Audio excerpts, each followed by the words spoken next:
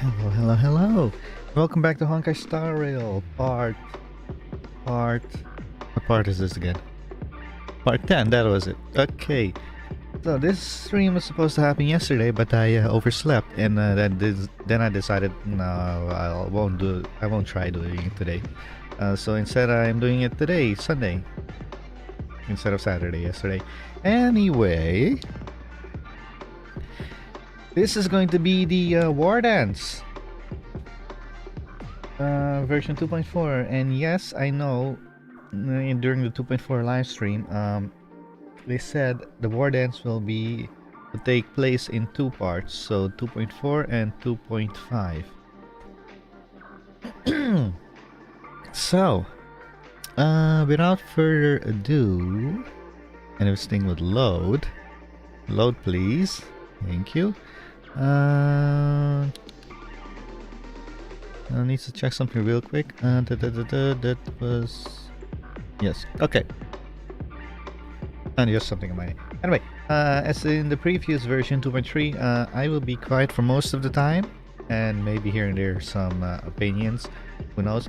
But it will mostly happen at the end of this Trailblaze mission.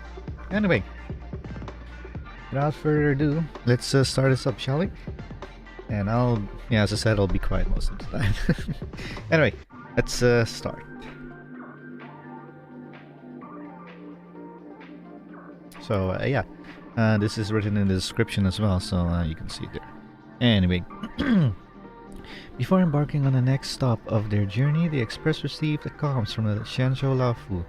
Jing Yuan extended an invite to all wanderers to join the Wardance, and that is where we're heading to. Let me switch teams though. My farming team! I've been farming for March's upgrade material for her imaginary stuff. Anyway.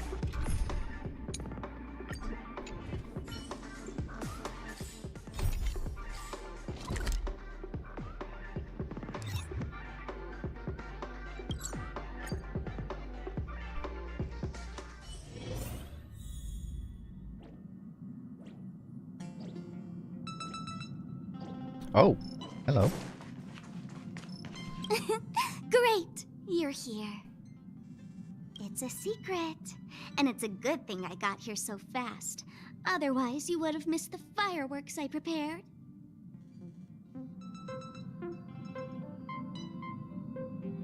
Huh?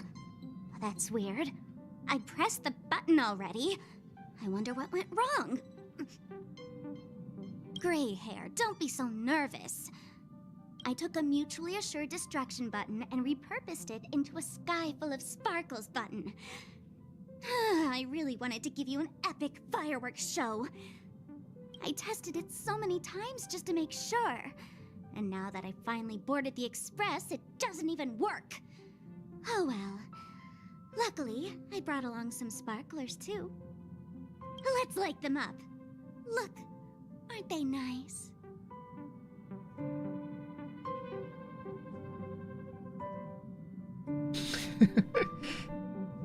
Let's go, I'll give you a tour. Run. Pom Pom is coming after us with a broom. Ooh, I want to do both. I'll give you a tour. Wait, hold up. Where are you going? Don't leave! Wait, hold up. I already have everything for Natasha anyway. Sorry Pom Pom, but I have to start up this thing right away.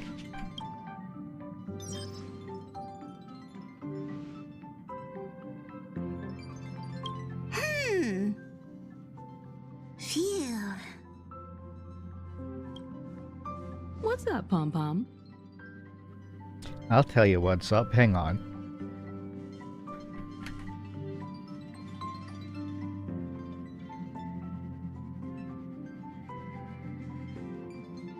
I always forget to start the recording for myself. I always forget it. I don't know why. Just got a message from the Xianzhou Luofu. Looks like it'll conflict with our original schedule.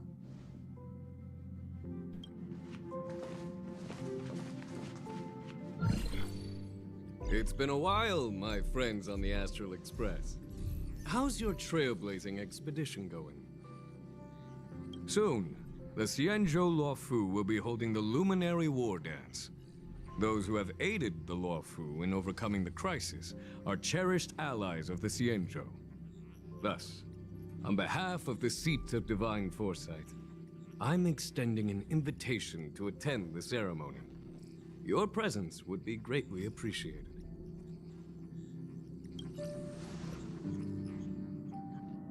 Well, things are getting lively. We've barely recovered from the family's Charmony Festival, and we're already being invited to another special event.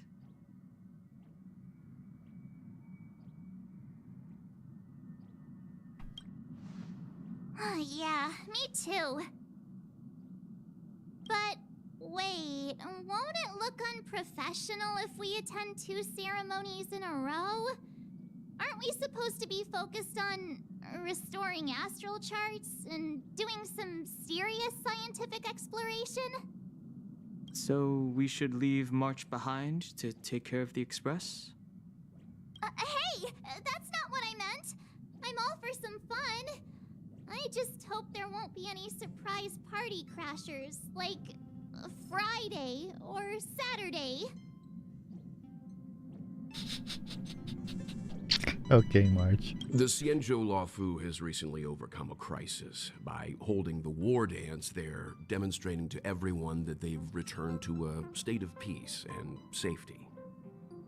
But that's what everyone said before we went to Penacony.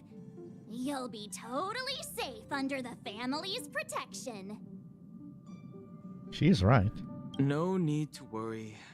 The War Dance is not like the Charmony Festival with all its hidden secrets. It's just a festival to honor the Rainbow Arbiter and the Cloud Knights, who fought against the abominations of abundance and protected the Xianzhou ships. Aside from star skiff performances, it's mostly martial contests. Nothing too different from the Taiki and Roboball contest we've seen before. What do you think, Himiko? Since we've accepted Miss Black Swan's proposal, we should probably head to Amphorius for refueling. There's certainly no rush. This trailblazing expedition is quite unique, and the Express needs to be fully stocked and prepared before moving on to the next stop. With Madame Herta's help, I was planning to deliver some Leviathan fossils from Kalinga Abyss to Ron May, member 81 of the Genius Society. It could earn us some favors before we set off. However, it may take a few weeks. So that means we're not going to the Luofu. Being an adult means maintaining relationships, whether we like it or not, March. Since we've been invited, it's only right for the Astral Express to attend the ceremony. So here's the plan. Pom Pom will take everyone to the Xianzhou Luofu. Mr. Yang and I will meet up with Ron May and fulfill our promise. Meanwhile, you, March, and Don Hung will represent the Express and attend the War Dance. What do you two think?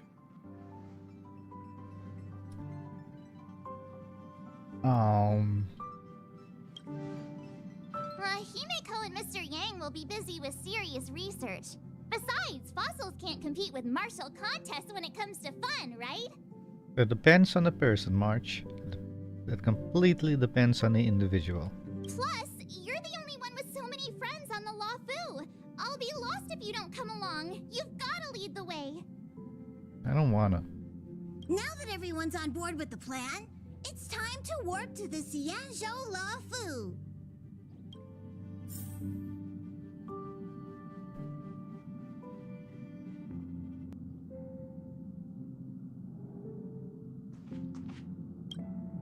Kalinga Abyss?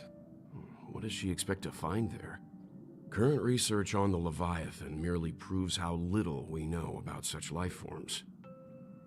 That's why geniuses are interested in that field.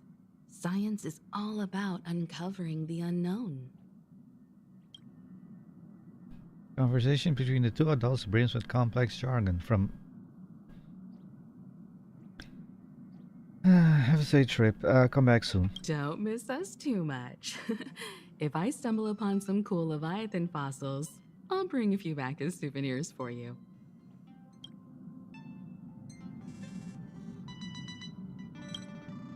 scaling a bit. That's why geniuses aren't.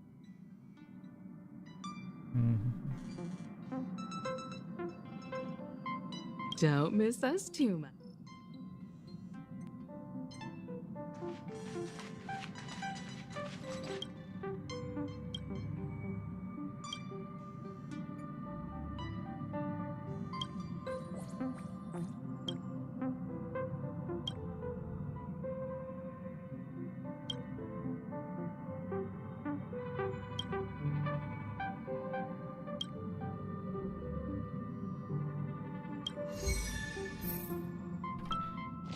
Okay, let's do this real fast. It's just the standard repeat mission. You can just skip the dialogue for this. And then head straight into the actual thing that matters. Let me nap a bit more. I do not care. Is it done? Done, okay.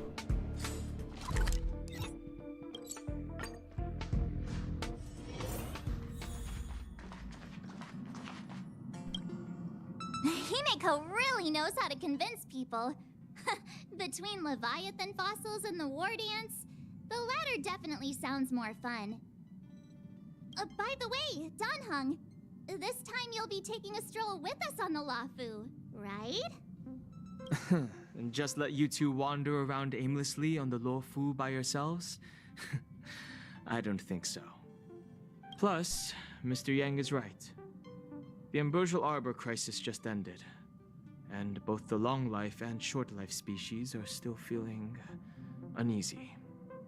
And that's why Jing Yuan wants to organize the Wardance, to show that the Xianzhou Luofu is stable and safe. And since he has extended an invitation, it's only right that I visit my old friend.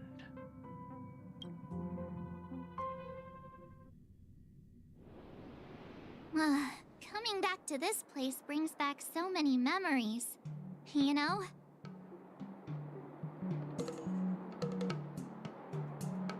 What memories? Care to explain? Well, it's nothing too poetic. I was just thinking about all the twists and turns we went through when we first arrived at the Xianzhou ship. This time, we're not being forced or enticed or chasing after wanted criminals. And we didn't have to sneak in through the cargo dock. This trip has been incredibly smooth.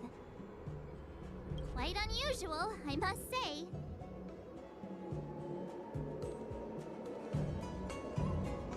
Come on, don't jinx us. I'm just hoping for the best. You're the one jinxing us. Oh, no.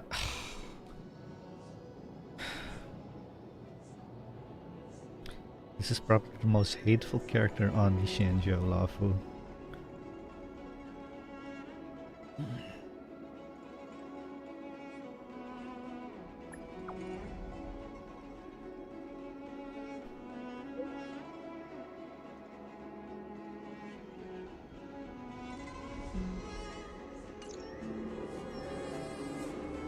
Is the Starskip Haven always this crowded? Oh, there's so many people here. I can barely hear anything. Yanqing said General Jing Yuan sent him to welcome us, but where is he? Let's wait for him in front of the loom. It's the most prominent landmark on the dock. What's her name again? Yunli. Okay.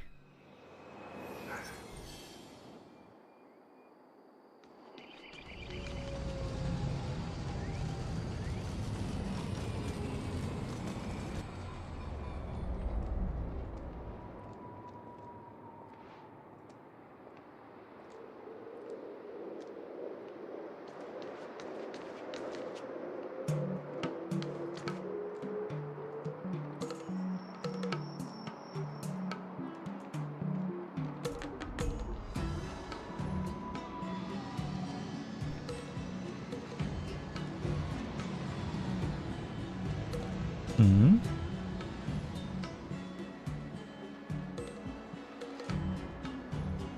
Well, that's interesting. So, I have 2 streams open, and one of my streams is lagging, while the other one is doing just fine. What is this about?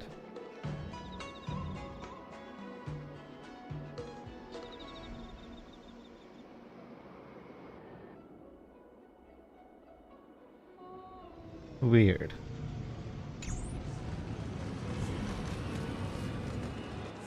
Okay, I guess I'll just look at the stream as working fine. Very weird. Anyway.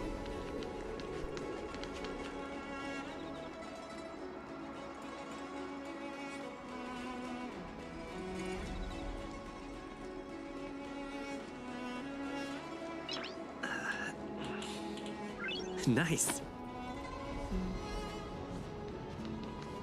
Hey, you guys! Hold on a moment.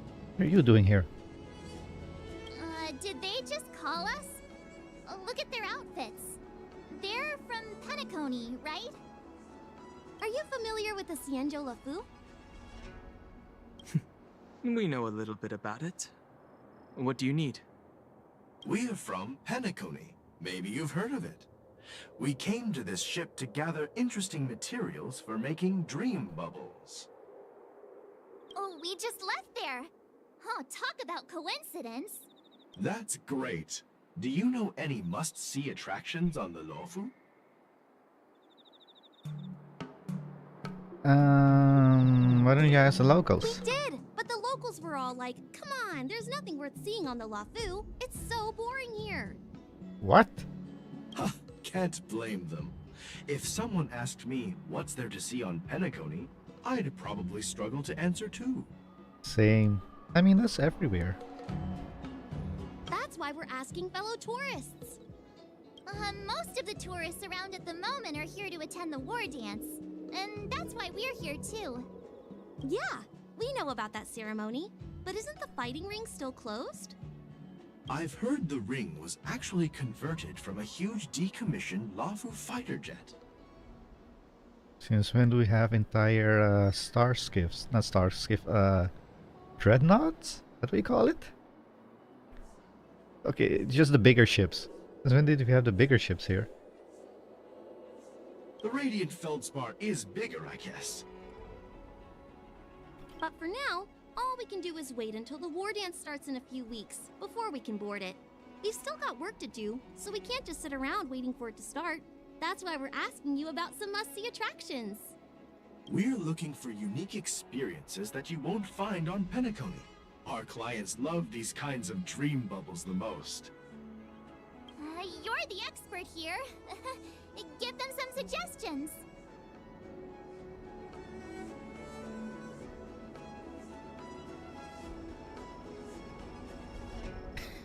But I climbed at the top of the ambrosial arbor? I wouldn't do that.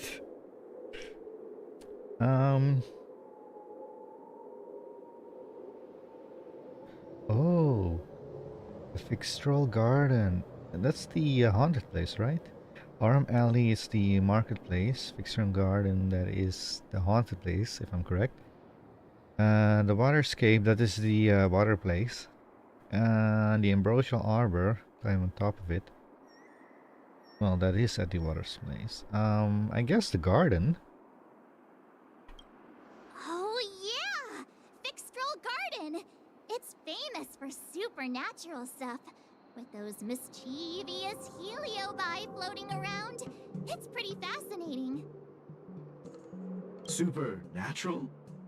I don't really like scary things, but our clients will love it. Ooh, it does sound interesting. Let's go check out Fixtral Garden. Maybe we'll bump into each other there. Look, Yanqing's here. Really? Let's go catch up with him.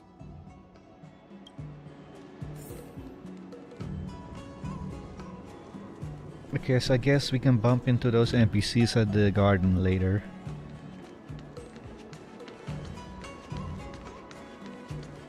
There you are! Everyone, this way!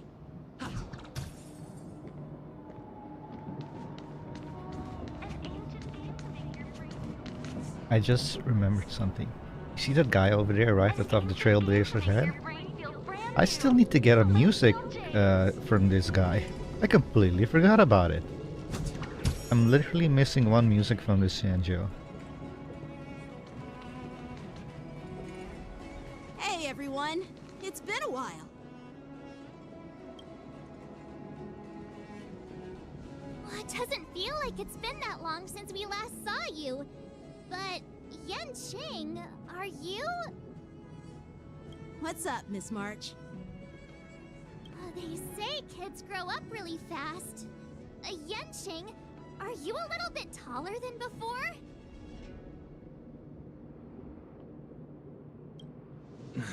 We've only been away for a few months.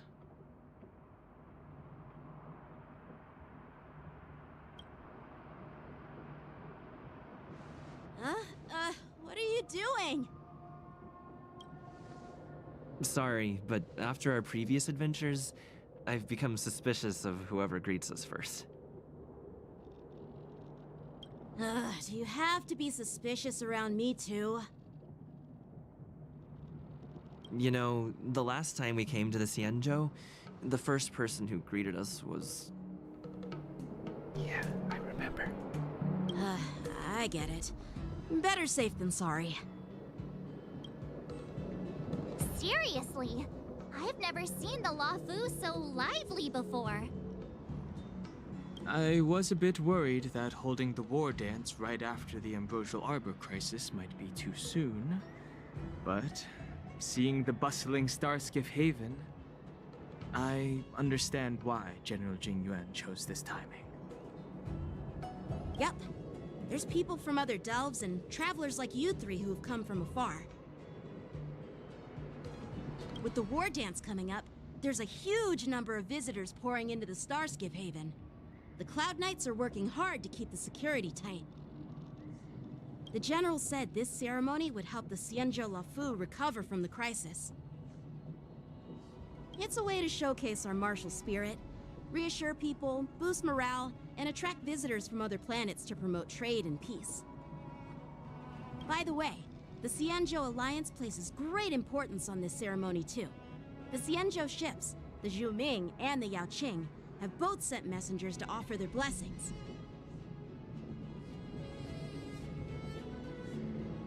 Yeah, the Xianzhou Yaoqing is a major force in hunting down abominations, and is always engaged in conflicts across the cosmos. Although it's a member of the Xianzhou Alliance, I don't know much about it. But Madame Yukong from the Skyfaring Commission mentioned that the Yaoqing always sends back reports of great victories, which is quite impressive. I heard General Fei Xiao of the Yaoqing is a young and dauntless lady. My peers say that she's like a goddess of war, capable of crushing dozens of abominations with a single punch. I wonder if it's true. Fei Xiao has been confirmed to coming out in version 2.5. Just saying. Together with I forgot the other one's name. If only I could witness her prowess with my own eyes. By the way, Yanqing, where are we headed next? I'm sorry for talking your ear off. The General wants to catch up with you at the Palace of Astrum. He's been eager to hear about how the Express has been doing. It's funny how he tries to act all mature, but whenever it comes to something he's interested in, you can really see his childish side.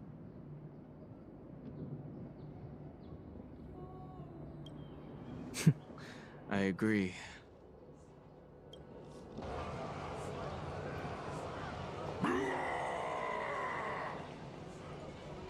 All units, assemble quickly! Get ready to protect the crowd! I just mentioned security, and now all of a sudden something's gone wrong. Excuse me, I need to go check out the situation.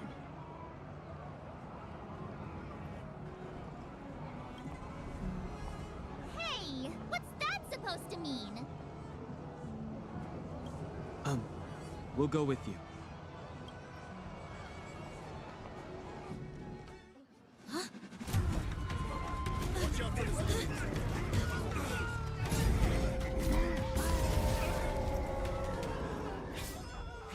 civilians. I'll deal with him.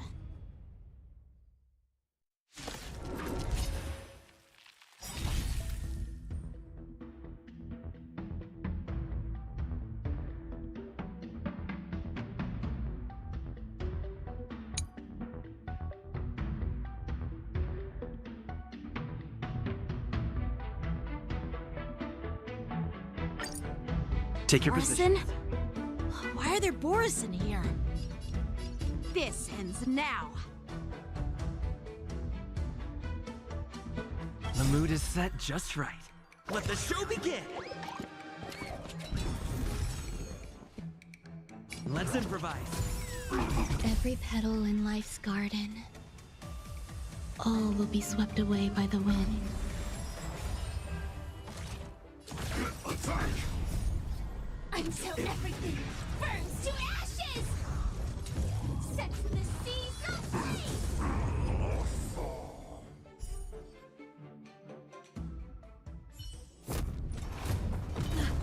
Not good.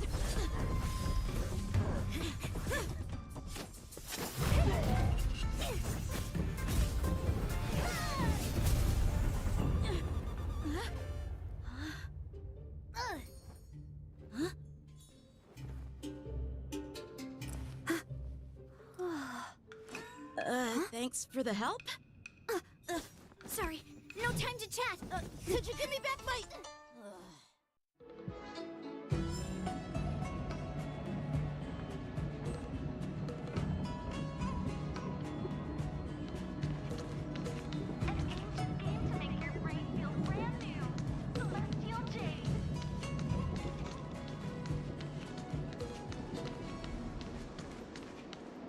Wait, my sword! Let's just get down to business first.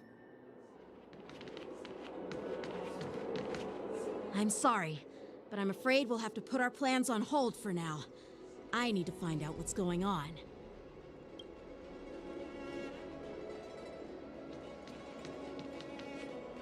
While we appreciate your rescue, my Xianzhou friends, don't you think it's a bit too much to detain us and our cargo? Sorry, but we've been ordered to detain you and your cargo for inspection until we figure out the source of the attack. Once we're done with the formalities, we'll let you and your cargo go. Oh, but this shipment isn't even meant for the Luofu, and it's IPC's patented technology. Who do you think you are to conduct an inspection? My question would be, if this is not meant for the Luofu, what are you doing here? You can just continue on with your journey. Why did you stop here? According to the protocol, all cargo arriving on the Luofu must go through inspection. Why is the cargo here? Oh, but we didn't officially enter your dock at all. We just sought refuge in your dock because we were attacked by the Borisons. Oh, so the Borson can suddenly fly all of a sudden? Looks like this argument could go on forever. Let's not get involved in a heated dispute that won't lead to a resolution. That's bad writing right there.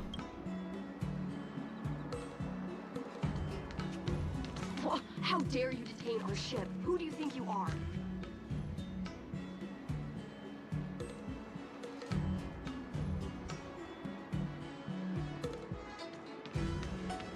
Just following the rules.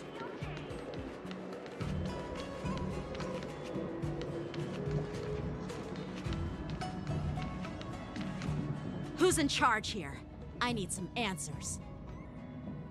It's my fault. We let our guard down for a moment. I take full responsibility. With the Wardance approaching, safety should be a top priority. Now, tell me, how did Borison prisoners end up in Starskiff Haven?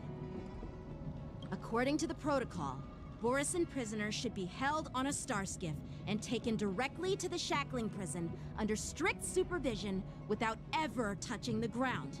Who allowed a prisoner transport ship to dock at the passenger terminal? Please don't blame this, Captain. This incident involves the Zhu Ming's diplomatic vessel. Who are you? I'm Lu Jun, and an officer of the Patrol Defense Squad. Thank you for your help, Lieutenant Yanqing. The situation unfolded rapidly, and it shouldn't be held against the captain. Here's what happened. An IPC transport ship was attacked by the Borison just before arriving, and the Zhuming's diplomatic vessel came to the rescue. They fought off the Borison pirates and imprisoned them on their ship. So, an IPC ship was attacked by the Borison near the Luofu, and the Zhuming envoys saved them? Sounds complicated. Honestly, it gives me a headache too. The Zhuming diplomatic ship, adhering to standard procedure, docked at the passenger terminal to hand these criminals over to the Luofu. You know, with all the outsiders flooding onto the Luofu, the Starskiff lanes are under immense pressure. The Borison desperados decided to put up a fight before the prisoner transport Starskiff could get there. And that's what you just witnessed. We'll make sure these prisoners are sent to the shackling prison as soon as possible. I see. It's an unusual situation indeed. I'll report it to the security department of the Realm Keeping Commission and ask for their cooperation in handling the aftermath. Maybe I should gather more details from others so that the Seat of Divine Foresight can have a better understanding of the situation.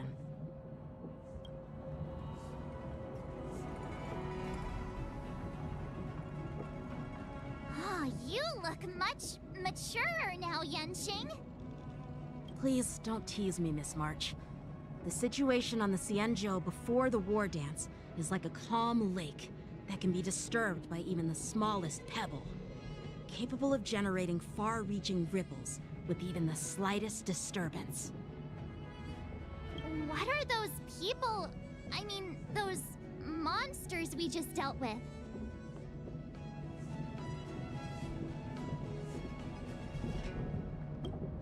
Those werewolf monsters are known as Borison.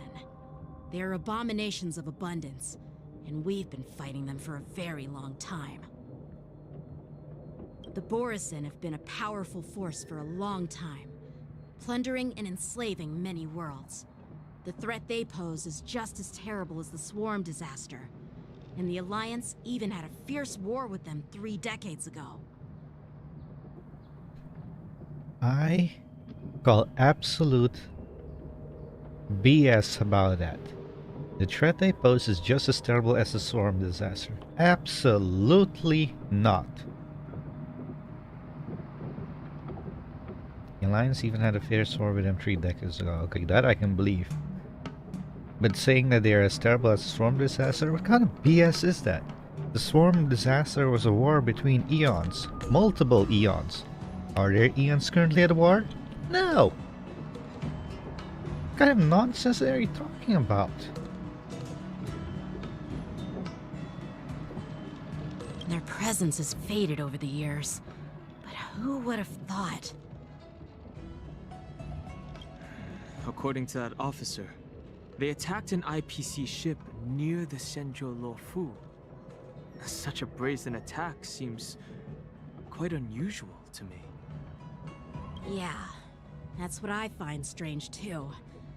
It seems like the IPC and the Borison have some serious grudges. Well, enough with the chit-chat. The General wants me to take you to the Palace of Astrum. I'd love to chit-chat a little longer, but there are some things that can't be left unchecked. Is it a serious matter? Maybe you'll need our help in hunting down the Borison? Thank you, but it's no big deal. By the way, that young lady who just appeared, she took my sword. I'm thinking of filing a lost property report at the Realm Keeping Commission to see if I can get it back. I doubt she did it on purpose.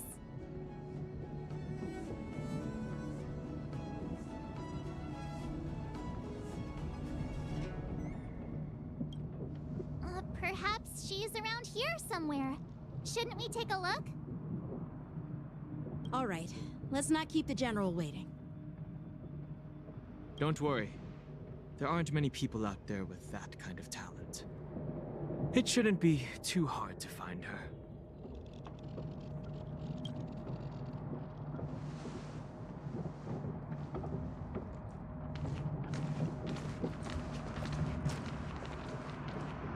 There sure are a lot of troublemakers around. Oh good, look, traitors.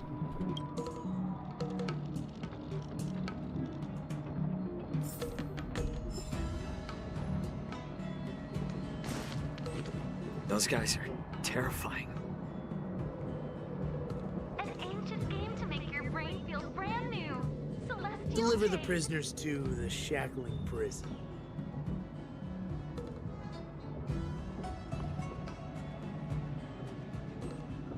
We'll see to it that these criminals are sent to the shackling prison as soon as possible. Cleanup operation is already underway, Lieutenant Yanqing. So there's no need to worry about anything. Thanks. By the way, you're an officer of the Patrol Defense Squad, right? I don't remember meeting you before. Well, I'm just a junior officer. I recently returned to the Luofu from the front lines and was temporarily assigned here for security duty before the ceremony. Those guys are terrifying.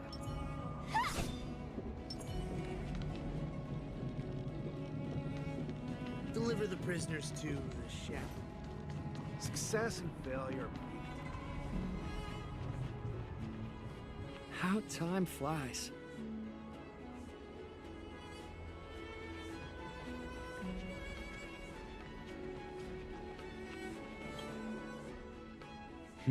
It's been a long journey, Elder Huayan. Thank you for your presence. Don't mention it. Thank you for taking the time to welcome me.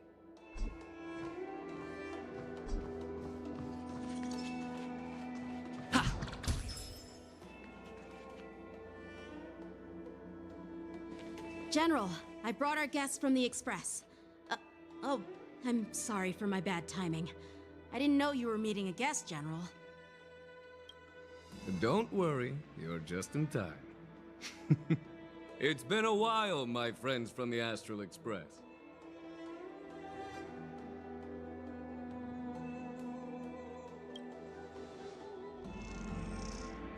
Sure, how couldn't I have? It's not often we find such moments to reunite and enjoy one another's presence.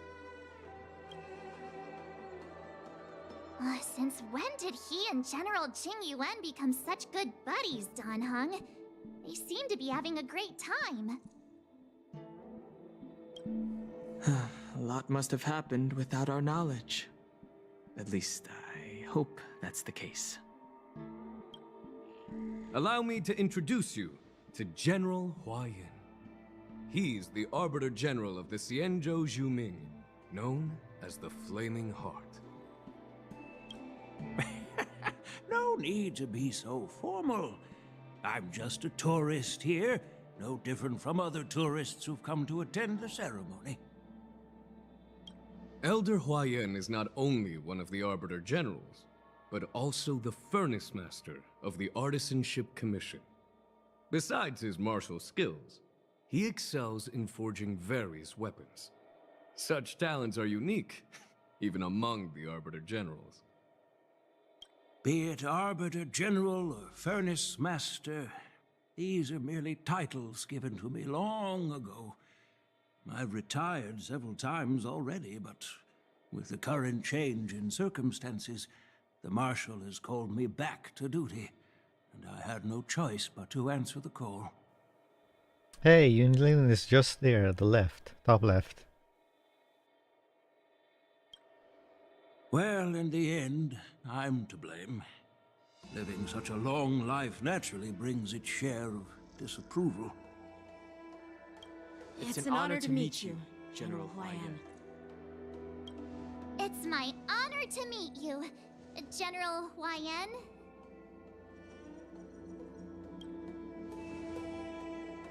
No need to be all formal.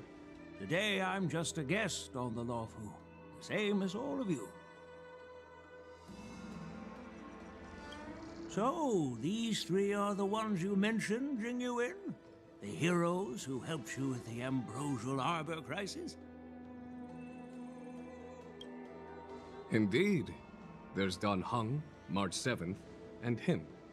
Without their help, I'm afraid the Luofu might not have easily overcome this crisis.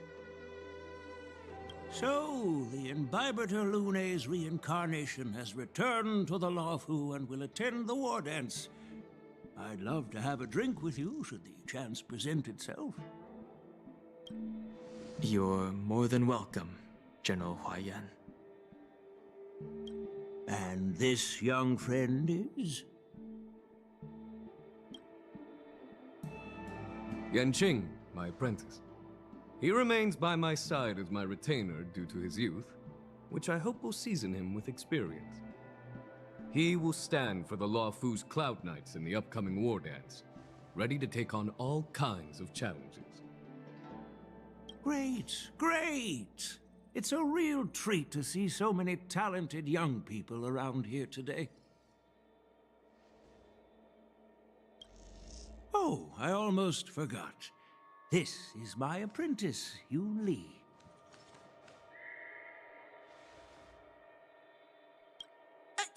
It's you! Oh, it's you. Hello. Oh, you two already know each other? Guess we don't need any introductions then. What a coincidence! I was afraid I'd have trouble finding this girl. Oh? Now you've piqued my curiosity. Tell me, how did you two become acquainted? She helped me capture the escaped Borisin prisoners at the Starskiff Haven. Allow me to express my gratitude for you. But when you left, you took my flying sword with you. Your flying sword? Oh, so that's why I found a dagger in my bag.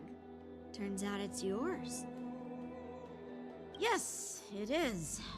Now that we've met again, I hope... Nope, that won't do. Won't do?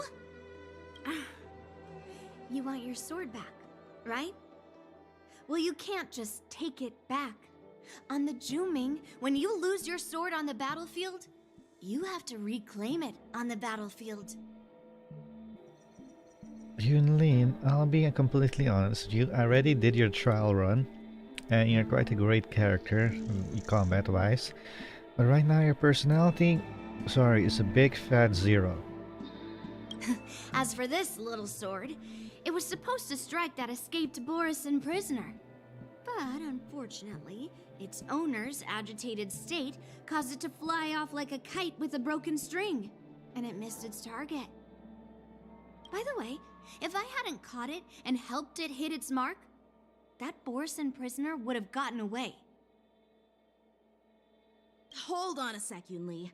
You took my sword without even asking, and now you're refusing to give it back? So much for Luofu's sword masters. What did you just say? If you just stepped up and took your sword back from me fair and square, I would have totally respected you. But nope, you tried to play it down, expecting me to just hand it back to you like it's nothing. In front of everyone. With all due respect, you don't honor your sword, so you don't deserve it. Hasn't anyone told you that taking without asking is stealing? If you want to settle this with swords, fine. Let's have a one-on-one duel right now. Yanqing. Well, that's more like it. Just be careful, because I'm not as easy to handle as the Borisin.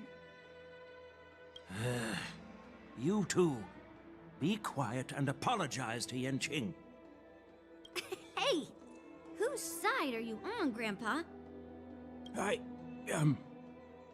don't take sides. It's a small misunderstanding, and an apology would be too much. I've heard about the Zhu Ming's incredible swordplay and craftsmanship, most notably the legendary Flame Wheel Octet. Seeing Miss Yun Li, who is among those ranks today, well, I must say she definitely has that fiery edge. Such grandiose names. Some folks love to spin these fancy titles, trying to set the Cloud Knights apart. Yun Li is still just a young girl, a bit awkward and hot-tempered. So please forgive her if she's being rude. Well, everyone, Elder Huaiyan and I have some business to discuss. For now, Yang Qing, why don't you entertain our guests and take Miss Yun Li to the inn? I'll find another chance to talk with you all. I'd like to express my gratitude to the Astral Express for helping the Luofu during the crisis. That's so kind of you. I mean, you've already thanked us so many times. Please forgive me for coming at an inconvenient time. You needn't apologize, General Huaiyan. All right, Yun Li. Take this opportunity to clear things up with Yanqing. Yeah. It's better to make friends than enemies. But I won't be heading to the inn just yet. I want to visit Lingsha. She just arrived in the Luofu and could use some help settling in. Lingsha, that's the other person that's coming out in 2.5 as well. Besides General Feisha. Yang Qing, once you've helped our guests get settled, go to the Artisanship Commission for me. I've heard about the attack and the detainment of the IPC ship. Qingzhou sent word that the IPC members are protesting and wish to have their cargo back. See if you can calm them down. Don't get aggressive. Just make it clear that the Xianzhou Luofu has no intention of violating their rights. I'm on it.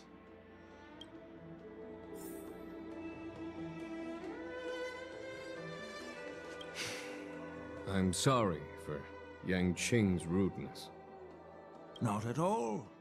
Taunted by Yun Li like that, even a training dummy would be angry. You've taught your apprentice well. If it were me in my younger days, I'm afraid I'd have drawn my sword and fought. Yanqing can understand your concerns. On the other hand, Yun Li is still a naive girl who's only interested in swordplay.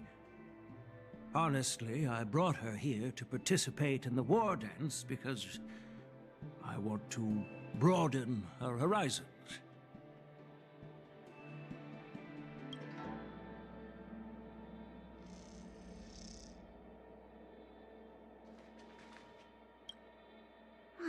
This trip is totally worth it.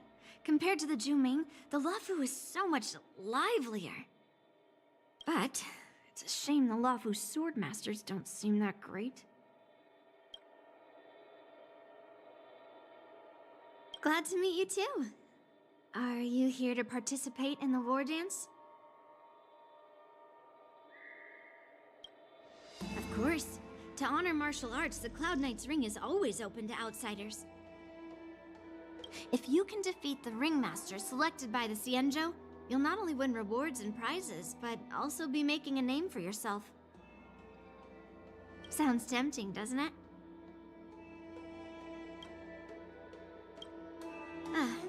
That's how outsiders refer to my peers in the Juming Cloud Knights and the Artisanship Commission. We all train under Grandpa's guidance, learning the art of craftsmanship and swordplay. That's how we got that title, I guess.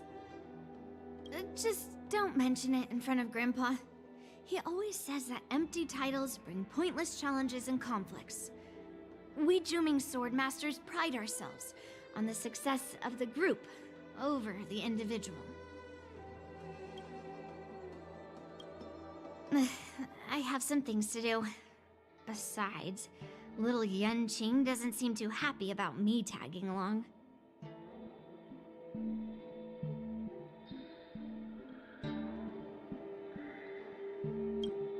Yeah, you're right.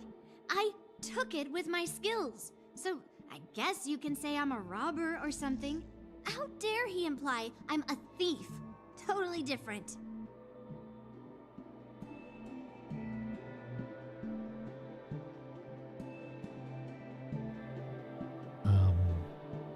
That's the same thing. Besides, the sword seems scared of its own master. I'd like to ask him. You claim to cherish your sword as your life, yet you don't even recognize the state it's in right now? I didn't intend to keep his sword. I was planning to take this chance to return it to him. But now, I've changed my mind. Okay, Miss Yunli, that is complete utter BS that you're talking. You had no intention of returning that sword.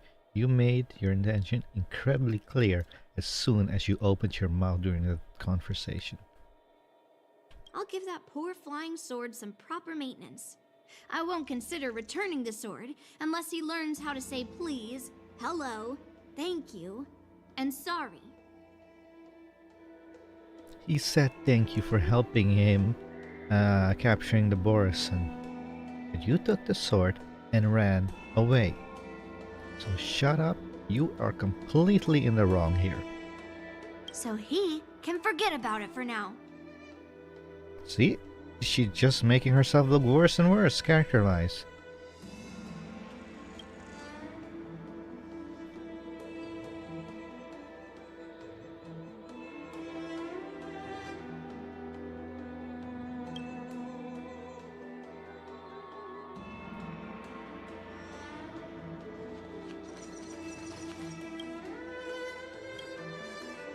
Hey, Don Hung. I thought all the Xianzhou generals were like Jing Yuan. But that General Huaiyan, he looks so thin and scraggy, as if even a light breeze would knock him over. Is that old man really an Arbiter General? Well, each Xianzhou ship has its own division and specialty within the Alliance. Not all of the Arbiter Generals are good at leading the charge. You heard what Jing Yuan said, right? General Huaiyan was once the head of all the skilled craftsmen on the Zhuming.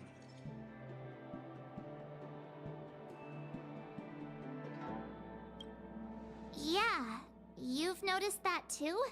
It's really weird. Do the Xianzhou people age? I rarely see any old people on the Xianzhou ship, and when I do, they're usually travelers. But General Huaiyan looks like an ordinary old grandpa. Is he really a Xianzhou general? Good question. He's right there. So why don't you ask him yourself? Nah, I'd like to live a little longer. We should leave. General Jing Yuan asked Yan Qing to entertain us, so obviously, he has important matters to discuss. Let's not waste any time here.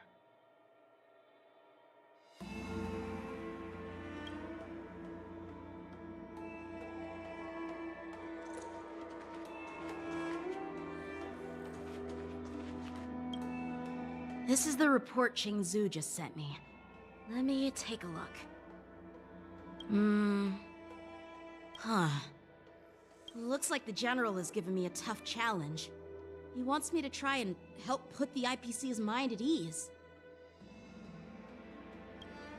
Well, it's not exactly a test. As Cloud Knight officers, we not only learn the art of war and martial arts, but also occasionally have to handle diplomatic disputes. It's just, you know, talking things out isn't as straightforward as duking it out with weapons on the battlefield. This is especially true when you're up against the IPC, with their non-stop corporate babble. Well, let's not worry about that for now. Shall I take you to the inn?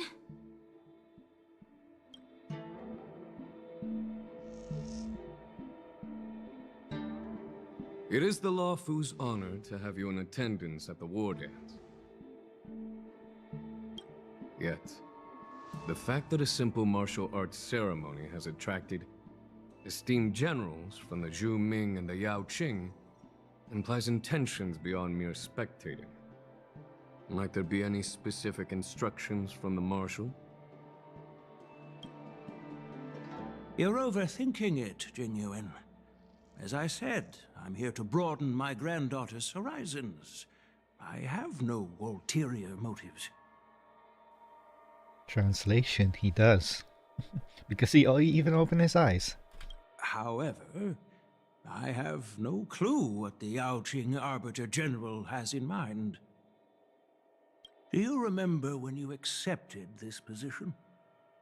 I told you that an Arbiter General's battlefield goes beyond the physical one. You'll need to lead and manage everything on the Xianzhou. The title of Arbiter General holds a weight far greater than its literal meaning. So many years have passed, and you've done well. However, longevity for the Xianzhou people can be a curse. Living too long means that every mistake you made will lurk in the shadows. And one day, they'll eventually catch up to you. The Marshal knows everything that has happened on the Luofu. As for the Merlin's Claw of the Yaoqing, she has come specifically for you.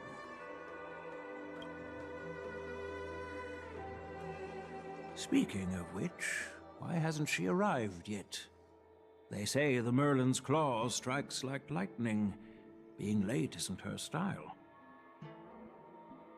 That's not true, General Huaiyan.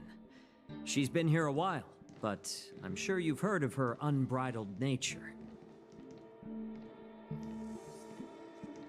As soon as she disembarked from the star skiff, she mentioned having something to attend to and simply disappeared. You must be the messengers from the Xianzhou Yaoqing, I assume. We are Jiaoqiu and Moza, retainers of the Merlin's Claw. It's an honor to meet you in person, Arbiter Generals. Now this is interesting. A guest who doesn't come to visit but sends a message instead. What does she mean? Tell me, what could be more important to her than coming here? Master heard about a spectacular view in Scale Gorge Waterscape.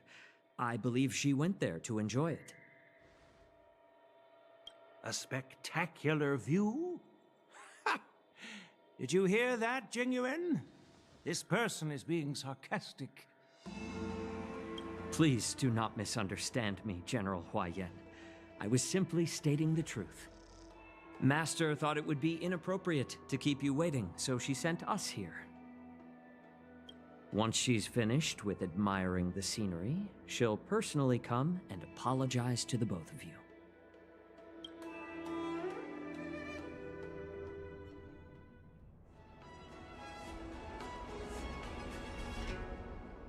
Drat! I forgot to ask Yun Li to return my sword.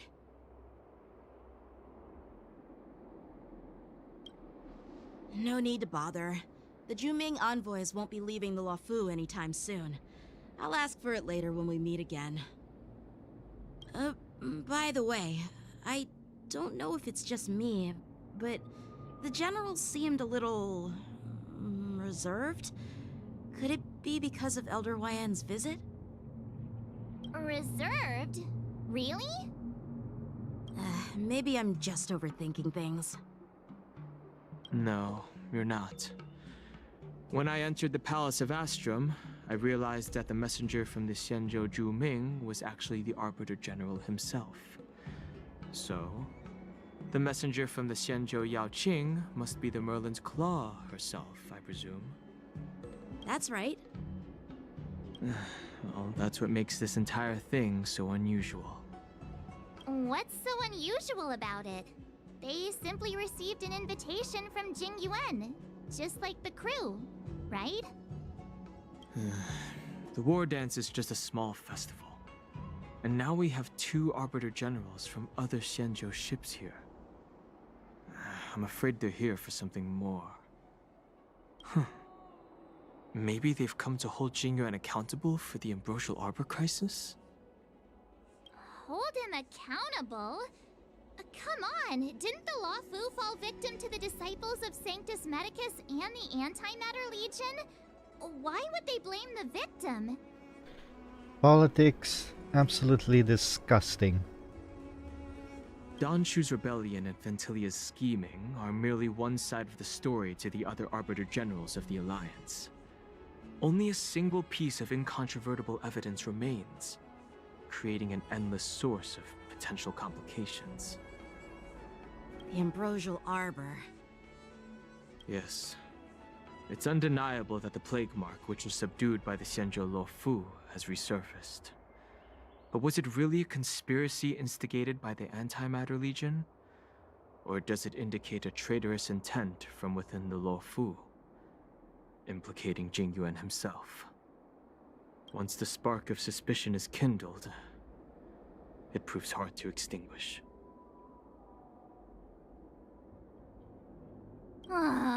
What was I thinking?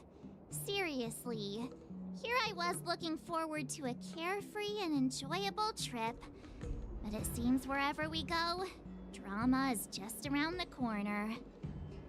Aw, I was so excited. I thought those Arbiter Generals were just here to see the ceremony. By the way, I heard that an alchemist from the Juming diplomatic ship has arrived, and rumors say that she's to be the new Cauldron Master of the Alchemy Commission on the Luofu. An alchemist from the Juming serving as the Cauldron Master on the Luofu? While it's not unheard of, the timing itself... Thanks to your words, Mr. Danheng. Now I finally see the underlying tensions. The General is under tremendous pressure right now, but I was completely oblivious to his troubles. How naive of me. Come on, don't think like that. Leave the adult matters to the adults. Even if you wanted to do something for the General, it's not like you can do anything.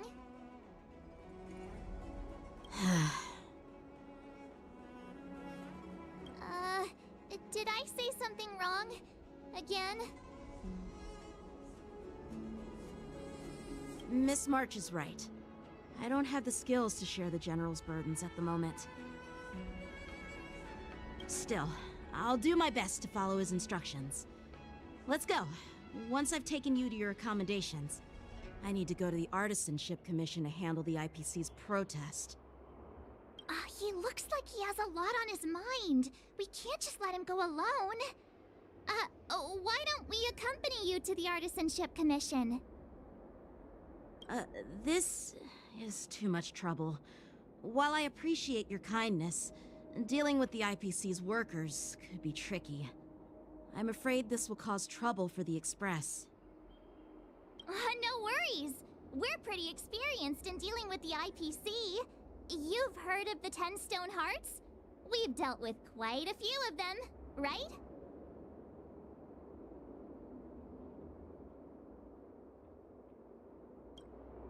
Hey, who's bragging? Anyway, this time it'll just be a few ordinary IPC workers. Surely you don't think they'll be even trickier than Aventurine, do you? Well, since you're willing to help, I won't decline your kindness. Let's head to the Artisanship Commission and meet them.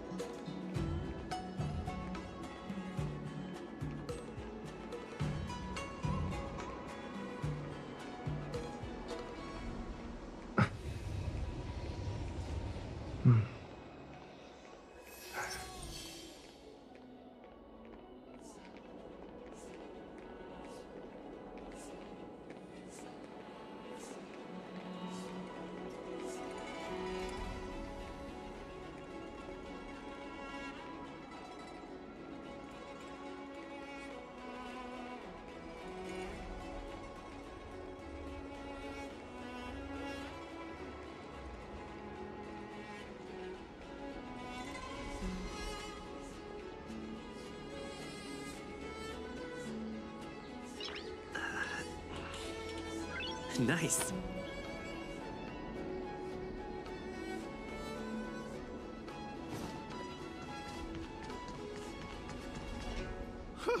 This place is so warm.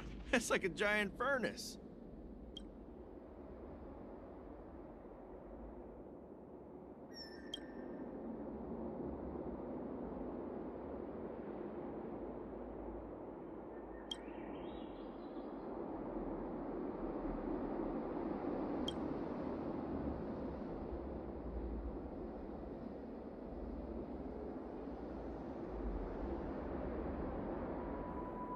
Okay, this is new for me. No, it extracts the heat from the core of the planet the ship is dragging. So basically, the ship is built around the planet and the ship is dragging the planet.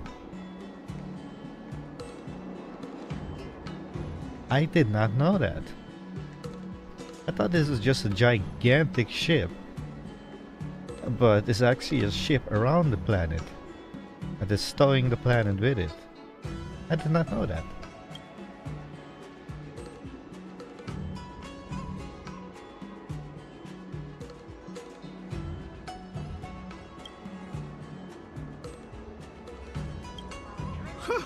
This place is...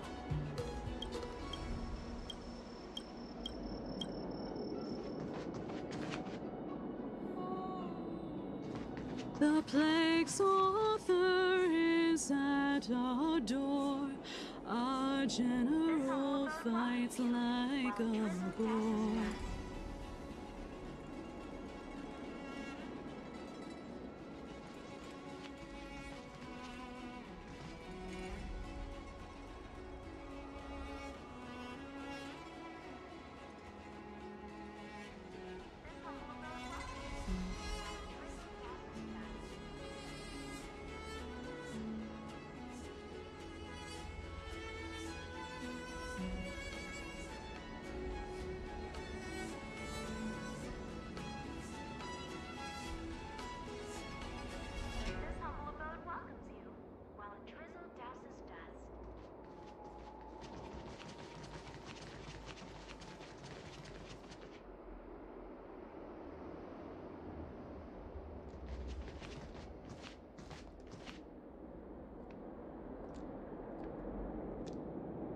This humble abode welcomes you, while a drizzle douses dust.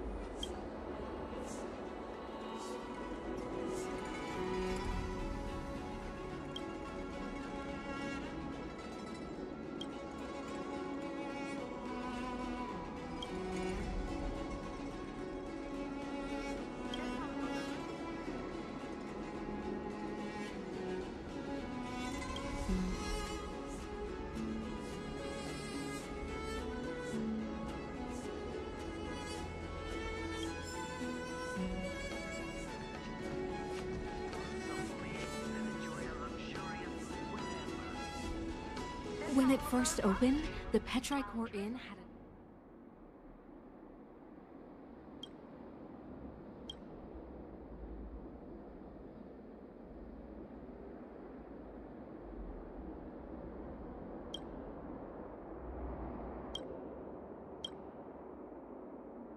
Welcomes you, while a drizzle douses dust.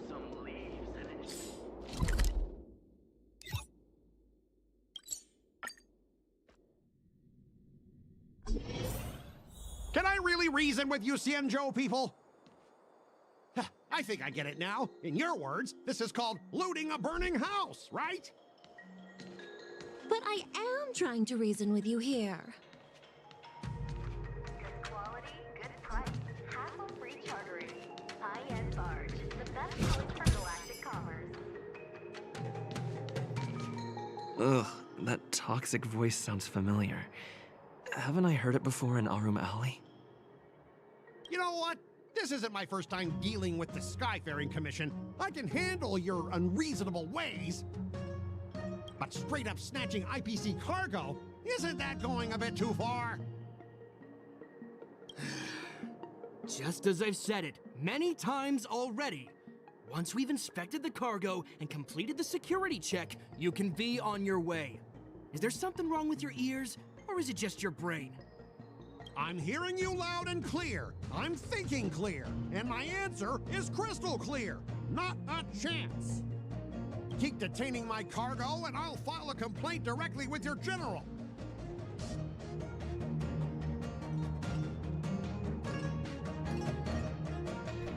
Did I just hear a dog barking?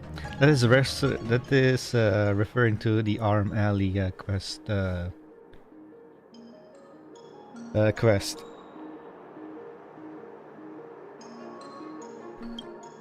You jerk! Who are you calling a dog? Wait, why are you here? You're staying on the Xianzhou, are you? What terrible luck! Wherever you go, disasters aren't far behind. Aren't you the guest from the Astral Express? What brings you and Yanqing to the Artisanship Commission?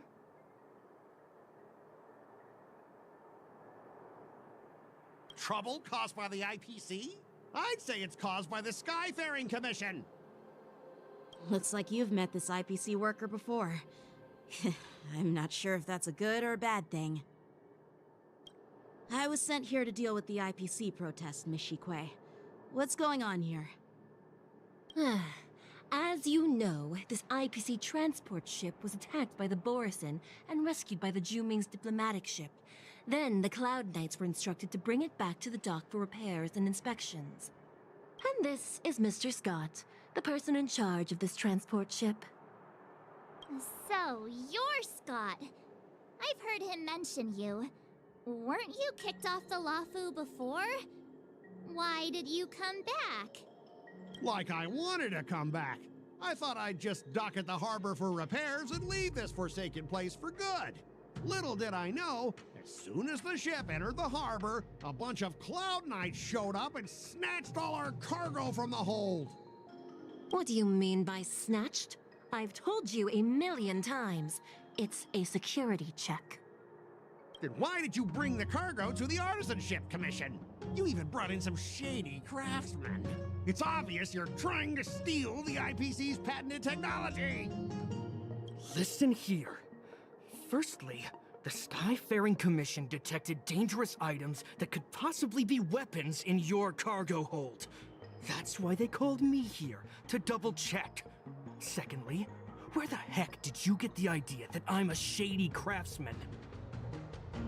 Even if there are dangerous items, what do they have to do with you? It's not even being shipped to the Luofu. We'll just fix the ship and be on our way. We won't unload our cargo here. But you'll have to stay in the port for several days before your ship is repaired and you can take off again. How can we just leave unchecked items sitting here? I understand, but we don't need to disassemble the cargo if it's just a security check, right? In most cases, we don't. However, our scans discovered that the cargo doesn't only contain machinery, but also some substance that resembles biological tissue. Biological tissue? Does this crate contain living things? I'm afraid we'll need to wait for the Alchemy Commission for further confirmation. In any case, according to our regulations, we need to unseal one of the crates for further examination. But this IPC specialist has been hindering us on the grounds of patent secrecy. The Alliance's regulations on biological products are very strict. Without further inspection, there is no way for the Skyfaring Commission to release the cargo. Oh, really? Fine. If anyone lays a finger on that shipment, they'll have me to deal with. It doesn't matter if it's mechanical or biological. It's none of your business. I'm filing a complaint against the Skyfaring Commission's ridiculous regulations. This Mr. Scott seems stubborn and difficult to persuade. Honestly, I really don't want to have a vicious confrontation with the IPC.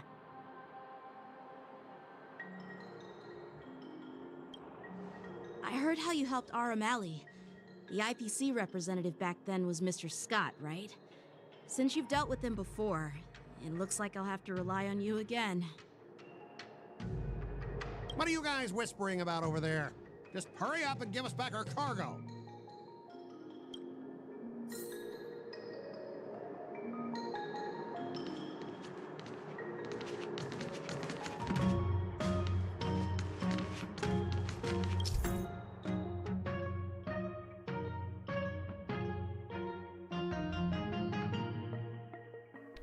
I don't like this gameplay, I really don't.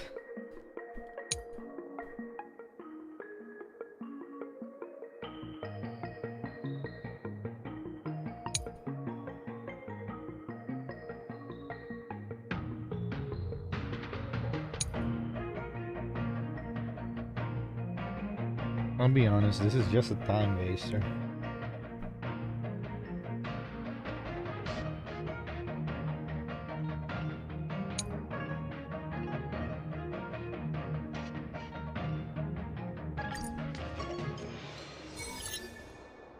As I recall, this guy won't listen to reason and can only be persuaded with intimidation. But he does seem to follow rules to some extent. Let's use that against him.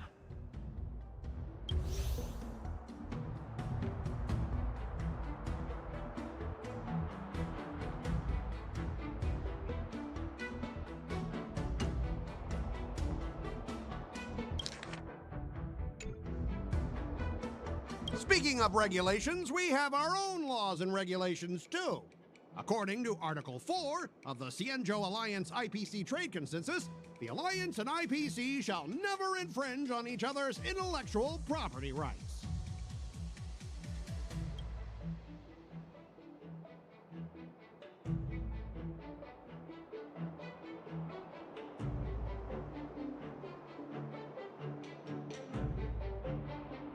The Alliance can sign a non-disclosure agreement with you. That way, you won't have to worry about any infringements, right? We can sign a mutually acceptable non-disclosure agreement in accordance with the IPC's rules. Well, that makes sense, but how can we trust you to honor the terms? Even if we set aside the secrecy of intellectual property, these prototypes built by the Intelligentsia Guild are incredibly valuable, beyond your wildest imagination. If anything goes wrong, you won't be able to pay for it even with your lives.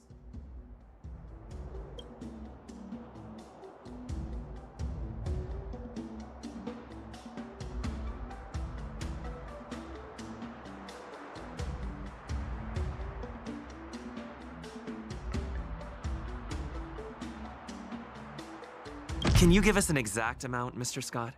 If there's any damage after the inspection, the the Skyfaring Commission will compensate you. The Skyfaring Commission.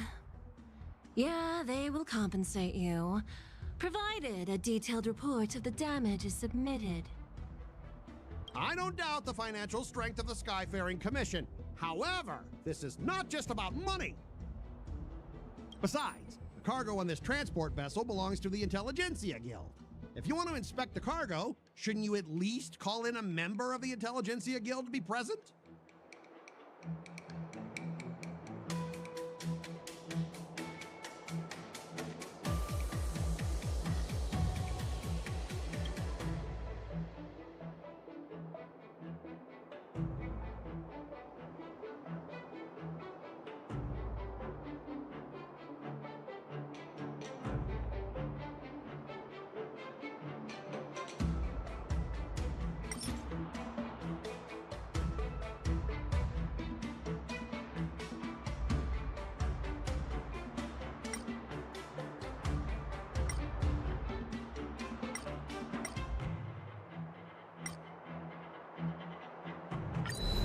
All right, we understand your position, but rules are rules and we can't bend them now.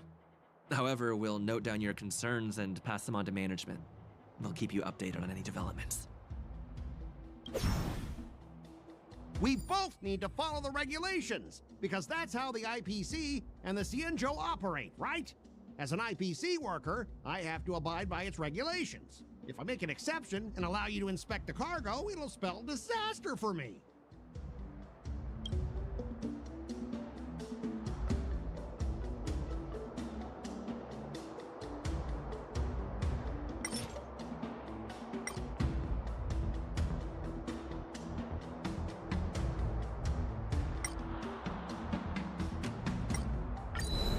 All right, we understand your position, but rules are rules and we can't bend them now. However, we'll note down your concerns and pass them on to management. Well, you guys sure know how to argue your case. Fine, I'll allow you to do the security inspection. It's just that, I need some time to sort things out. This is a big deal. Let me talk to headquarters first. So, Mr. Scott, are you just stalling for time and planning to leave the Xianzhou as soon as your ship is repaired? To avoid the Skyfaring Commission's inspection? Well, IPC staff are free to come and go, as long as they don't break any laws. Yeah, you've got some insight there. Who are you again?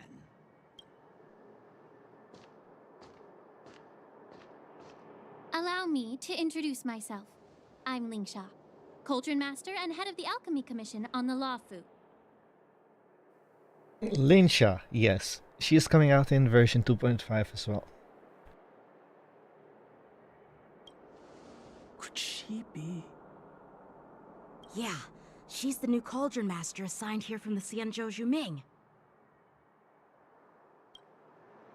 I received a report from the Artisanship Commission about cargo containing samples of unknown organisms. It said they needed help from the Alchemy Commission. I had nothing better to do, so I came myself. It's fine, Mr. Scott. If you really don't want your cargo to be inspected, it doesn't matter. It doesn't matter? How can you say that? Why are you being so nice all of a sudden? Well, since you're not going to check it, I'll take this crate and be on my way. Is that okay with everyone? Yeah, sure. Why should I object? Not only this sample, but all the goods on the transport ship are yours to keep. Like I said, we won't inspect them. Wait a minute!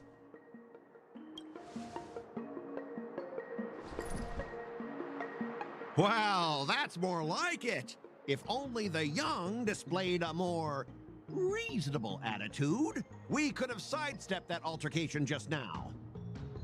Our ship will leave in a few days once the engines are repaired.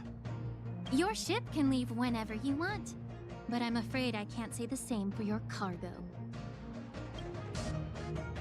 According to the import and export regulation signed between the Xianzhou and IPC, all biological shipments can only leave the port when they have confirmed to be of no threat, or when all biological activity expires. Since we can't determine if your shipment is safe for the environment, I guess we'll have to wait for its biological activity to expire. Let me check the previous cases. Normally, it'll only take around 47 star calendar years. Only 47 years? Why so surprised? You're still young and full of energy. I'm pretty sure you'll live a few more decades. Have some confidence in yourself. Ha! Typical of a long-life species. Your words are dripping with sarcasm. While you may not care about time, I do. I'll be demanding double compensation from the Skyfaring Commission for every minute wasted. Sure thing, Mr. Scott.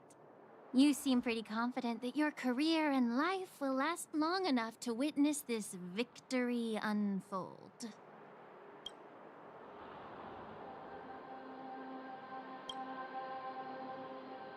Step aside, guys. Let them do the inspection. But, Mr. Scott... Come on, we're already in enough trouble. Just let them do the security inspection. And if needed, I can always grovel before the Intelligentsia Guild later. I'm just using my head for what it's apparently good for, right?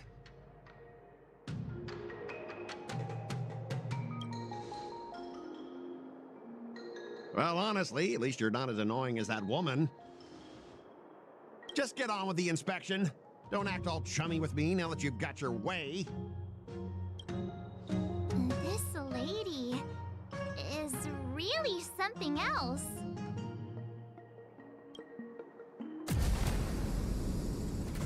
Is this the IPC product?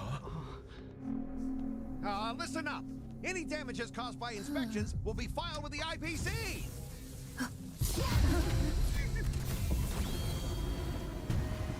Turn it off.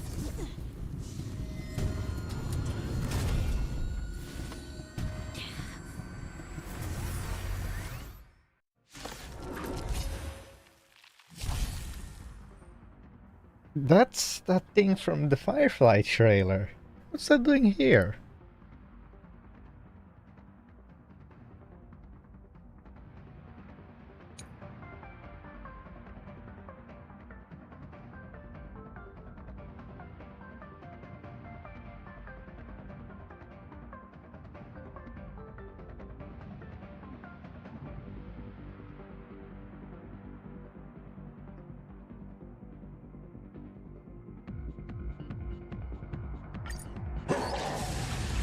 Oh, how unexpected. That was a surprise. Dreams do come true. Damaged.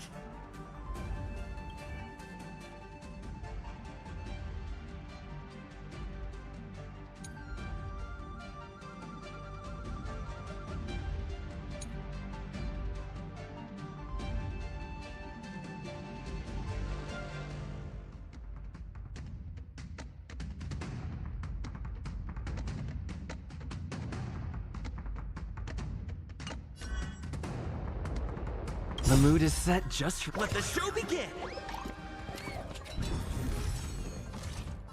Attack! Until everything burns to ashes! Set the seas aflame! Enjoying yourself? Step up, let's see ya. Grace and Alec Eternal. Fight to live!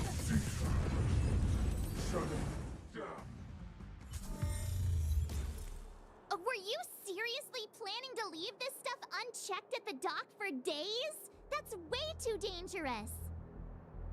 I had no idea about it. You must have accidentally triggered the cargo's defense program. I don't think trying to shift the blame is a wise choice. But seriously, I don't know why that thing suddenly started moving. I swear on the Amber Lord. Enough. Miss Shikue, please escort our IPC guest to the Skyfaring Commission. I'm on it. Please follow me, Mr. Scott.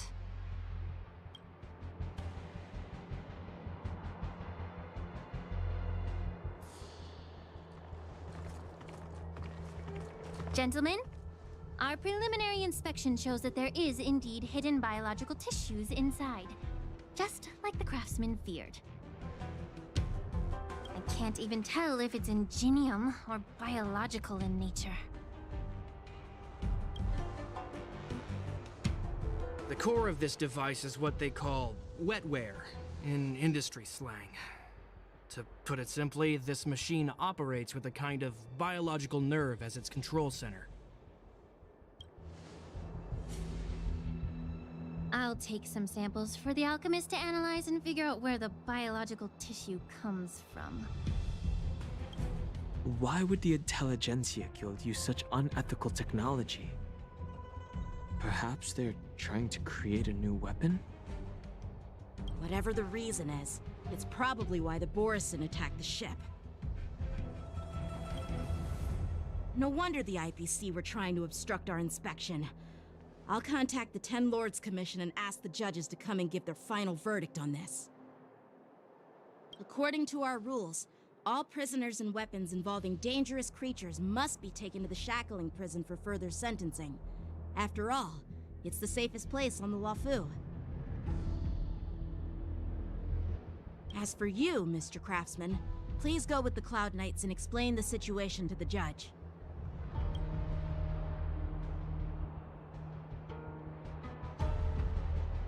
I had a feeling that the IPC members would cause trouble, but I didn't think they'd be this tricky. Thanks for your help, Miss Linksha. I should thank you for saving my life. Your sword skills were impressive. Taking down that big guy. I thought the General's retainers were all burly martial masters. I didn't expect Yanqing to be so...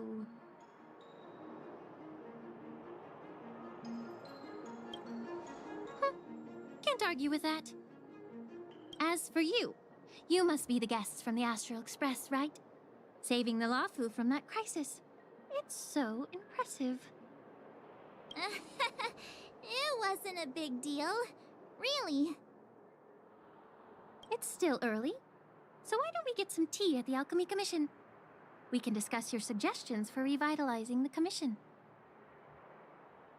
I'd be happy to accept your invitation. And you three are coming too, right?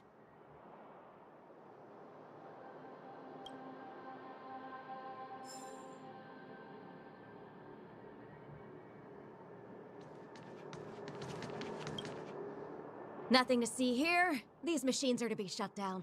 Keep your distance until then.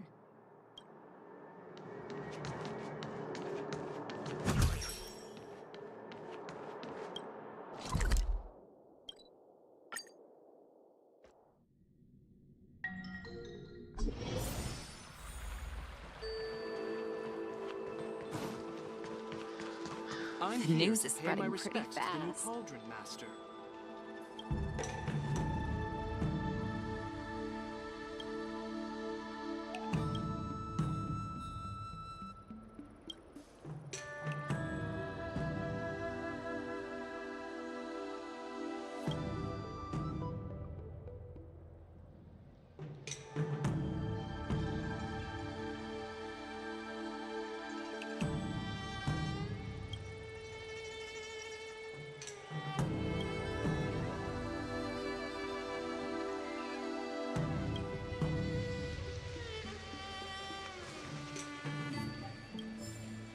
I'm here to pay my respects to the new Cauldron Master. Hey! You're back! Why didn't you say anything in the group chat? I'm on duty. Let's catch up later.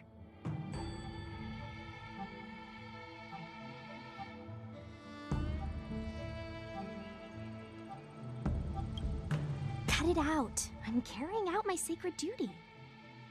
Stop hanging around here and find something better to do. Once I'm done in a few days, call up Lil Gui and Huahua, and let's grab a meal at Aurum Alley. It's been ages since we hung out. Goodbye.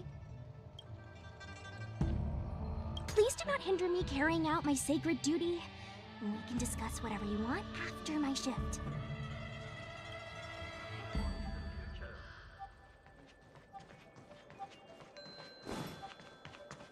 Is the Alchemy Commission gonna be under watch forever?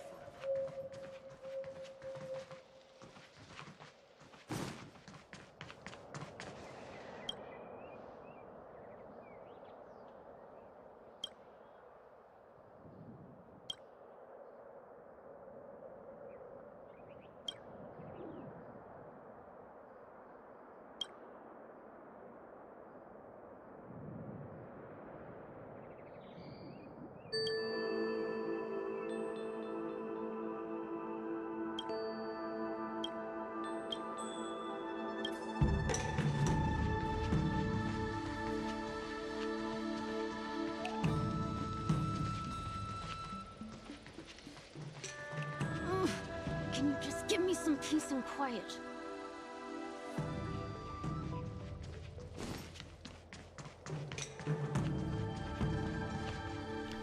So Sushang is here, but I don't see Bailu. She normally stands here. You say you're a realm-keeping commission officer? I've been waiting years for my turn.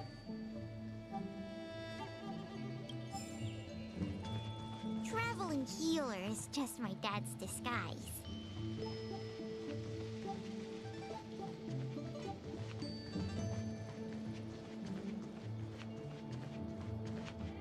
All these years, and the view at the Alchemy Commission hasn't changed a bit. The tides come and go, but the ancient sea remains the same. For us Vidyadhara, there's nothing more nostalgic than our homeland. You're a Luofu native, Miss Lingsha? Yes.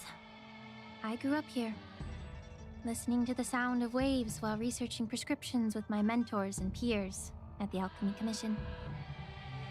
It's kind of sad, isn't it? Everything changes but somehow remains familiar. Just like you, Dan Heng, I traveled far from home, and now I've returned. Seeing the familiar scenery brings back a hint of nostalgia. The view here would be even better without the ambrosial arbor. Oh, really? I think that towering tree looks pretty impressive. Even if it's impressive, it's a plague mark. The Xianzhou have been fighting abominations for thousands of years. And now that the ambrosial arbor has been reborn, it's only natural for everyone to feel uneasy.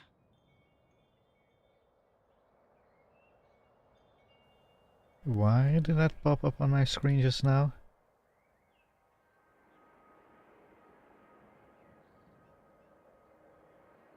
Weird.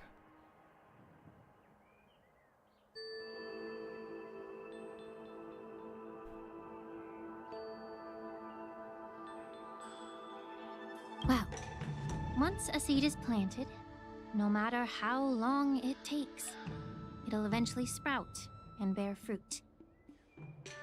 In my humble opinion, the rebirth of the ambrosial arbor and the resurgence of the disciples of Sanctus Medicus were inevitable. The seed was already planted when the ancestors of the Xianzhou sought immortality.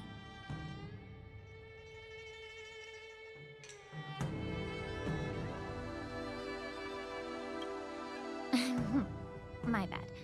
Well, since you went through the entire ambrosial arbor crisis firsthand, Dan Heng and Lieutenant Yanqing, I'd like to discuss something with you. What would you like to discuss, Miss Lingsha? I was lucky enough to be chosen by the Alliance to come in and clean up all the old grime in the Alchemy Commission. Honestly, the Alchemy Commission is riddled with problems and has reached a point where fixing it seems impossible. I'm looking to remedy this problem, but was wondering if you could provide any insights. Well, even though I'm a Vidyadharan like you, I'm an outsider, just like my companions here. I can't really say much about a remedy, but I do have a piece of advice, Miss Lingsha. The Vidyadhara and the Alchemy Commission on the Luofu have always been intricately connected. If you cannot distance yourself from these ties, Miss Lingsha, changing the situation within the Alchemy Commission may be quite challenging. I may not know about politics, but I do know that the disciples of Sanctus Medicus have been operating within the Alchemy Commission for years. If you're determined to root them out, maybe you should discuss it with the General. I see.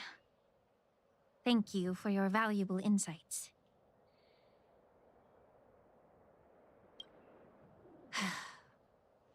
While the Lux Arrow from the Rainbow possesses unparalleled power to sever the ambrosial arbor, it can't sever mortals' desire to prolong their existence.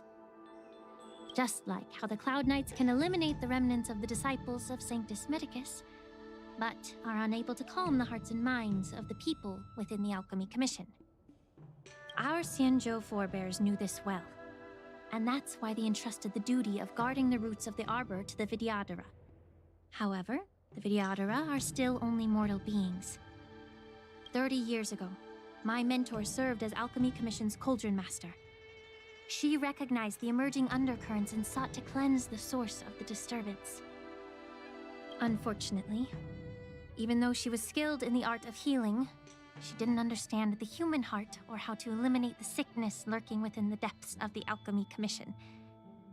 In the end, she was framed and exiled to the Juming. I was also implicated and had to leave the Luofu.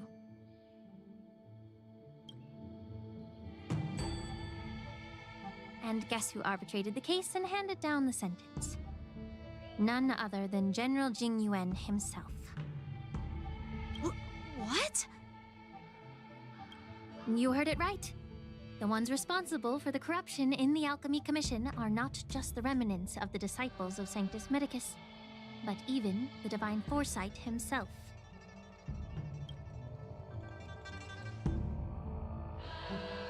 Alas, why is your face turning pale, Yanqing? Don't worry about it. I understand that when someone holds a position of power, they may sometimes have to make tough decisions. I won't hold any personal grudges against him. Besides, at our age, holding personal grudges is a luxury we can't afford. Lingsha, you're back! Ugh, I've been waiting ages for you.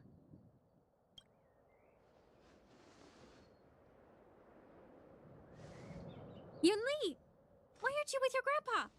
What brings you to the Alchemy Commission? Well, let me take this opportunity to introduce you to Yanqing. What a small world. You stole my sword! Give it back! I see.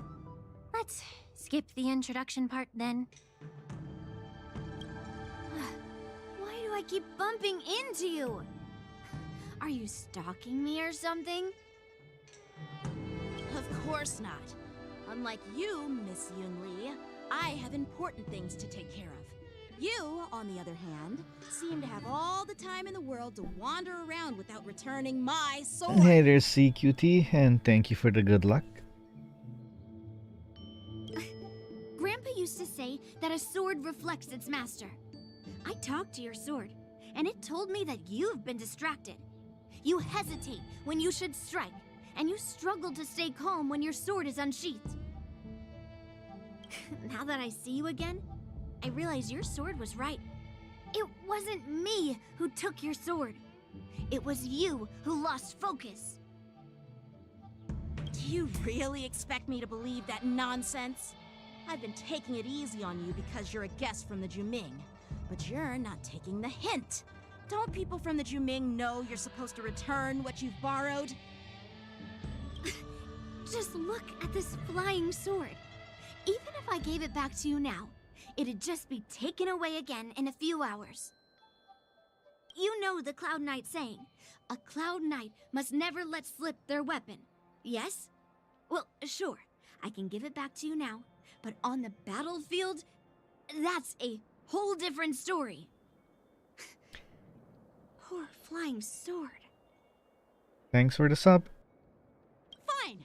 You don't have to give it back, because I'll take it back myself!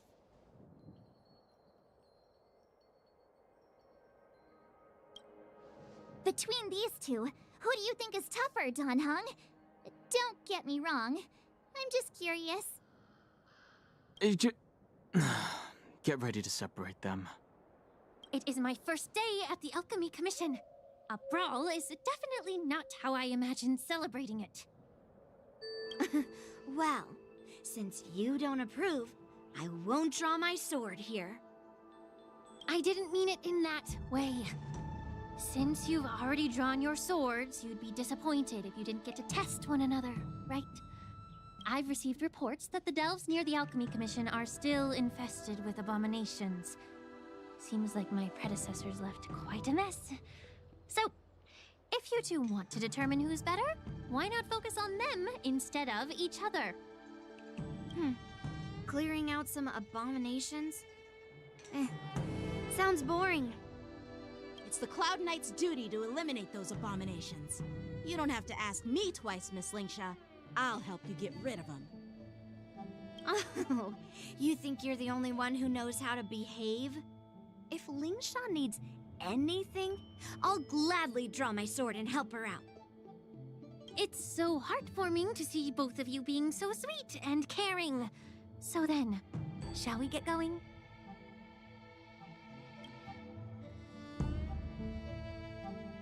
Ever since the disciples of Sanctus Medicus were eradicated, their experimental abominations have been festering here. If you want a contest, I'll be the referee. The one who kills the most abominations within an hour wins. Lingsha, as always, you're still an expert in making unpaid work sound so noble and grand. It's for your own good, little Yunli. While you desire to compete against each other, I don't want to see either of you getting hurt. That's really thoughtful of you, Cauldron Master.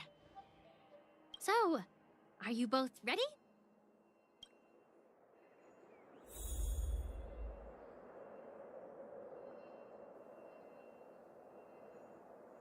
If I'm completely honest about Ling Xiao's voice actor, A bright edge that can cut jade, and the stars shift within it.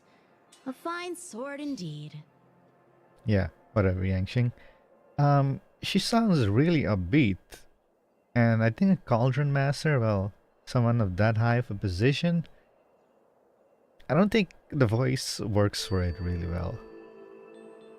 I'm not saying she's a bad voice actor, but I think the voice would be suited for a different role. Like for somebody younger.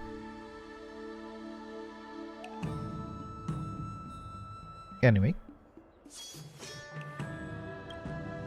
Ugh. Looks like my predator. Let me say it again. The one who kills the most abominations within an hour wins. Be careful when you draw your swords, and make sure you don't hurt each other. Can we start now, Lingsha? Time for swordplay!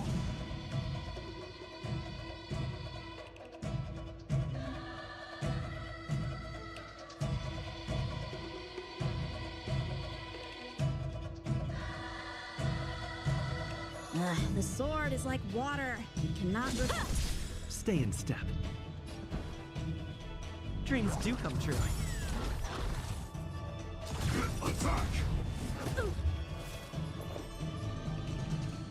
Eternal. Like fun till everything burns to ashes! Fight to live! I didn't expect someone who can't even hold on to a sword to actually have some skill.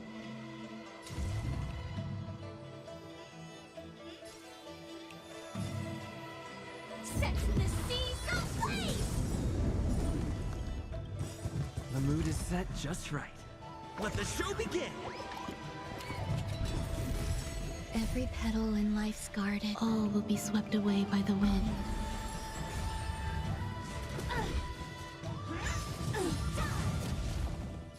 This is more than a battle. Fight to live!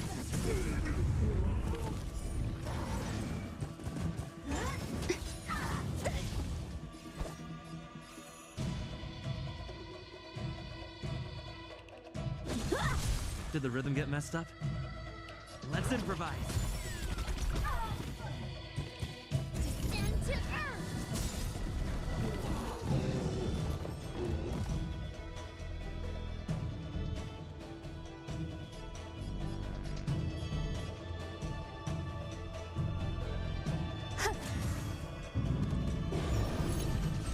Firefly Type 4 in position. Set the seas ablaze!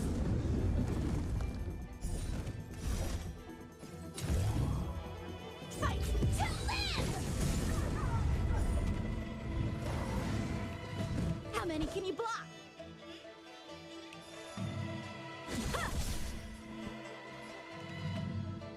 The mood is set just right. Let the show begin!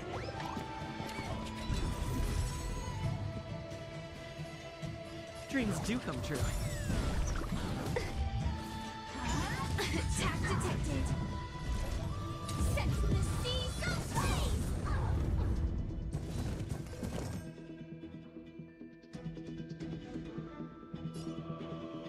Eternal. Every petal, all will be swept away by the wind.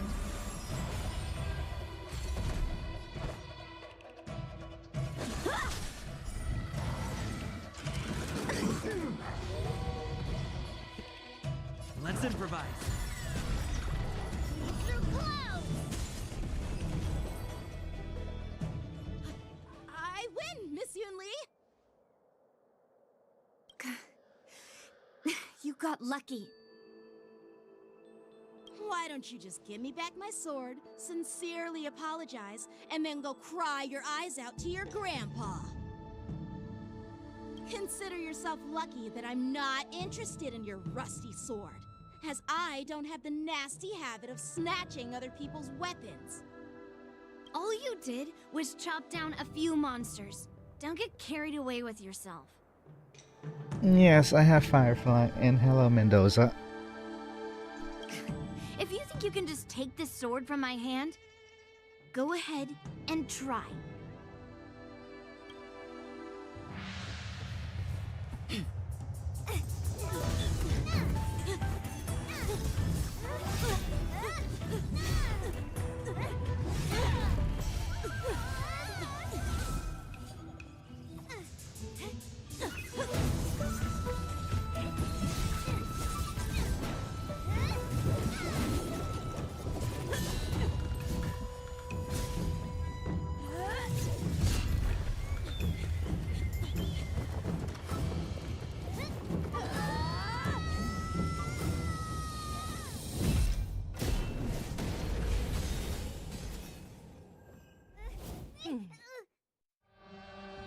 Well fought, my young friends.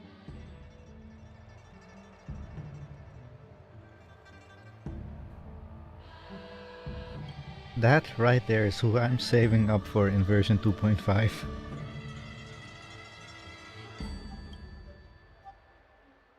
However, both of you have shortcomings.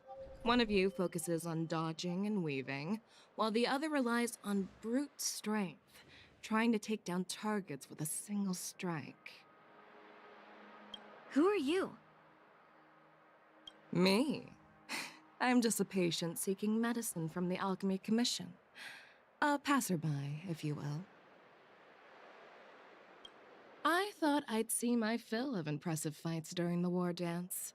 Yet here I am, able to witness a remarkable fight at the Alchemy Commission, of all places. Well, the Luofu is never short of surprises. However, I have a small suggestion for you. Why don't you settle this dispute fair and square in the Wardance's ring? That way, you can resolve your differences with a proper duel and put your grudges behind you. Grudges?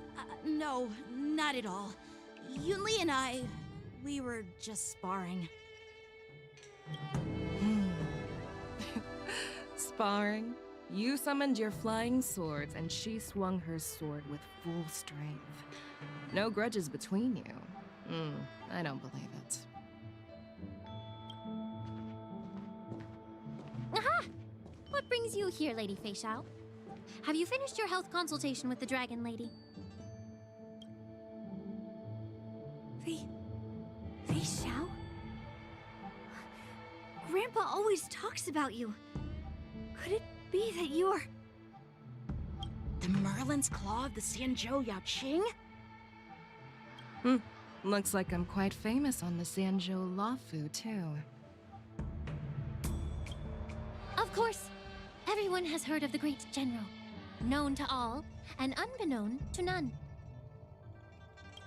Great General? Isn't that title a bit too narcissistic?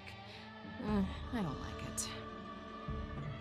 Ooh, I heard there's a dozing general on the Luofu, so I came up with a humble nickname for myself.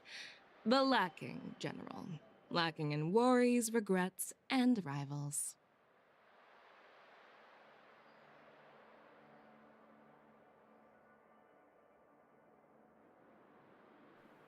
I'm totally not staring at this at the moment. Sounds much better, right?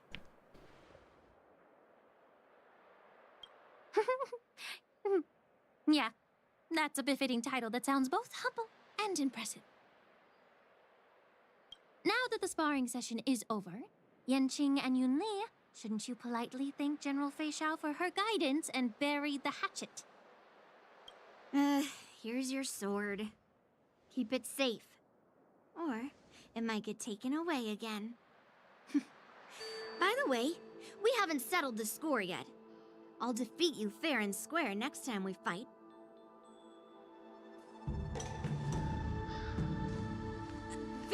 how she apologizes? Now that I finally got my sword back, I should report to the seat of divine foresight. I'll take my leave, General Feixiao.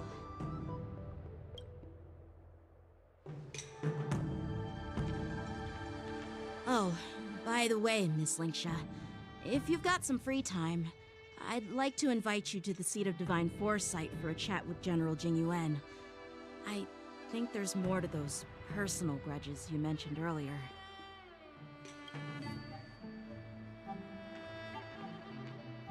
Thanks for stepping in, General Feixiao. Otherwise, I'd have had to knock them out with my incense. Not at all. Just doing what you asked.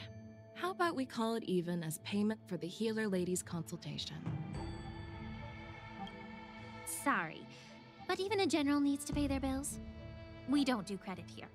And let's not forget, you'd have been waiting decades for a chance to see the Dragon Lady if it weren't for me. Well, you can always send the bill to the seat of divine foresight and say it's for mentoring those kids. After all, it was quite the effort splitting them up. I nearly had to get tough. Now, if you'll excuse me, I need to find a spot and get some fresh air.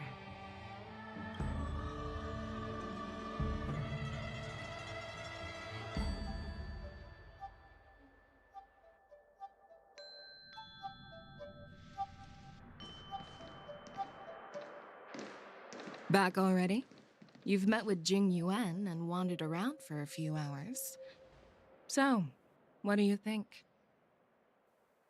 You like my voice? Well, that's the first time I heard that from somebody.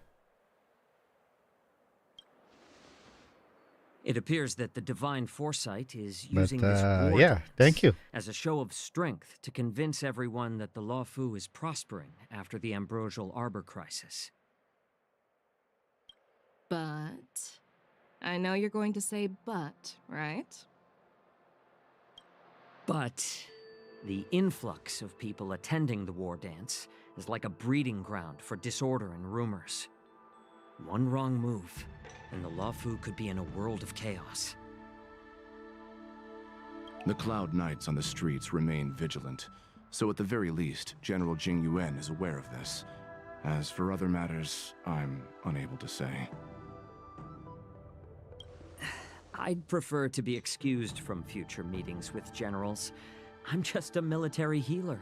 And now all of a sudden I'm thrust onto the center stage having cordial chats with two generals? My work doesn't lend itself to being in the limelight either. Just stop whining. At least you're in one piece, right?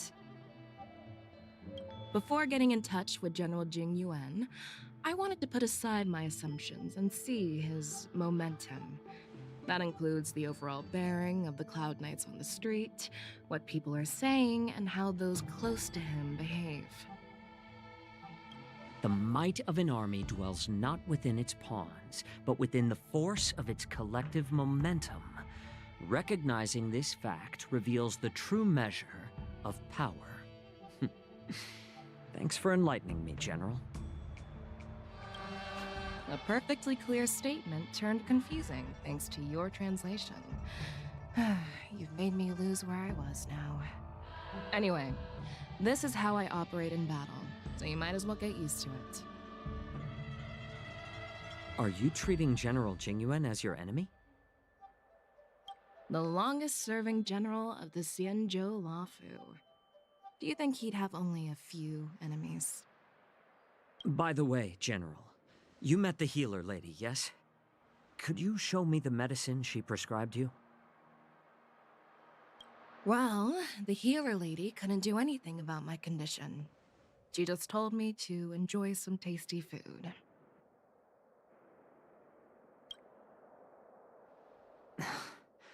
So not even the famed healer lady could help?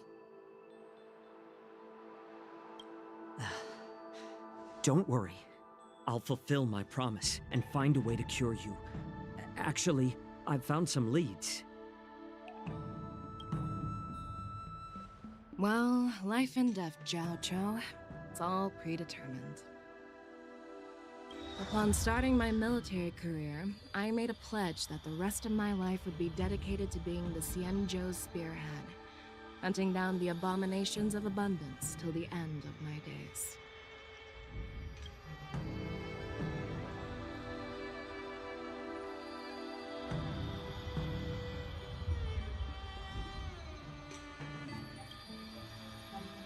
As long as I can fulfill that deep-seated desire, I don't care how long I live.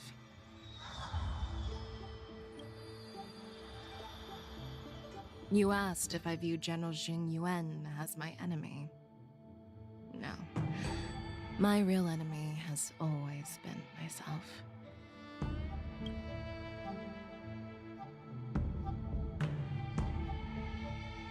Enjoy some tasty food.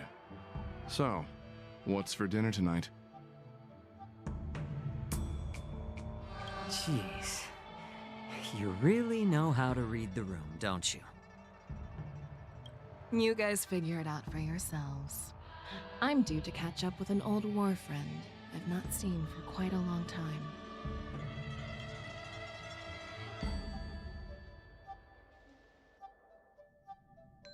Hey! Was that the Yaoqing general who just dropped in out of nowhere? Oh, she's so awesome! I 100% agree with March on something. I mean, when Yun Li swung that massive sword, she just casually blocked her attack with ease. Mine too. Yeah. But to go up against Yun Li is quite impressive, you know? That aura of heroism and grace, it almost makes me want to learn Xianzhou swordplay. You think so too, right?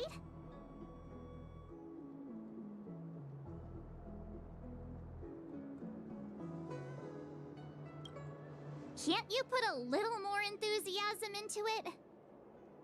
Thanks for the kind words, Miss March. The Wardance is coming up, and I've been chosen to represent the Cloud Knights in the ceremony. I've had my fair share of defeats lately, and even though I know there are always more skilled swordmasters out there, seeing General Fei Xiao's skills today has made me feel a bit uneasy again. Don't underestimate yourself. After all, generals won't fight in the ring during the war dance. Just remember the state of mind you had when you single-handedly took on me and Blade, putting life and death aside. With that mindset, you can prevail against most challengers.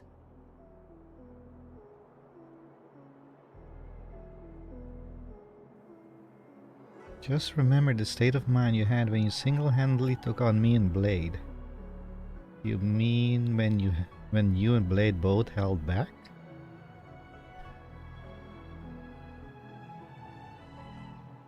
With that mindset, you can prevail against most challengers. Dan Hong, Yanqing was being a complete utter idiot during that fight, and you know it. I see. Thanks for the advice, Master Dan Heng. By the way, now that today's events are over, General Jing Yuan wants to invite all of you to the Seat of Divine Foresight. He has something important to discuss. I bet it's about how to deal with the generals from the Yaoqing and the Juming. I really don't want to get caught up in grown-up games so soon. I just hope Generals Fei Xiao and Huaiyan can see the truth. We don't need any more chaos on the Luofu before the war dance.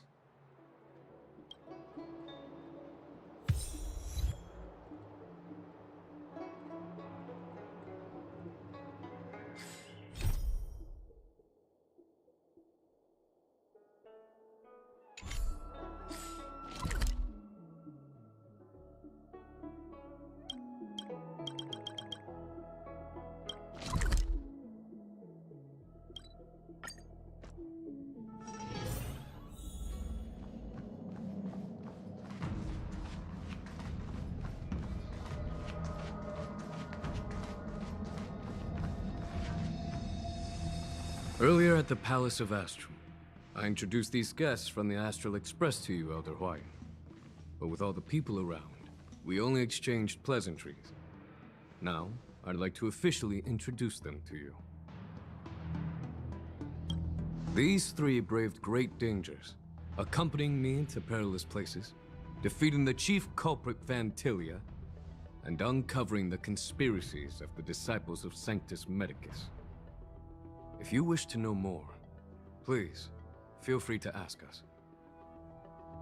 Well, I skimmed through the reports about the Arbor's rebirth from the Master Diviner Fu Xuan. She's been summoned to the Yu Chui for questioning. There are a lot of doubts within the Alliance about this whole situation. But despite all that, I believe in you. Since you joined the ranks, you have repeatedly achieved remarkable feats. After the High Cloud Quintet each went their separate ways, despite the many criticisms within the Alliance, the Marshal still stood firm against the dissenting voices and entrusted the Luofu to you. Over the years, you've served the Alliance with loyalty and wisdom. You've taken down abominations in Thalassa, rescued the Xianzhou Luofu from a siege, and destroyed the demonic planet summoned by the denizens of abundance. I still remember those battles vividly. Now that is an interesting backstory. Destroyed the demonic planet summoned by the abundance. I would love to know more about that. There are fools who doubt your loyalty. They're happy to see the divine foresight fail because it gives them some kind of sick satisfaction. They haven't achieved anything of their own, so they feed off the failures of others. But I've seen enough failures in my time, and I want to believe that your loyalty has never wavered. So, General Fei Xiao of the Yaoqing is the only one investigating the Ambrosial Arbor crisis on behalf of the Alliance? No. I am too. This old man's words always catch me off guard. The Marshal ordered me to come to the Xianzhou Luofu, but the document only says, attend the Wardance and listen to Fei Xiao's questioning. No need for that. You're all important witnesses. The Marshal is well aware of Jing Yuan's purpose in holding the ceremony, and understands the situation he is facing. She mentioned it because she believes both issues are important. Thanks for your kindness and sincerity, Elder Huayan. But is it appropriate to tell everyone here about the Marshal's orders? By introducing the Express's witnesses to me alone, aren't you aiming to discern the intentions behind both my actions and Fei Xiao's? And whether there's any discord between us? Well, since I'm being open and honest with you, I encourage you young folk to do the same. As for the Ambrosial Arbor crisis, all I need to do is listen. General Fei Xiao will be the one asking the questions. To be honest, I'm more concerned about the timely start of the Wardance.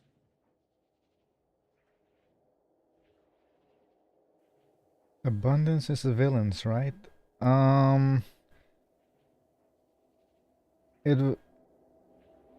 Well, it's more like the abundance Eon is the villain, not the effect of abundance itself. Oh, by the way, I've prepared a gift for the Wardance. Because take Luocha for example, his powers is from the abundance, but he doesn't serve the abundance, he wants to destroy it as well.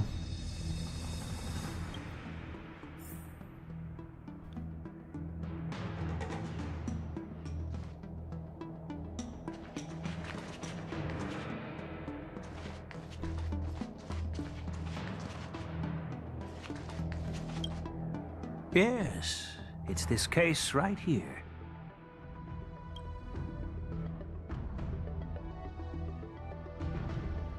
This case gleams with a muted luster, crafted from materials neither wood nor metal. Its surface is masterfully woven with metallic threads, outlining an intricate pattern of lotus flowers. There will be numerous contests and celebrations during the war dance, and the main event will be the Ringmaster's Challenge. The host will dispatch a skilled warrior to take on challengers from all over the cosmos, showcasing the excellent martial arts of the Xianzhou Luofu. When you mentioned that the Astral Express would be attending the ceremony, I thought the High Elder of the Luofu would be the Ringmaster. You humor me, Elder Huayan. The healer lady is just a young lady who knows nothing about martial arts. How can I assign her as the Ringmaster?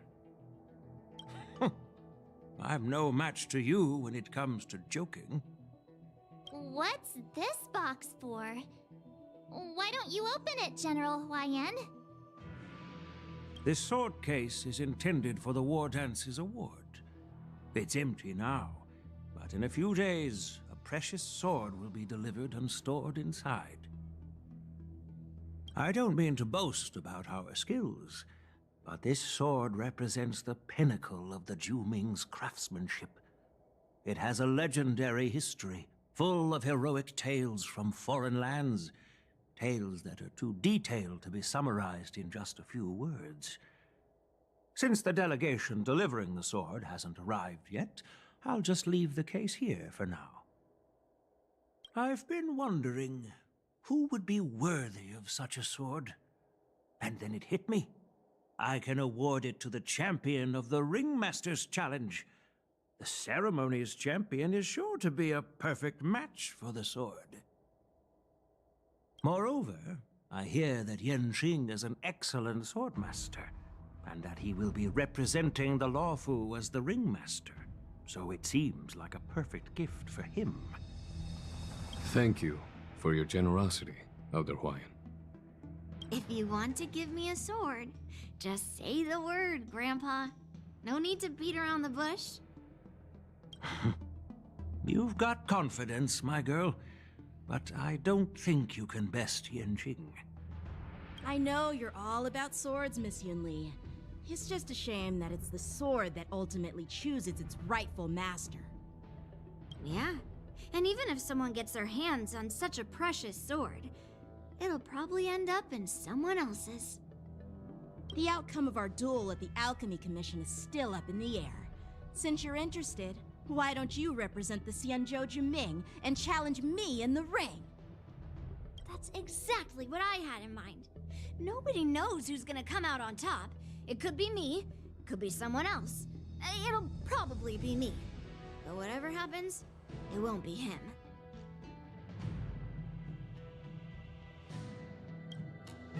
Not to be rude or anything, we've been watching their drama. I'm dying to find out who beats who. Quiet down. We have other guests here. I've prepared this sword to add some excitement to the ceremony, not to have you two squabble. It's not a good look for the Alliance. While you both seem confident that you'll win, you need to remember there can only be one winner and one loser in the ring, which could lead to hard feelings. Actually, I have an idea. We don't know who the winner will be, and it might not be either of you. But if you're eyeing that prize, you'll need to work together. I want you to take on an apprentice who will take part in the war dance and win at least one match. How does that make sense? I agree. How does that even make sense? In my humble opinion, while a Cloud Knight is commendable by securing victories, it's even more so to pass on your skills and spread the way of swordplay. I'd be greatly pleased if this apprentice could represent the Express in the war dance by displaying their Cloud Knight flair and prowess. Well, Elder Huayan's idea is quite interesting. Imparting swordplay skills requires teamwork, and both the winner and the loser will learn a valuable lesson regardless of the outcome. The question is, whom should the two of them take as an apprentice?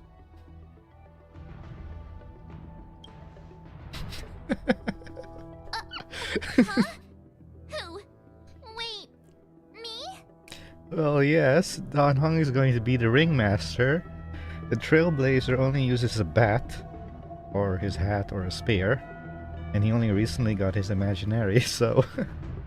You're up, March. I noticed just now that Miss March seemed quite interested in the outcome of your sword fight. So I thought, why not teach her the art of swordplay? Oh, wait. Are you serious, General? Why am I being dragged into this all of a sudden? I've never practiced swordplay before. I'm a total newbie. You really think I can learn it? Well, you'll probably realize I have no hope and give up on me. And that'd be so embarrassing. Wait, what? You'll probably realize I have no hope and give up on me. Oh, okay, I read that wrong.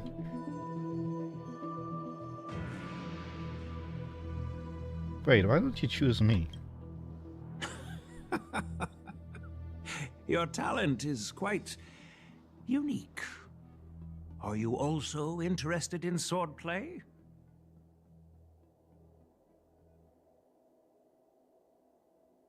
The new March 7 is pretty OP. Oh, well, I look forward to it. I have been farming for her upgrade materials for the past 3-4 days now.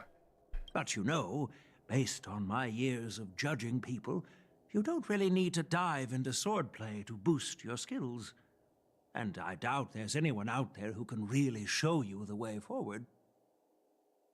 As for Miss March, she's like a piece of jade in the rough, just waiting to be shaped. I appreciate your kind words, General YN. But won't teaching me swordplay be a waste of Yanqing and Yunli's time? They should be preparing for the ceremony. Plus, I heard that each swordmaster has their own special moves. What if they let something slip while teaching me? If everyone knows each other's tactics, won't that make it hard to catch people off guard during the war dance? That's considerate of you, March 7th. But don't worry. It'll take you at least a decade of hard training before you can even start learning special moves. No need to freak out. A few Juming swordplay tricks will mean you'll be more than equipped. He deals tons of super break damage with the break build. Skill points friendly. Really? Looks like March's curiosity has been piqued. The whole point is to know each other's moves. Defeating your opponent in just one move? How boring would that be? Plus, what really decides a swordsman's fate isn't some special move.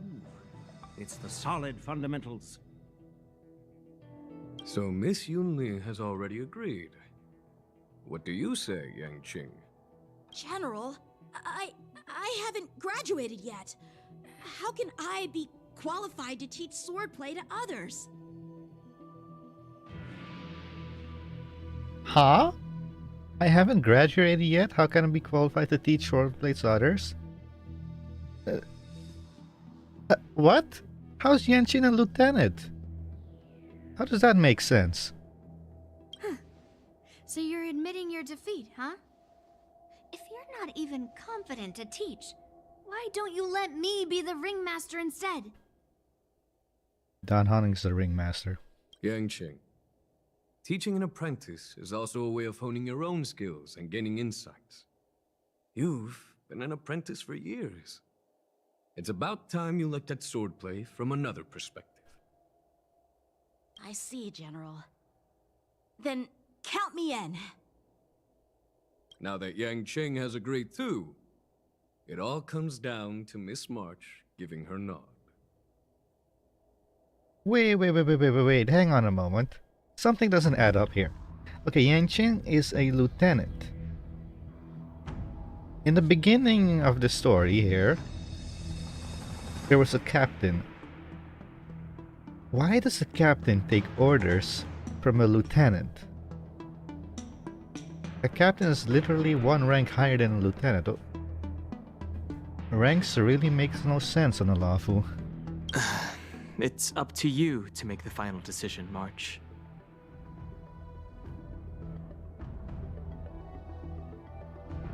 Time for you to become the best sword master on the Express. At least that way, I won't have to worry about you accidentally shooting me in the butt all the time. Okay, what's up with you suddenly talking? Hey, I've never missed my target. Then I'm on board. Thank you for your kindness, General Huayan. Great! Starting tomorrow, Yanqing and Yun Li will teach you the basics of the Cloud Knight's swordplay. Me confused? Yes, I'm confused as well. The ranking system makes no sense. Yun Li and I will head out and purchase some sword practice equipment for Miss March. Think of it as a little initiation gift. She can also deal toughness damage to another element. Wait, what? To another element? To if the master has that element. Just wait till you see her kit. Yeah. I have to wait. You're too kind. Wait, you're giving me a gift? Shouldn't it be the other way around? Yuan Yan, smiling silently, soon departs the seat of divine foresight with Yun Li in tow. Jun Li, I mean. Huayan's gone. Wait, why does something feel off about what we talked about?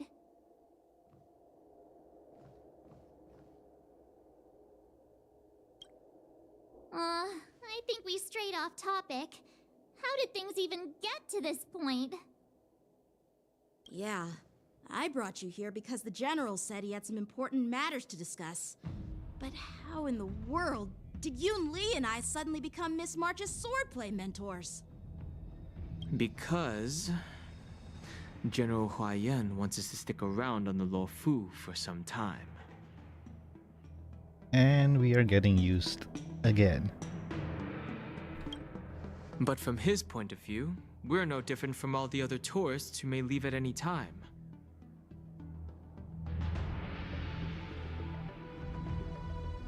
Since the crew's actions were mentioned in the Luofu's operations log were given to the Alliance, he probably wants to see firsthand if we're as capable as the report claims, or if we're just some made-up excuse to save face.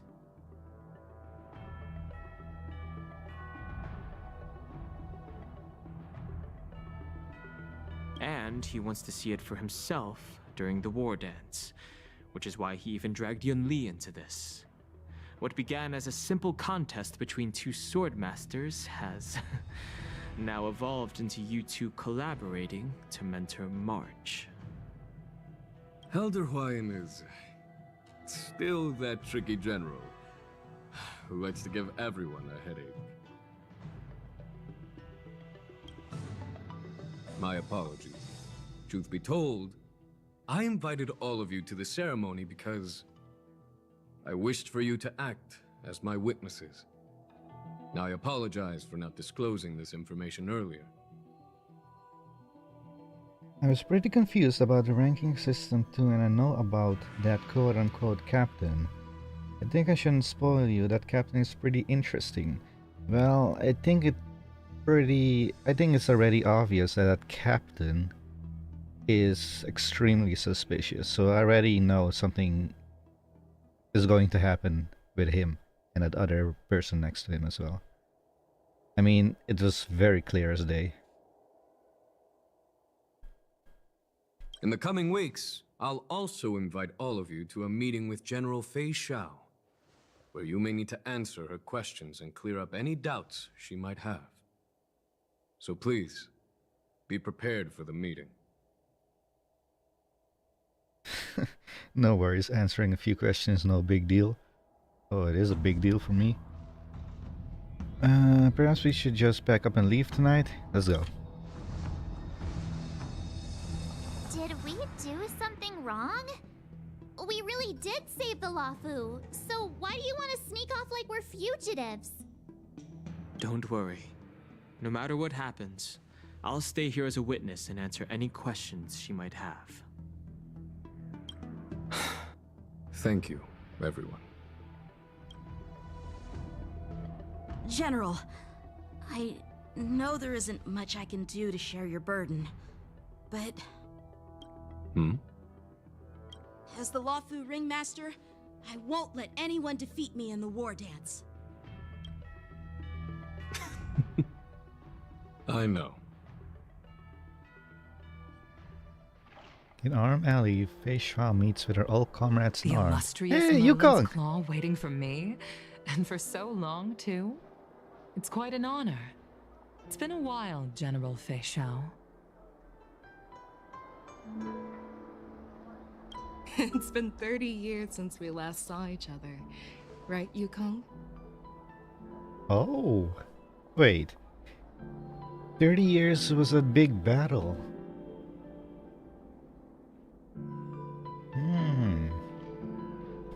Yes, back then you were the vanguard of the Yao Qing's Verdant Knights, and I was a pilot of the Luofu's Rainbow Orbit fleet. Who would have thought that upon meeting again, you'd be a general, and I'd have given up flying? Really does feel like a lifetime ago.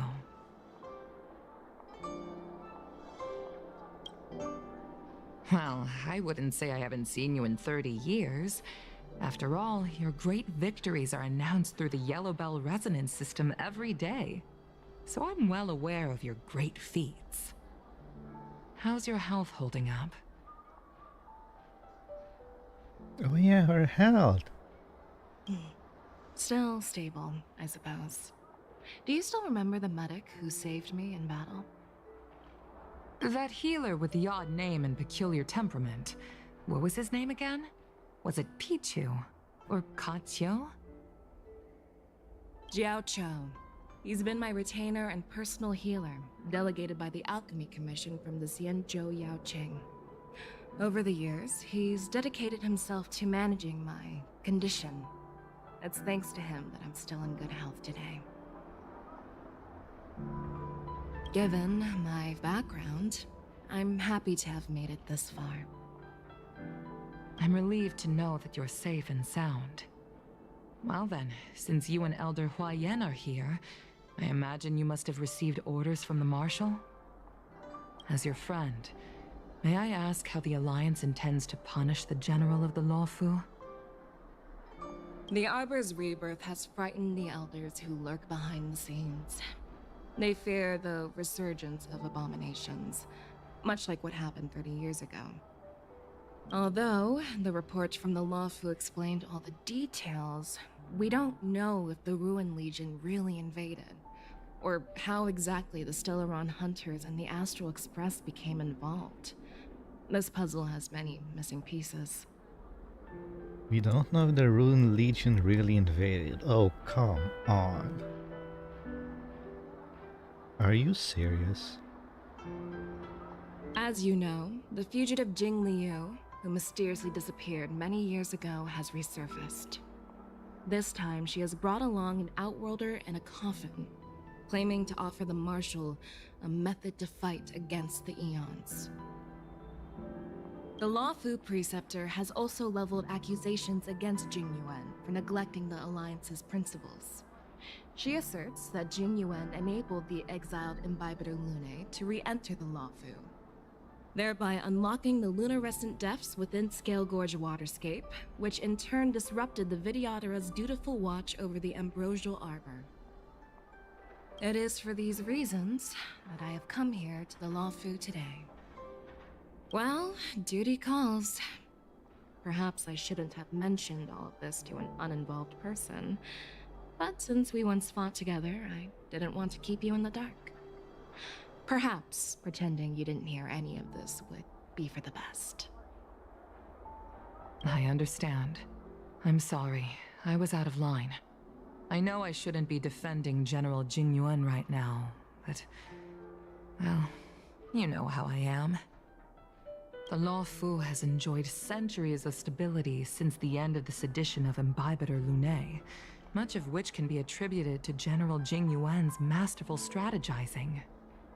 Unfortunately, for long-life species, enduring through the ages always culminates in a failure that undoes all previous achievements, a moment that our adversaries relish. That's true. And that's why I'm also here for another purpose. To visit Hule. Hule? You mean that Hule? The Borisin warhead? The same Hule who has been imprisoned in the shackling prison for over 7 centuries? Darn, 700 years?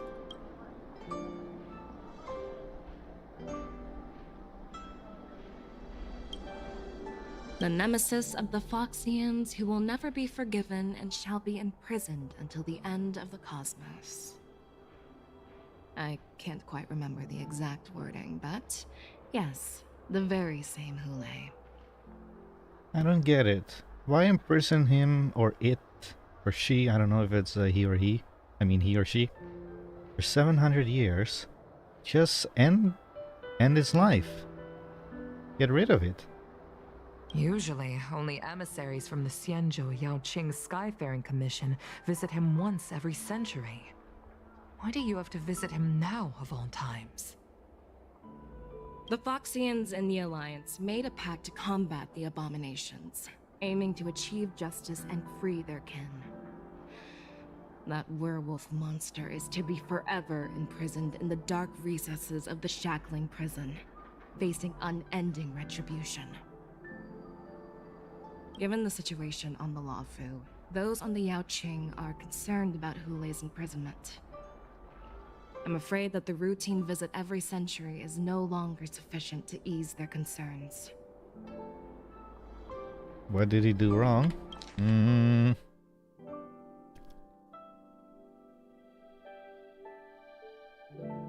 Good question. Doesn't say.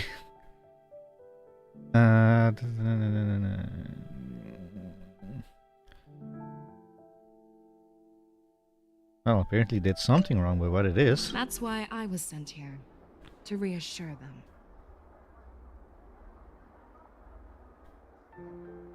Get rid of the Hule is really complicated. Oh, just throw him into the sun or something.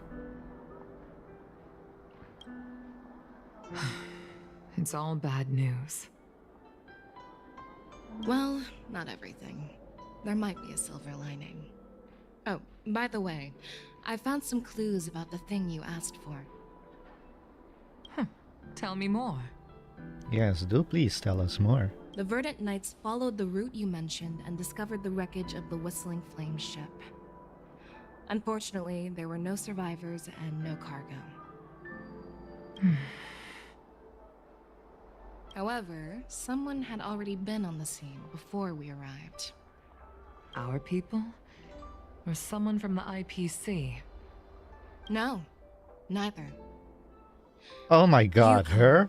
Have you heard of a person named Ron May? Yeah, the psychopath. We've heard about her. She's kind of on my team at the moment.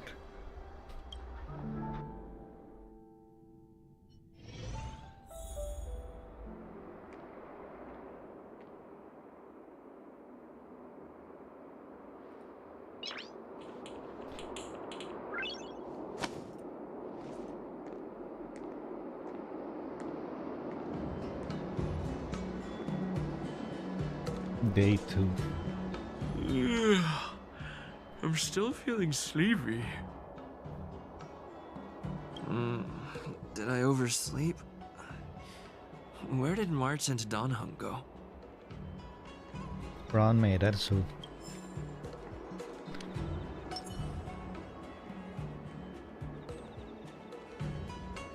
This lady.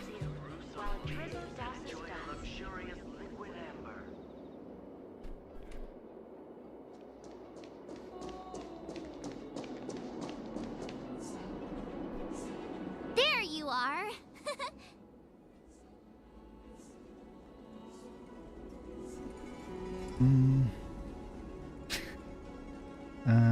Why are you here too, Yanqing? What kind of master waits on their prince's doorstep? I mean, maybe all of them? Show some respect to your master. It's an honor to learn from you, Master Yanqing. The Hule has the ability to instantly heal itself. So, if you completely destroy him by the atoms, does it still have the ability to heal itself? I mean, he doesn't exist anymore then. Oh, in all those immersions and novels I watched, when apprentices want to pay their respects to their masters, they usually bring fancy gifts, kneel, and bow. I'm really sorry, but I haven't prepared anything yet. Hey, why are you blushing, Master Yanqing? This is, the first time someone has called me master. I need to, get used to it. Let me make it clear. Swordplay training is about improving your body, mind, and strength. It's not a casual game you can master overnight. I promised General Huayan that I'd teach you Cloud Knight swordplay, so you can participate in the war dance and defeat at least one opponent. I'll do my best, but if you break your master's rules... What will you do? Is it too late for regrets? I'm already regretting my impulsive decision. Honestly, I'm not sure what I'll do either, because I've never been a teacher before. So, Miss March, please behave and don't skip classes. Or complain. You need to toughen up and train her properly, Master Yanqing. Don't go easy on her. And there it is again, the Trailblazer randomly talking. You're so heartless. By the way, where's Yunli? I've found a quiet spot in the back garden of the Palace of Astrum for our first lesson together. March 7 waves to you and Dan Hong, embarking, and I could not finish reading that. Seriously? It's the first day, and you two are already late? Why is everyone on the Luofu so laid back? So disappointing. Master Yunli, you're already here. Sorry for keeping you waiting. Oh, wait! Were you trying to teach her in secret? That's sneaky! I'm just showing you what Luofu etiquette is all about. She might be my apprentice, but it's customary for the master to personally escort their apprentice to the place of learning. As the host, I'll be teaching Miss March the essence of Luofu swordplay, after which she'll emerge victorious in the war dance ring. You won't be complaining about Luofu swordplay then. Stand aside, rookie. Let me show you how we Zhu-Ming swordmasters treat their apprentices. Quickly, over here, Miss March. This is a reverse mentorship gift from me to you. I hope you put it to good use.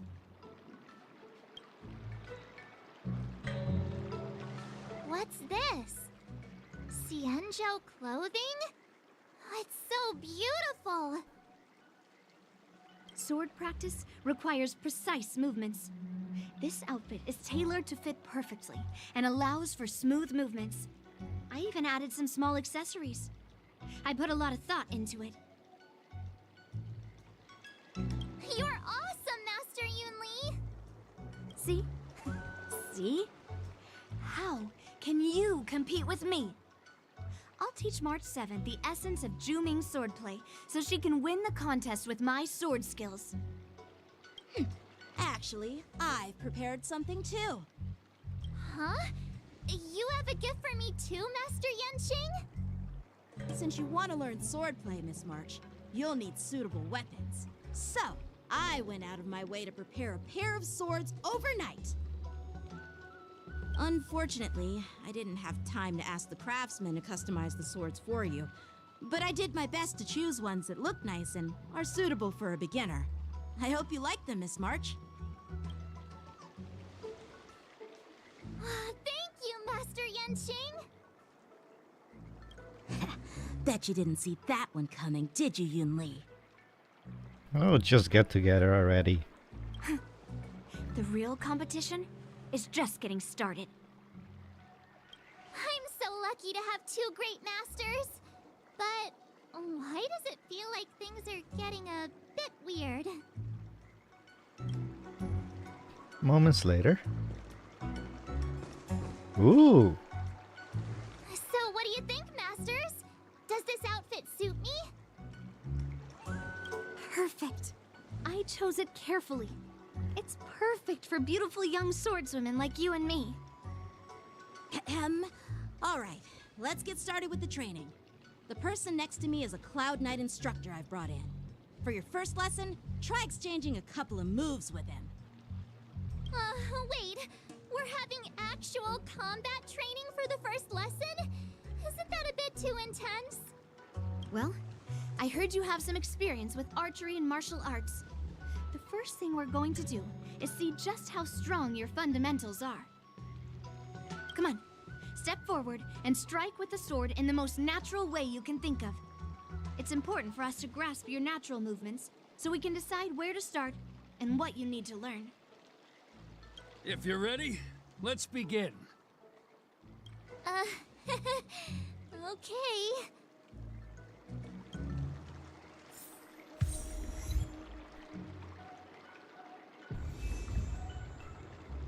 The novice stand. Ooh. Peach blossoms and divine sword descend. Actually, can I see? Oh.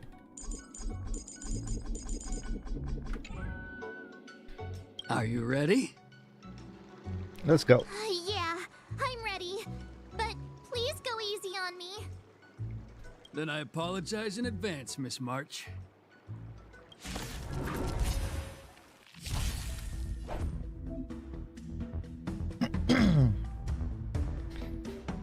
Miss March, you're still inexperienced with the sword? Why don't you use your skill first and learn a few moves from me? Okay. Come on! Let me fight!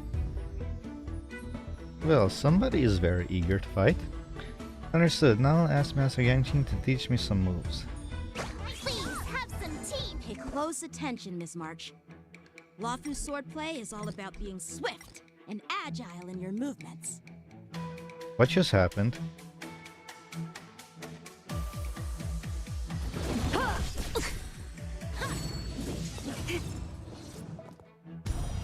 Right on time. Ignore him. Strength is everything. Okay. Pulverizing sword strike! Yes, you! Like this? 10 of you. Well done!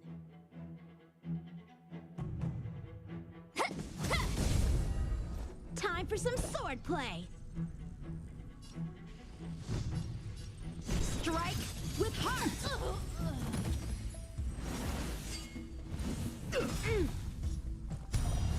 Right on time. So, how many of my moves can you block?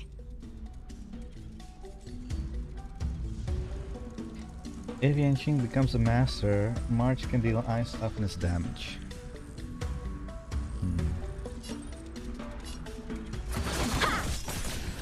Gonna show me what you're made of? I'll melt it all down.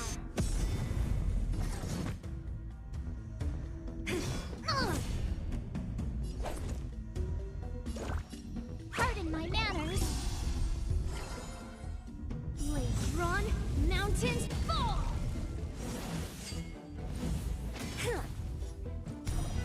Yes, you. Practice is over. Swords descend! I'm starting to get the hang of it. Time for some swordplay.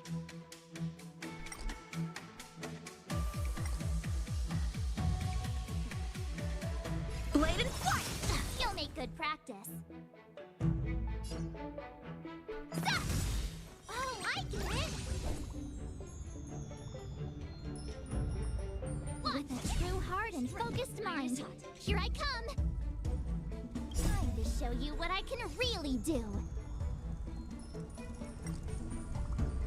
Azure Dragon, White Tiger, eating less carbs. Watch this! What are you mumbling about? Isn't this, sword technique? Shouldn't I be saying something cool? Rock-shattering slash! Right on time! How many can you block?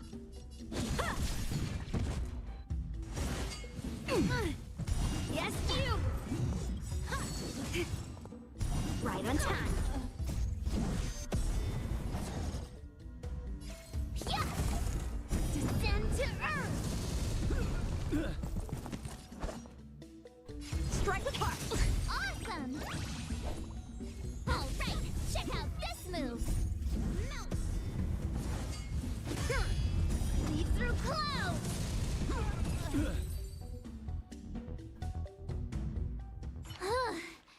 I didn't expect the first lesson to be so intense. I have no idea what I was doing in March. Oh well, I'll figure it out later when I can actually read her skills. Miss March has quick hands and a flexible body. She's a perfect fit for practicing Luofu swordplay.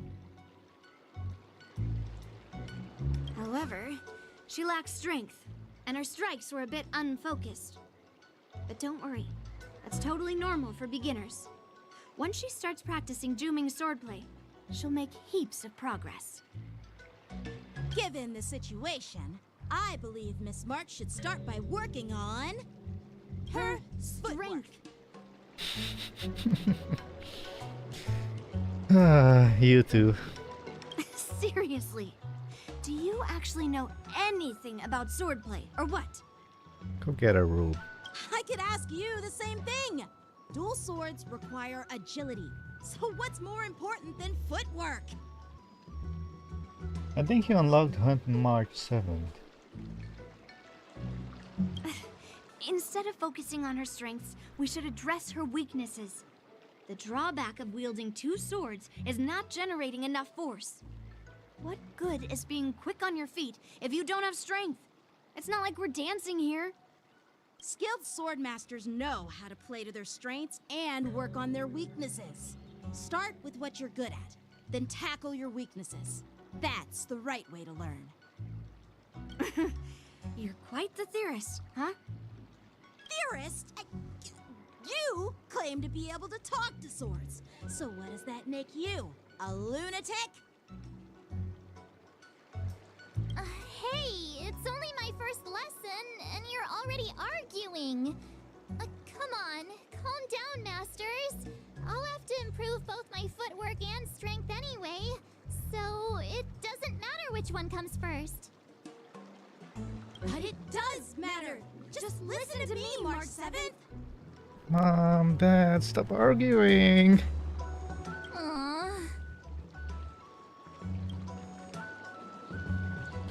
Thus begins the journey of March 7th sports training.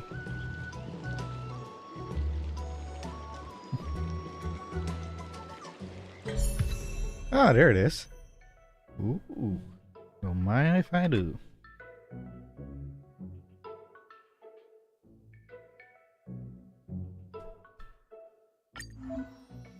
You path unlock the hunt. And switch your path of the hunt. Note, when the same character is switched to a different path, their light cones and relics will be independent of each path. Yes, I do know. So, about your... not the relics, your traces.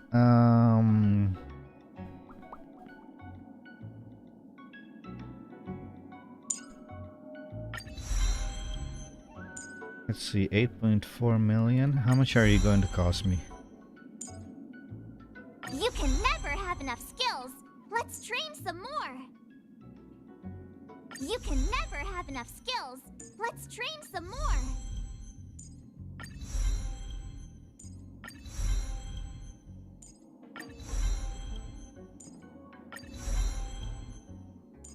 You can never have enough skills. Let's train some more.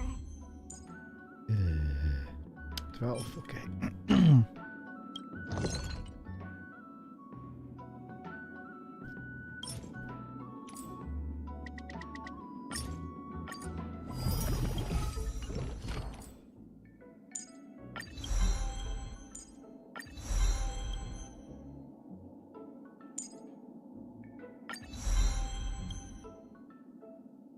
The second trace is OP, like really gold. I have generally no idea what your second trace is.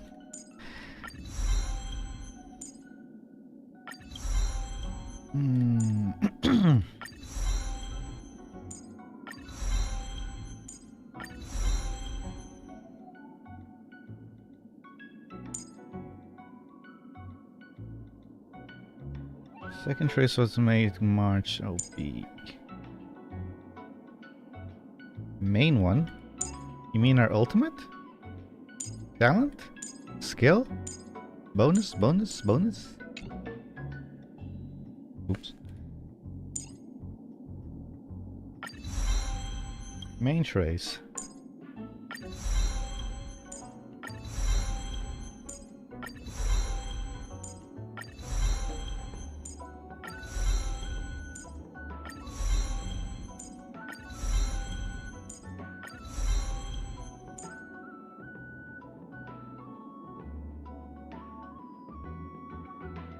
Bonus? Which one? Bonus ability?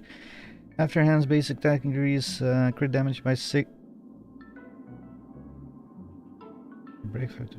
Oh, okay.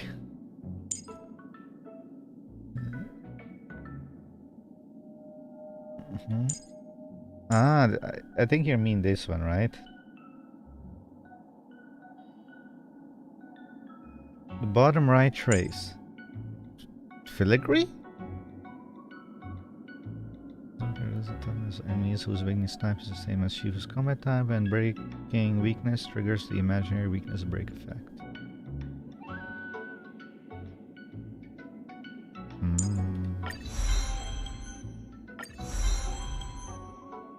Let's see, I only need the last one. What's this?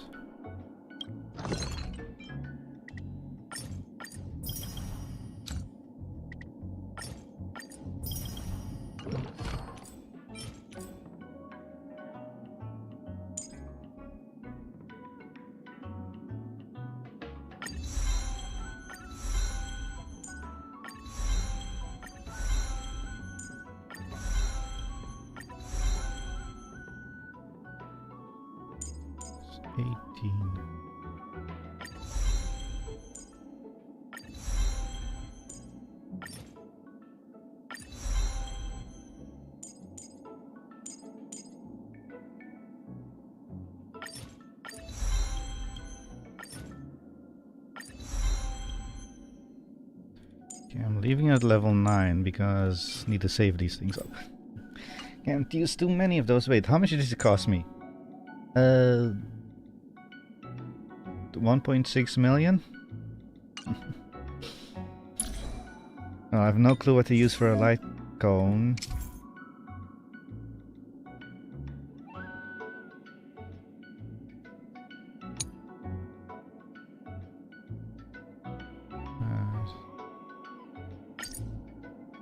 Okay.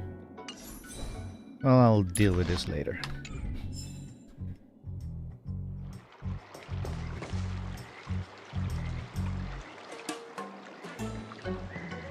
Basic Dear attack. Himeko, Mr. Yang, and Pom Pom, we're all good here on the Xianzhou Luofu, so no need to worry. By the way, how's your trip going? The basic attack is the most important.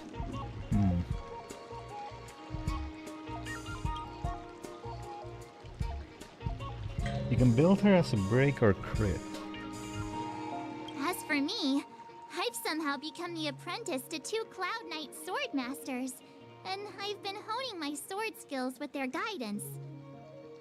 One of them is Yanqing, the boy we've all met before. The other is Yun Li, the granddaughter of General Hua Yan from the Xianzhou Juming. Both masters are super strict, giving me a real taste of how hard sword training can be. You can be your main DPS in your break team or sub DPS in your crit team. I don't have a crit team. Well, if you're talking about break team, she's never going to power Fireflies, my guess. Because when you have an E6 Firefly, things go a bit crazy. I tried to drag him into this, but he refused. Then I tried to rope Dan Heng in, but Master Yanqing wouldn't have it. But we will see. I didn't let the difficulty get to me. In just a few weeks, my sword skills have improved a lot. Both my masters think I have unique talents in swordplay, and are literally fighting each other to teach me their skills. Thanks to their guidance, I've actually made some progress. When I get back to the Express, I'll definitely show off my skills and impress you all. Looking forward to your reply. Yours, March 7th. Day and nights fly by in the Delve as a Wardance fast approaches. Under the strict supervision of her two masters, March 7 trains tirelessly, almost developing tennis elbow. On that day, after the sword training. Well done! Let's call it a day. She's my perfect replace because I'm free to play. Understood.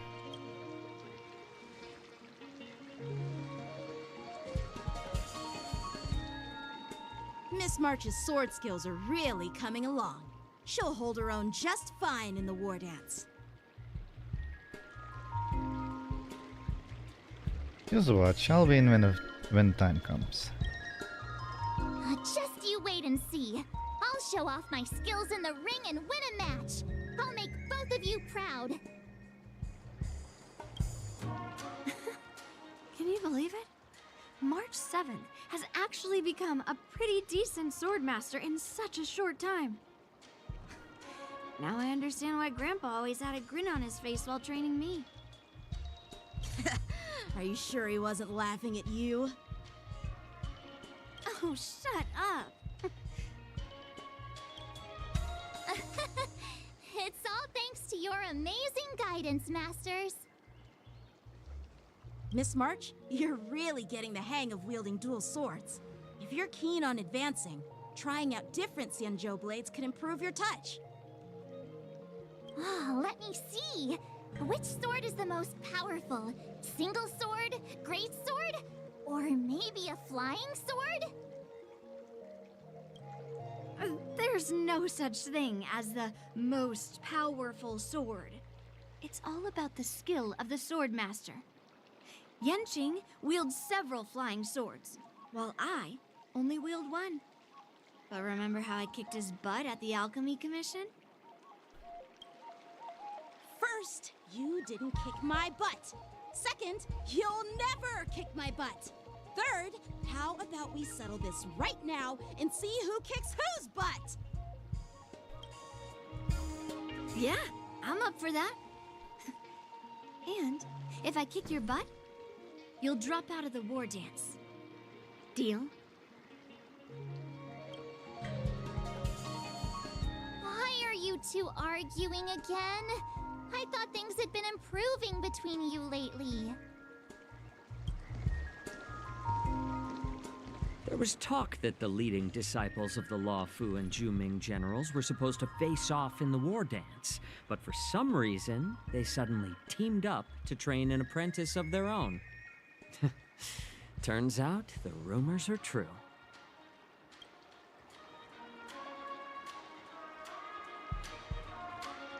Tomorrow is the big day of the Wardance. Shouldn't you two be focusing on honing your skills instead of teaching swordplay here? You're... Oh, that's right! You're the pink-haired fox from the Yaoqing!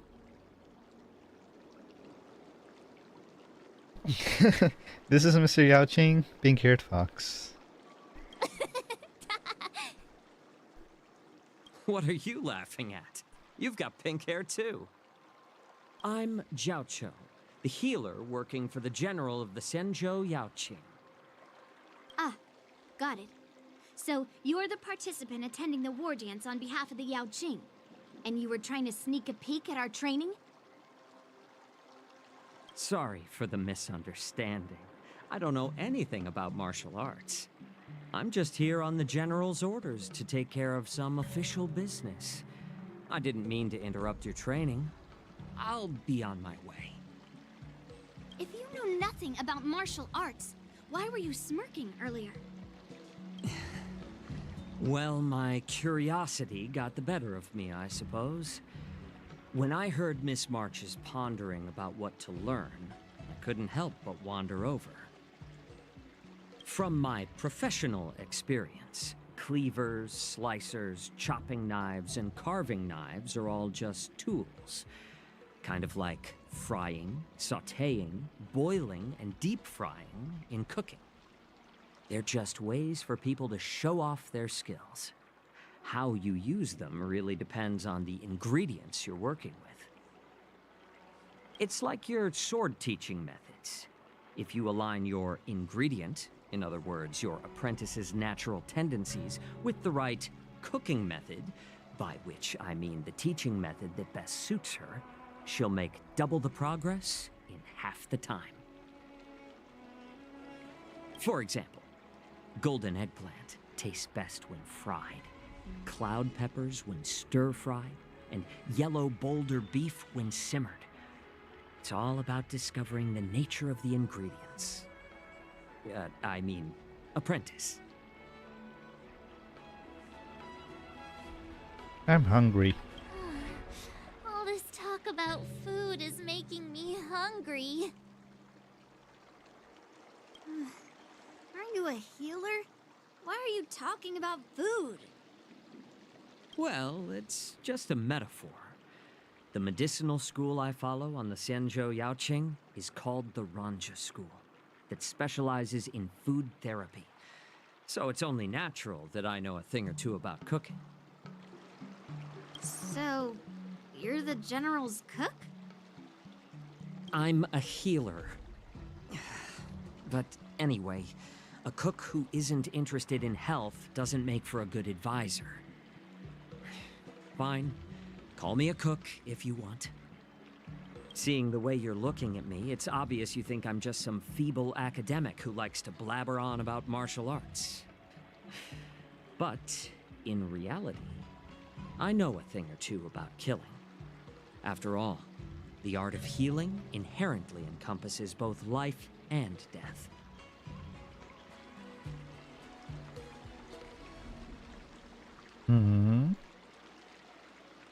I know a thing or two about killing. Well, yes. Because we heard early on in the story that you were part of that war 30 years ago. Seems like he just got offended. Seriously? Trying to save face in front of kids? Ugh. You're not kids. Do you recognize this bottle of medicine in my hand? No, I do not. No? Hang on.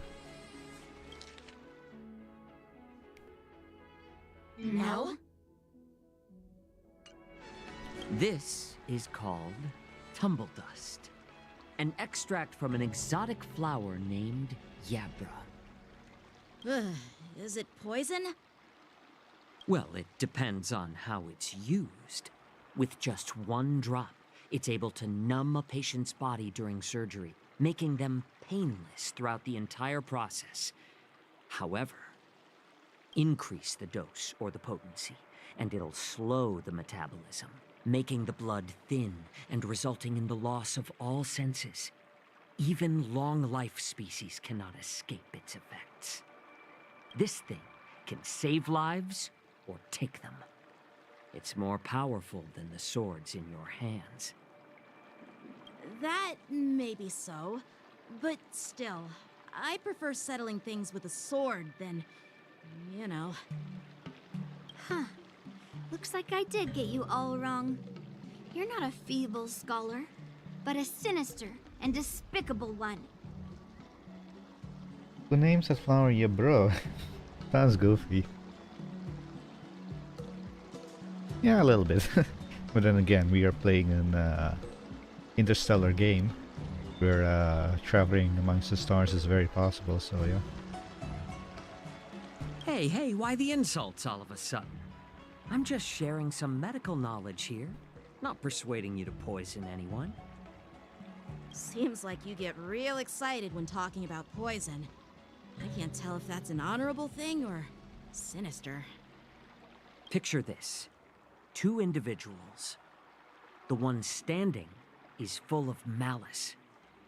The other lying down is honorable and righteous.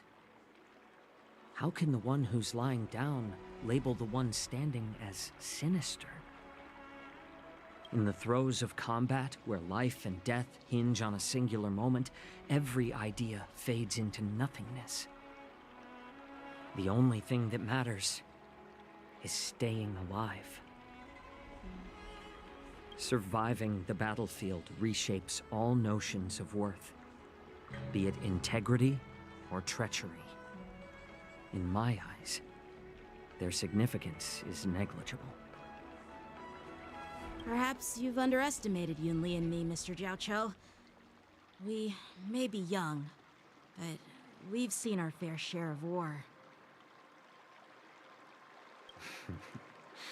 Well, then you should know that the war dance is nothing more than a contest. So why are you so focused on it? When I was appointed as the ringmaster for the war dance, I asked the general, we Cloud Knights are supposed to charge into the fray and slay enemies. Why do we have to swing swords in a ring just to please an audience?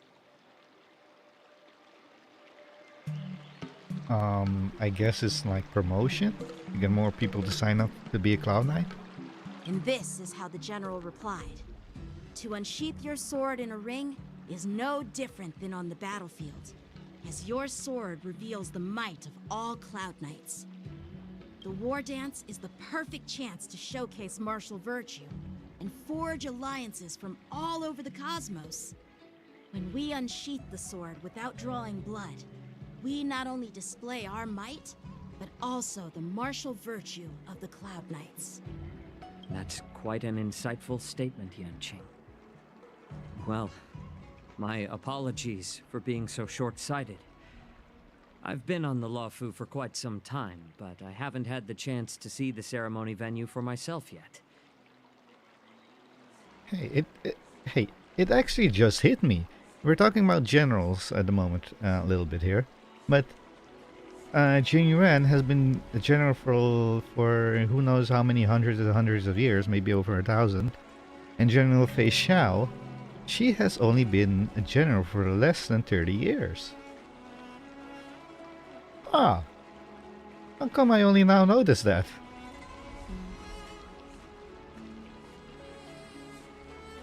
Hearing you speak so highly of it has piqued my curiosity.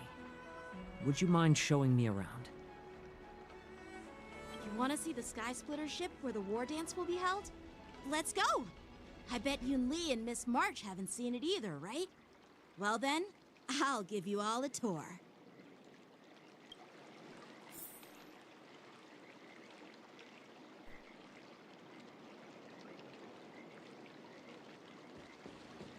Surviving the battlefield reshapes all notions of worth, be it integrity or treachery.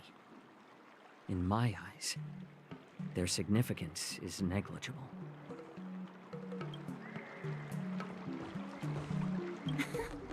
Can you believe it? March 7th has actually become a pretty decent swordmaster in such a short time. Now I understand why Grandpa always had a...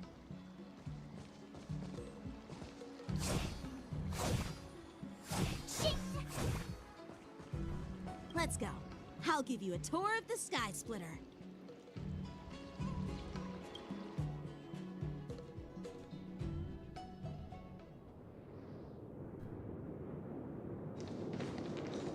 Looks like a lot of other visitors have also come to catch a glimpse of the Sky Splitter.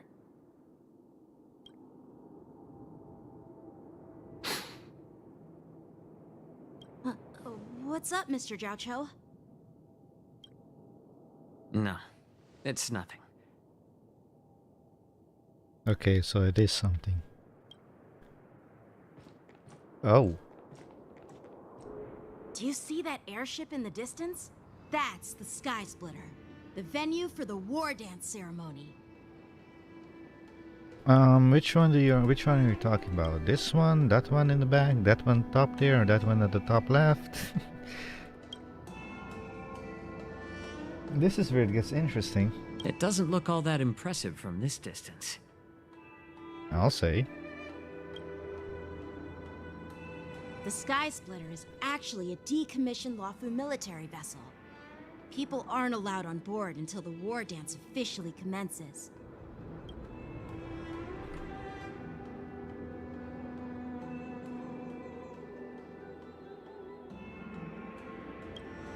Tomorrow, when the bell rings and the ceremonial cannons roar, I'll be there representing the Cloud Knights of the Xianzhou Luofu, standing in the ring, ready to take on challengers from all over the cosmos.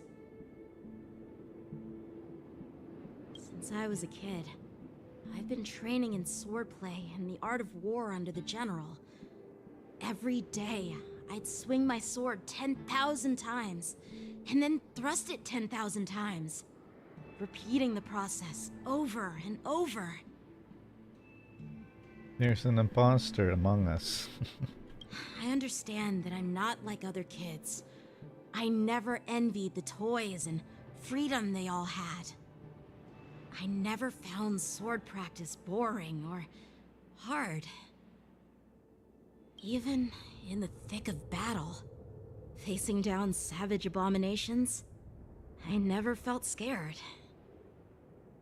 Each day, I could feel myself getting stronger and stronger, and I racked up countless victories. It's the best feeling in the world.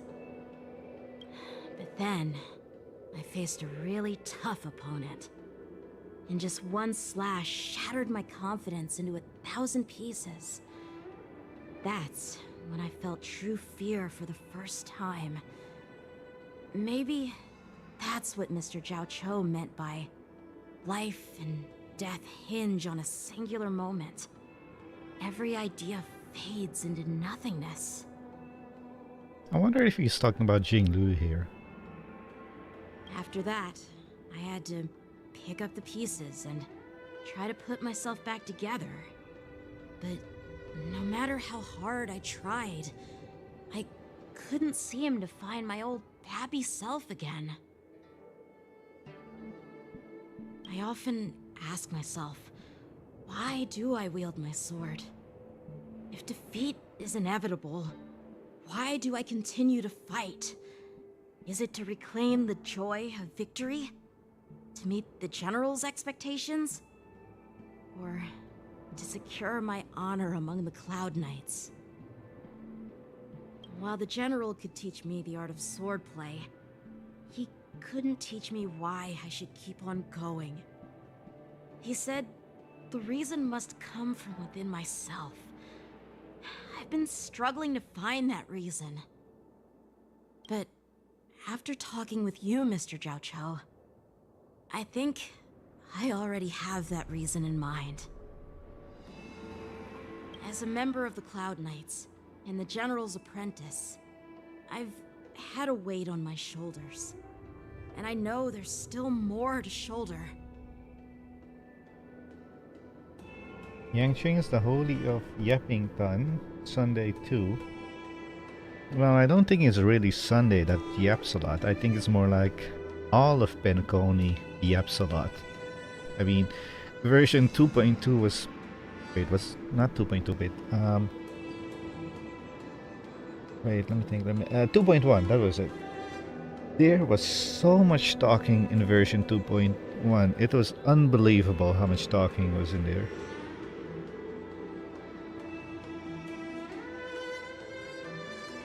I think it's more. I think it has more to do with Penacony itself than Sunday specifically. But when I wield my sword, it feels like I'm letting go of everything. I love the feeling of giving it my all, facing any obstacle in front of me, pressing forward. That's why I wield my sword.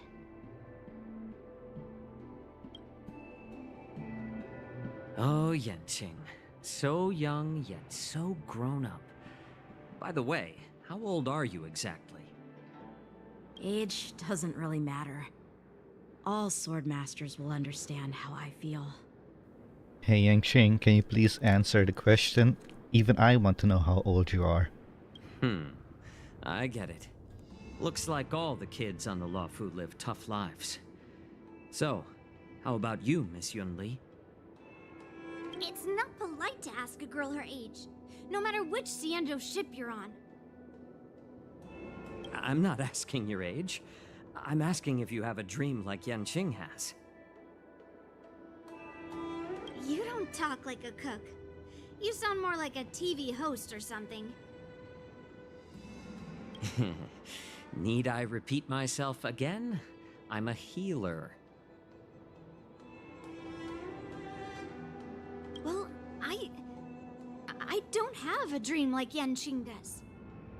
The only reason I'm participating in the Ringmaster's Challenge is because I made a promise to my grandfather that I'd win the precious sword he's contributed to the Wardance. Sounds like that mind of yours is just filled with swords. I bet you've got nothing better on your mind.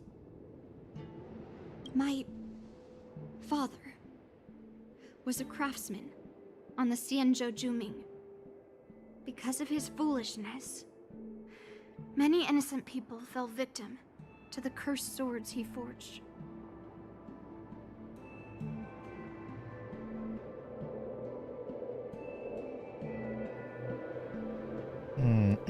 English isn't my first language, so I don't understand. I hate long dialogues. Since I was a kid, it's been clear to me that not everyone deserves to have a weapon in their hands. Giving them a sword is no different than being cruel to the innocent. So, whenever I come across someone unworthy of a sword, I can't help but want to take it away from them. Given that Yanqing is the Wardance Ringmaster, I'm stepping up to challenge him. To ensure the precious sword doesn't fall into the hands of an unworthy master. Hey, what do you mean by an unworthy master? I see. It's not easy for kids on the Juming either. Well, it's better to have a reason for wielding a sword than to be lost and confused. I've saved countless Cloud Knights in my life, and there are plenty of exceptional warriors, just like the two of you. What happened, Mr. Zhao Cho? Oh, nothing. I was just reminded of some old friends and old tales. Judging from my professional perspective as a healer, both of you possess remarkable vitality. Your energies flow like raging fires and mighty gales. The upcoming fight will definitely be impressive. Well, we've seen the Sky Splitter and toured the Stargazer Navalia. I guess it's time to say goodbye for now. What? You're leaving already? But you haven't asked me about my dreams. I've been working hard too, you know. The companion quest is about Yunlin's father's cursed swords. You should check them out later. Yeah, the thing is, I practically only stream the main story. I don't show like other stuff. It's getting late, Miss March. Unlike you lot, I'm a grown-up bound by responsibilities and duties. The tasks entrusted to me by the General won't complete themselves. So yeah, I will do Yunlin's companion quest, but that will be off-screen. By the way, Yanqing, is it normal to have so many people wandering around in an automated area like the Stargazer Navalia? Actually, this is a restricted area. But since you're all guests, I made an exception, so you could take a look around. I don't think that was what he was asking, Yanshin. I understand. Well, I'll take my leave. I wish you both the best of luck in the ring tomorrow.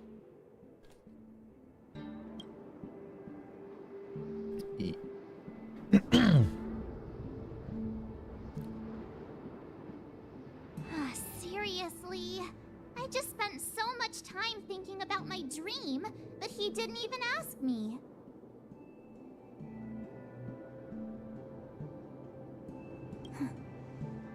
Now that we're done with our tour of the Sky Splitter, shall we continue with our training?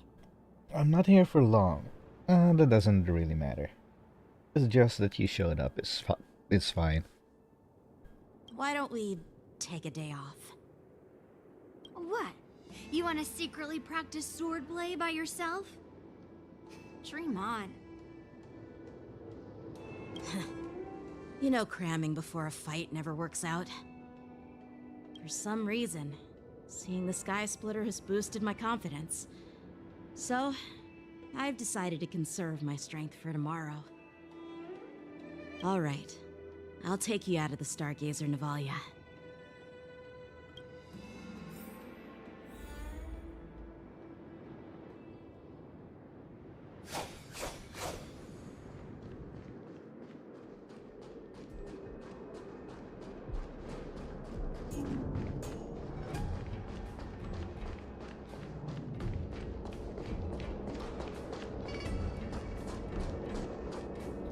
You seem like a cool guy. Oh, thank you for the compliment. Oh, just shut up, Red Fang. This is not a beast ship. I need some time to take care of things. You willingly donned the skin of a lowly beast to join this mission, dedicating yourself to our glorious cause. And now you're telling me you can't handle it? Do you realize how many ships we need? I'm doing my best, all right? It takes time to figure all this out. When the guns go off tomorrow, all eyes will be on it. That'll be our only chance. How's that? Who's there? How's Yash?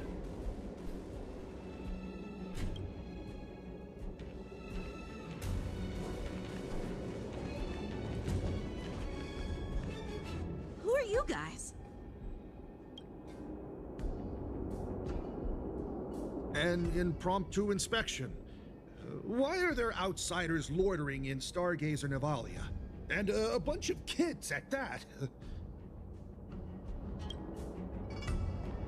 Hey, kids. Didn't your parents ever tell you to stay away from the Stargazer Navalia? I know it's an automated facility, but it doesn't mean you can just break in and do what you want.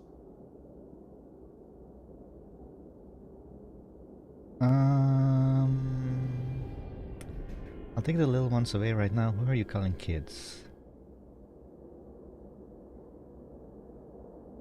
These visitors are very sus. Yes, they are. They're very sus.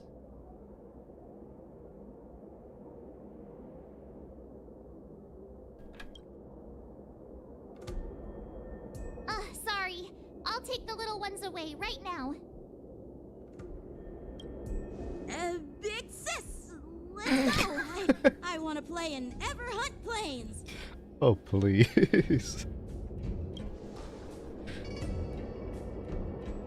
Yulin, please catch on. Ever Hunt Plains? Yeah, sure. Big sis will take you there.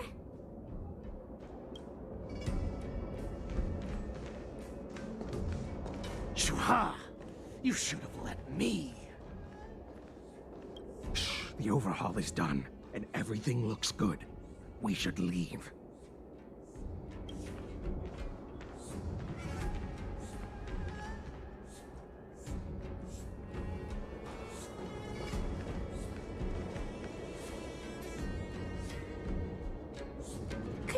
repeat what you just said, Yanqing? Okay, and here, this... Given Yanqing's position, the right thing to do right now is to immediately send back message to HQ that some very suspicious activities going on, that there might be invaders among us. So, let's see what Yanqing is going to do. What did I say? Big sis, let's go. I want to play in Everon Plains. Come on. Can't you read the room? Something is definitely off about the 3 people we just met. Yeah, anyone could see that. I just wanted to hear you say it again. That pink-haired fox tried to say something. I'm pretty sure he sensed something fishy. Since he's not familiar with this place, he just dropped us a hint. But you didn't seem to be paying attention at all. I knew that from the beginning.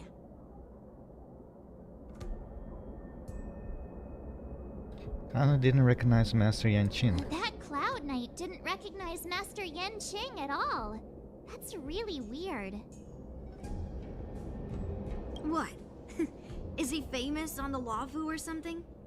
Not even the Cloud Knights on the Juming, who all know my glorious name, might recognize my face. He needs proof. If he reports now, there's no proof to back it up. Well, it's not about proof, it's about, hey, I've seen something suspicious. Be on alert. We're not like going to arrest them immediately, we're like, raise the alert level at least. That something might happen, or something might not happen. It's better to be on the alert than not to be on the alert. You have a point. And considering that this is a restricted area, and just how you said they don't, or how March just said that they don't recognize Yanqing, that's the issue here. Restricted area, where there's supposed to only be people that have high authority to be there, and they don't know who Yanqing is, that raises alarm bells. That something is up. A Cloud Knight, a member from the Skyfaring Commission, and a craftsman. They're from various departments, and the reason for the overhaul seems legit. But one of them blurted out some weird So now I'm language just curious to what he's going to hear do. that? What decision is Yanqing going to make here? I have a feeling that if we secretly tail them, we'll definitely catch these guys in the act. Follow my lead, and be careful not to blow our cover.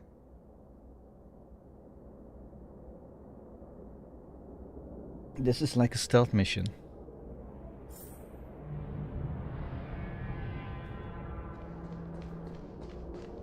Never mind who they are. Let's just film them. Take a photo of the suspects plotting the scene. During this mission, more conditions need to be met to complete the photo shoot. Required objectives are listed in the top left corner of the photo shoot's interface. When all the photo shoot requirements are met, you can press the shutter to complete the shoot. Try to meet all the requirements if you can. Take a clear photo of the evidence using zoom 4.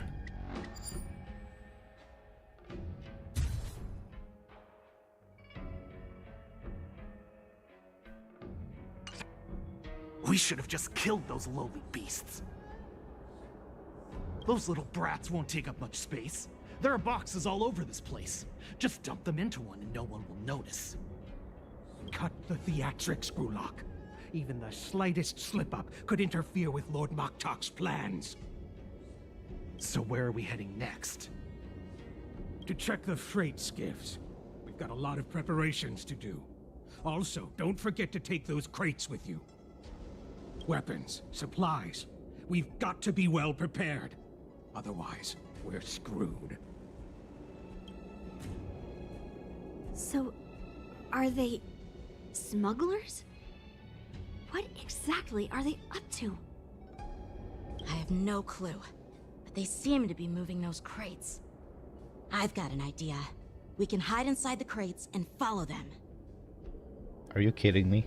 That's your plan?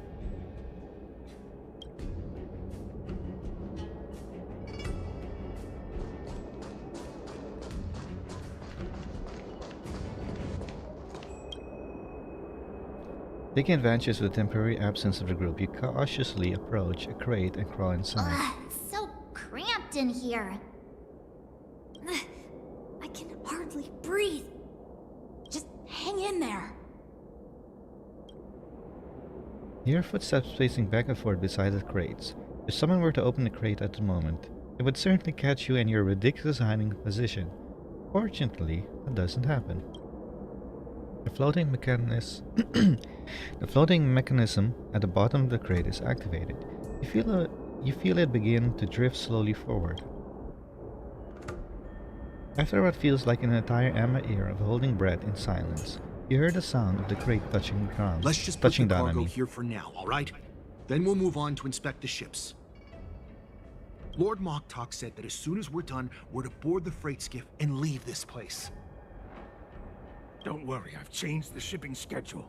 You two, come with me.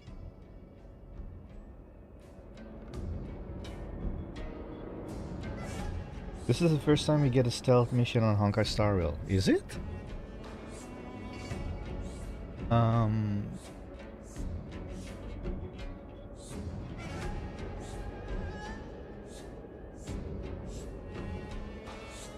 Yeah, I guess so. I don't think I can remember any other missions where we had to follow somebody. Is it just me? I keep smelling that stench of lowly beasts everywhere we go. Don't be so paranoid. The departing footstep sounds like a signal, prompting you to breathe a sigh of relief. Looks like they're planning to escape on the skiffs in Stargazer Navalia. They keep talking about their plans, but where do they come from? And what do they want to do on the Xianzhou? They're definitely up to something bad. Wait, they disappeared. Let's catch up to them.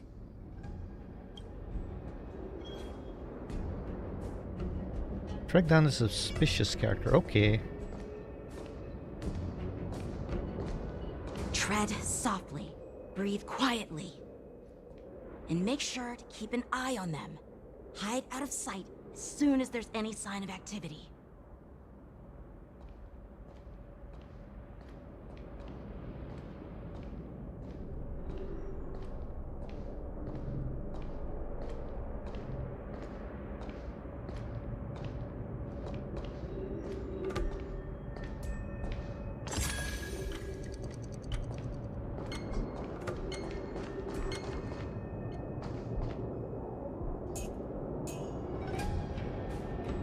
Oh, can you see me from up there?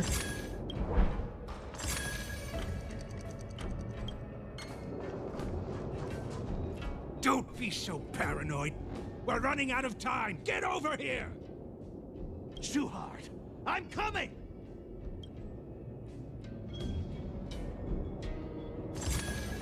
Wait. They're leaving.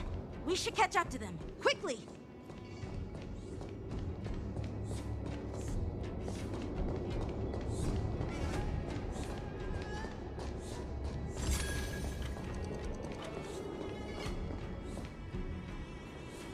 What are they up to? They're all wearing official uniforms, but I'm pretty sure they're not members of the Skyfaring Commission, the Artisanship Commission, or the Cloud Knights. This is way too suspicious. And this is the time, Yanqing, that you need to send a message back. Never mind who they are. Let's just film them. That way, if they do anything bad, we'll have solid evidence against them. Reminds me of the COD missions. I've never played Call of Duty. Oh no, wait, that's a lie. I have played Call of Duty. Which one was it? It was, I think, Modern Warfare, the first one?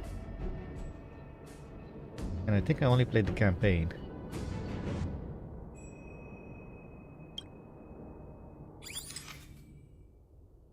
Take a 3x The moment the suspicious faction reaches out.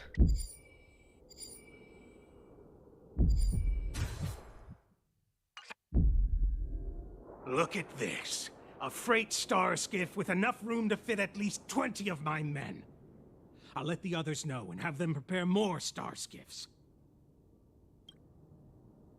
Once we're past the checkpoint, there will be beast ships waiting for us. Lord Moktok is ready. The revival of our ancient bloodline all hinges on this operation. What did he just say? Beast ships?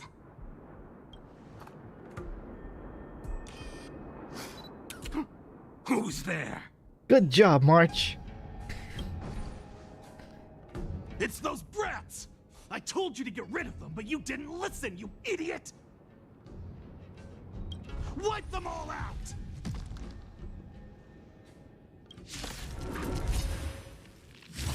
Borson? Need a shine. Adusa! Die, you lowly beasts! Which march is this? Oh, it's story march, not my march. Hey! I don't have my trailblazer on this team. Okay. How does this work? How does this work? Here you go, Master!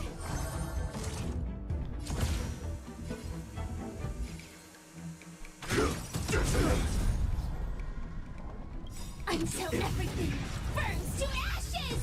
Nice like a good, my friends. Indulge yourselves!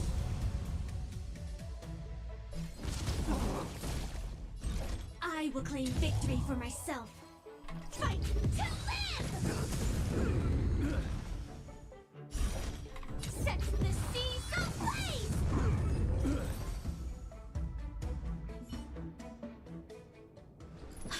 How is this possible? How did these Foxians change their appearances like that?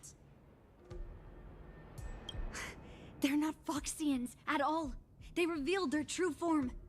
They're Borison, just like the bandits I defeated on the IPC ship. These visitors are actually Borson, like a disguise. Wait, that means... The Luofu has been once again invaded, Yangqing! The Borson have infiltrated the Xianzhou. Well, how did the Borison manage to infiltrate the Xianzhou?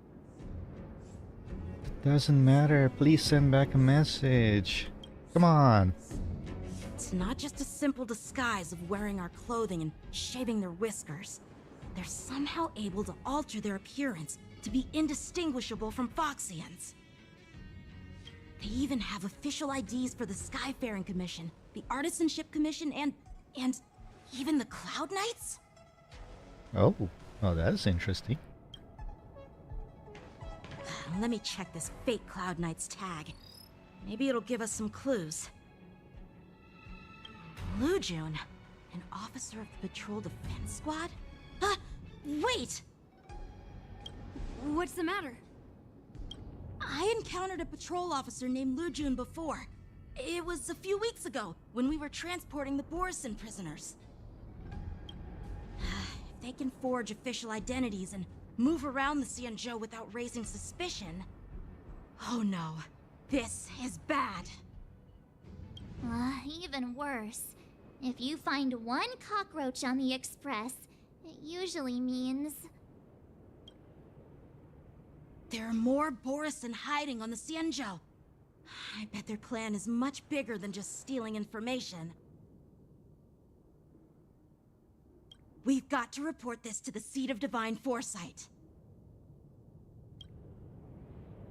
Meanwhile, in the Seat of Divine Foresight.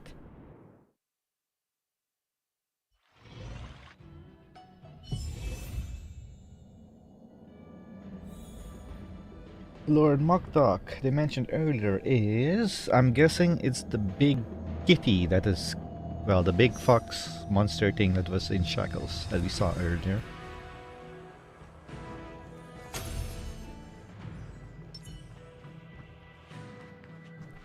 Fei Xiao, I'm saving up for you.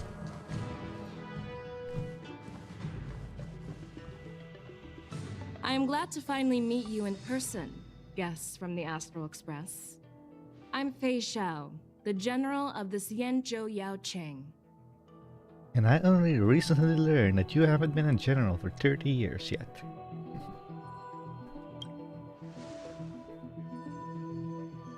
Let me introduce our guest to you. The one dressed in green.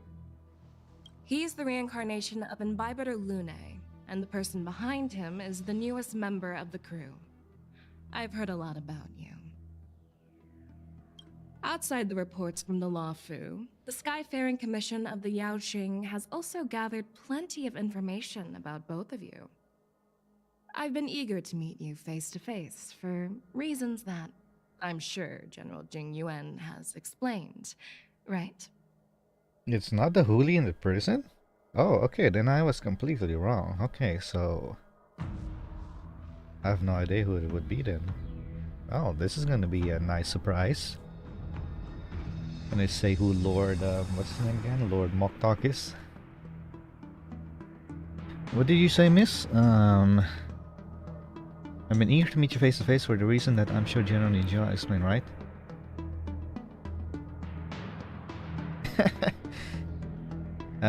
Answer question, witness. That's right. But don't worry, this isn't a trial. I just want to have a chat with you and get a better understanding of the facts.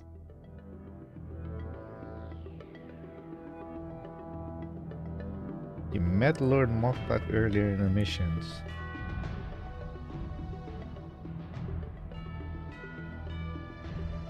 Still no clue who it is. According to General Jing Yuan's report, the Ruin Legion is to blame for the Ambrosial Arbor crisis, and all Arbiter Generals should pay attention to the Ruin Author's movements.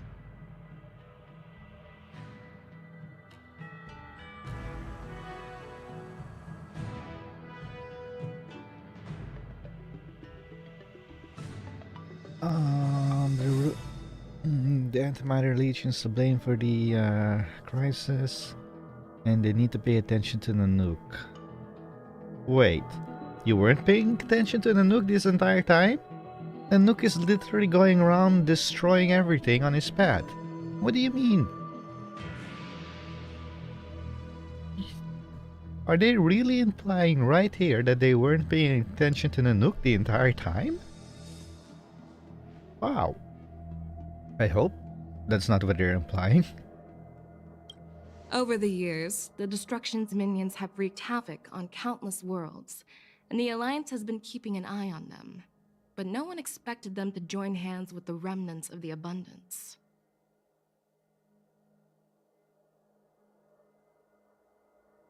Over the years, the Destruction minions have wreaked havoc on countless worlds. I don't think wreaking havoc implies completely annihilating entire worlds, Miss Fei Xiao. Fei Xiao? The damage caused by the Ambrosial Arbor crisis was far less severe than expected, which is good news for us.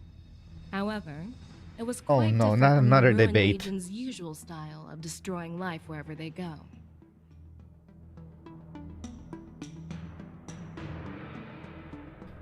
The damage caused by the Arbor crisis was far less severe than expected, which is good news for us. However, it was quite different from the Ruin Legion's usual style of destroying life wherever they go. Well, Miss Fei Xiao, you hear there's this thing called a tactic? And the Ruin Legions definitely have tactics. So, seeing them infiltrate with a smaller force seems like a good tactic to me when they're using the conflicts from the Luofu and the Abundance in their favor. While I trust the bravery of the Divine Foresight and the Nameless, I'm curious about some details missing from the report. I hate that I'd part like to take lost. this chance to have an Okay, exchange with both of you. let's see if I'll win this part.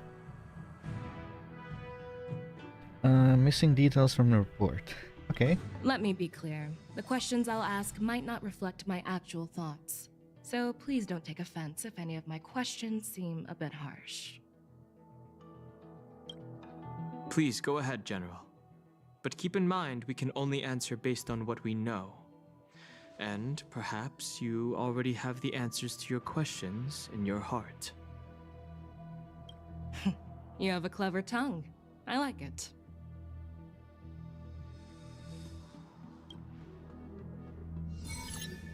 Negotiations. Merlin's claw is quite articulate. Right now, her intentions are unknown, and Jing Yuan wants us to be honest. Maybe I'll just stick to the facts we know. Let's cut to the chase. Before the crisis struck, the Astral Express was guided here by a Stellaron hunter, a wanted felon, in an attempt to resolve the Stellaron crisis. Wait a second. Why are we debating? We're just answering questions. Huh? This makes no sense.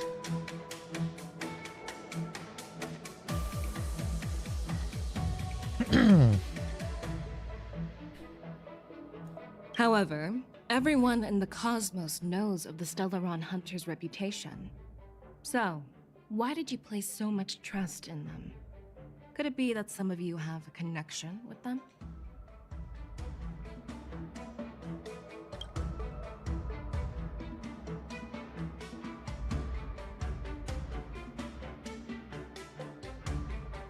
It all comes down to the Stellaron. Apart from the Luofu, there are many other worlds suffering from Stellaron corrosion. For example, Eurillo 6, the world that the Express stopped at before reaching the Luofu, was one of them. To the Express, Stellarons act as roadblocks on the Silver Rail and pose risks to the warping process. And that's why dealing with Stellaron issues is part of the duty of the Nameless. Ah, I've heard about those problems caused by Stellarons. The Express connects various worlds, so it makes sense for you to take care of this. The cosmos is a mess, and the Trailblazers are just doing their best to fix it. I understand. My bad, I meant negotiations. Sorry, my English is bad. No worries, no worries. Let's move on to the next question. The reports suggest that Don Shu, the master of the Disciples of Sanctus Medicus, colluded with the Lord Ravager and used the power of the Stellaron to resurrect the Ambrosial Arbor. That is true. But here's the thing. Don Shu was just a chief alchemist. Even if she colluded with our enemies and summoned the Stellaron, how did she manage to bypass the Vidyadhara guards around the Ambrosial Arbor?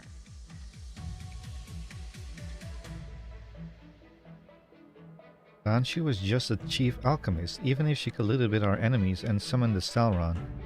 How did she manage to bypass the Vidyadhara guards around the Ambrosial Arbor? Because she is powerful? She used the power of the abundance and fought her way through?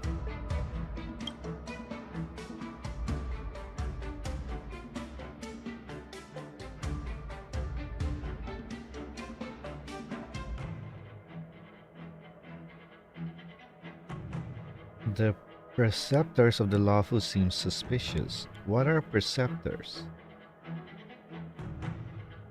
I personally met Don Shu. Okay. The exile of Imbiber Lune is what led to this calamity. Exile? Refuse to answer anything. None of these answers seems to be correct. In any sort of way. Except I've personally met Don Shu, but what does that have to do with this? How did she manage to bypass the VR guards around the Ambrosial Arbor? I don't know.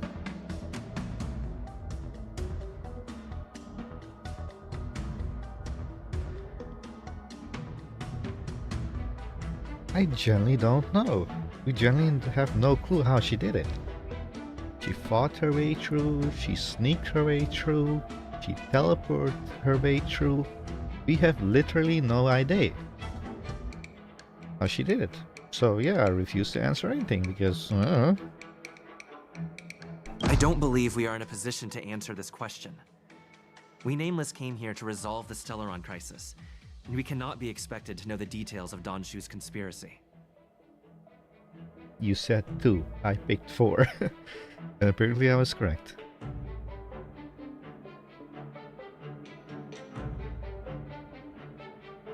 You make a valid point. That's how innocent people should react. Let's skip this question for now.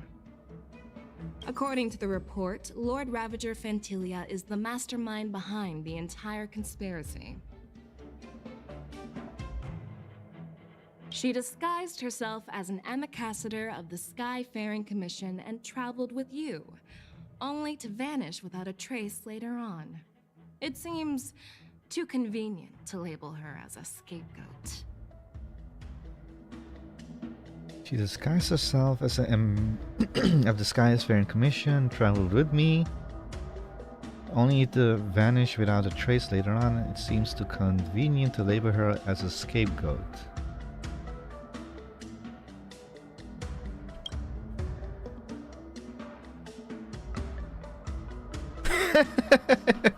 Fantelia's a Heliobus. Yeah, right. Fantelia was eager to obtain the power of the Ambrosial Arbor, refused to answer anything. Lu Xuan, the Master Diviner, witnessed everything firsthand. Okay, let's see. Fantelia did disguise herself, yes. She traveled with me, only to vanish without a trace later on. Well, she didn't really vanish without a trace. We knew where she was going. It seems too convenient to label her as a scapegoat. What exactly is the question? That's how according to the report, Fantelia is behind the entire conspiracy. You only to vanish without trace later on. It's convenient to label a scapegoat. What is the question?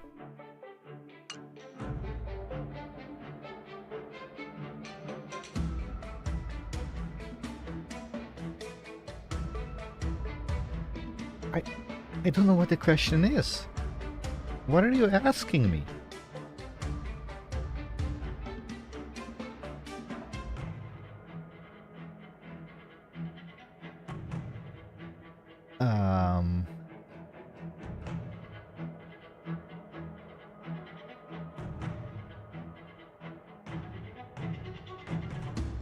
You say pick 2, but I really don't want to pick any answer because I don't know what is the question.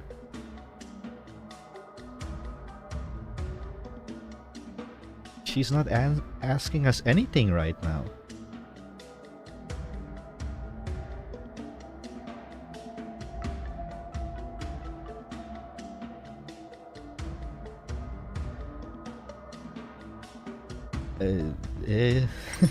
Can we skip this question?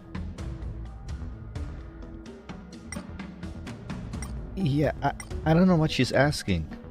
That's the issue here. I'm skipping this round.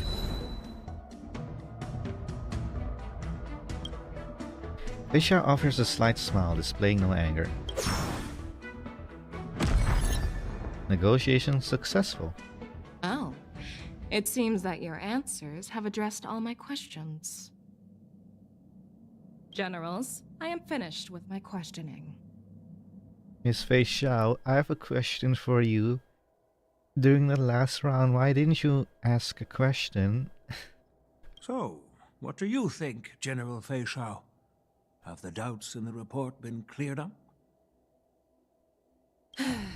The two Nameless have been honest in their answers. Even though there are some tricky details, my intuition tells me there is nothing wrong. I don't know either. I searched it up on YouTube.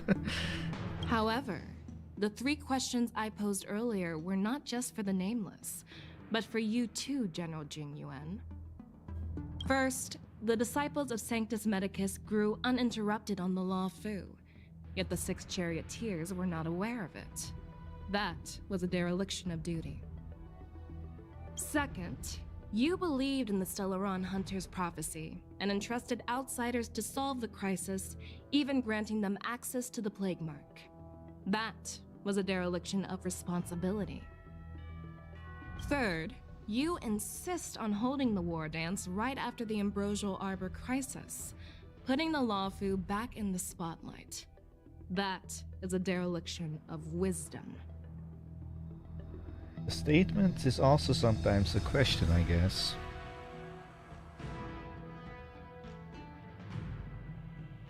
Well, it depends how it's worded, to be honest, and it really didn't seem like a question to me. Merlin's Claw. Is this your line of thinking, or the Ten Lords? The Ten Lords Commission? From the moment I walked in, I made it clear that the questions I'd ask might not reflect my actual thoughts.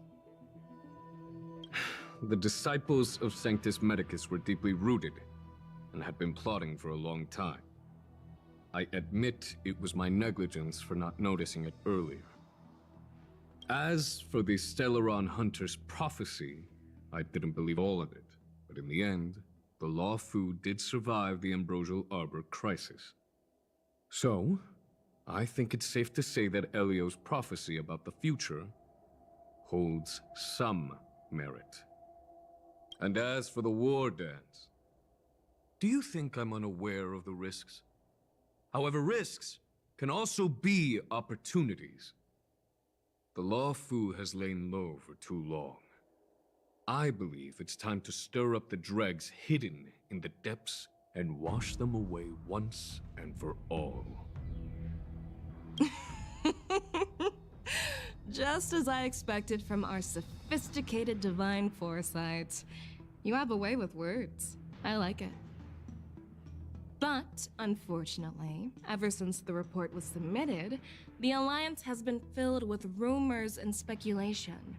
Even within the Luofu, there are people accusing you of neglecting your duties, resulting in the Ambrosial Arbor's resurrection. So what are your thoughts on all of this, General Fei Xiao? As a fellow Arbiter General, I fully understand the difficulties of this position. Personally, I think all these rumors are meaningless drivel. Across the sea of stars, the divine foresight knows better than anyone else what happened on the Luofu and the meaning behind it. Just as what happened on the Xianzhou Luofu recently. Wait, what? What happened there? You mean the Xianzhou Luofu is also... The scouts of the Verdant Knights have sent back reports that Borisin are making trouble again. The Borisin packs that were once divided and scattered have started swallowing each other up, forming larger and larger packs. Moreover, there's an entity named Mongus behind it all. An entity? According to the report, this entity isn't actually a Borisin. It's a woman claiming to be the messenger of the Master of Immortality. She's described as having 12 faces and 12 pairs of fangs, as cruel as poison and as elusive as quicksand. The Borisin believe she'll give them a chance to rise again. That's Ventilia.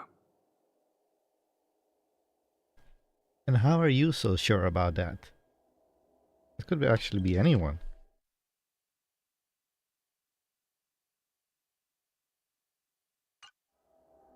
That's right.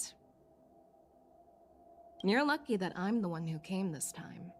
If it were the Patina Justice or the Seer Strategist, this conversation might not be so friendly. Yo Wu? Yu Wu? Yao Guang? I've always had faith in my instincts, so I don't doubt your good intentions. But the Alliance has its fair share of questions and doubts about the Luofu.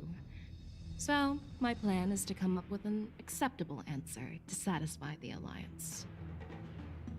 What's in this plan, General Fei Xiao? General Jing Yuan, you already know what has to be done. But since you don't want to be the bad guy, I'll take care of it for you.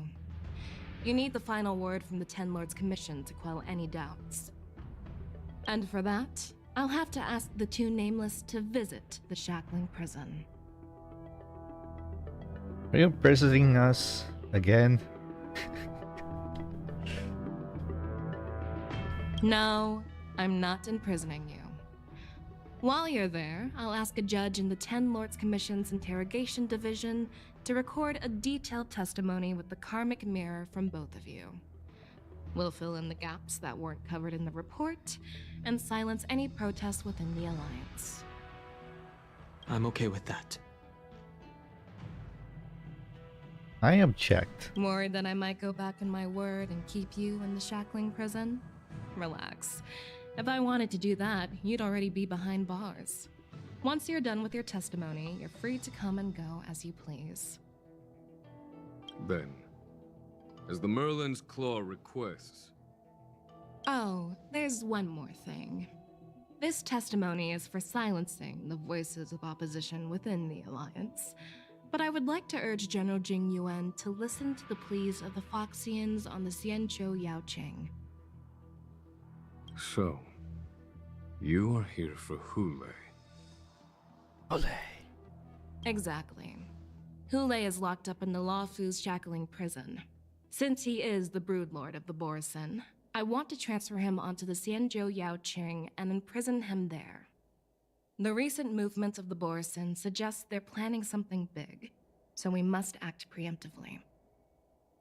It makes sense to have the Foxians keep an eye on their arch-nemesis. Since you trust my judgment, I'll repay that trust. What do you think about all this, General Huayan? I was worried this would turn into a heated argument, but it seems like both of you are on the same page, solving each other's problems. I couldn't have asked for a better outcome. And as for Hule, I'll send my lieutenants Zhao Chou and Moza to check on his condition in prison and ready him for transport. If there are no more questions, shall we get this started?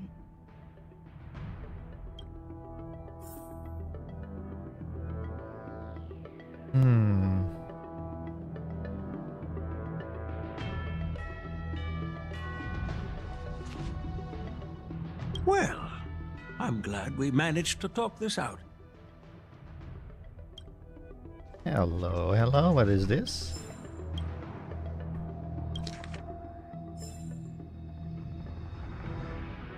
I'll read it later.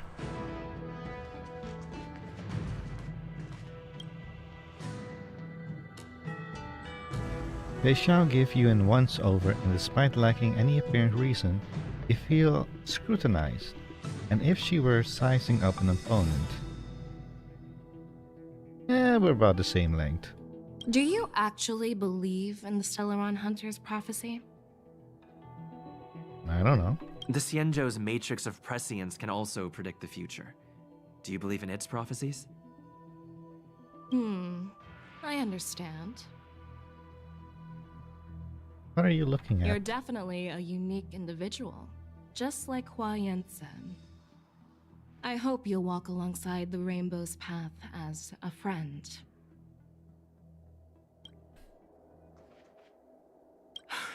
I'm really sorry about all this. But the testimony in the shackling prison won't take up much of your time. Really? I'll call for a messenger to take you to the interrogation division. You just need to give your testimony, and then you can head back. So no need to worry. As you wish, General.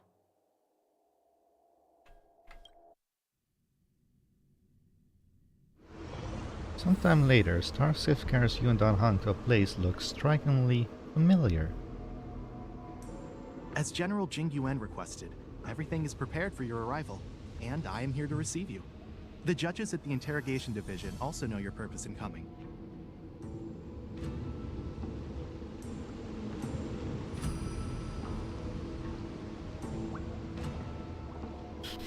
I want to attack them for some reason.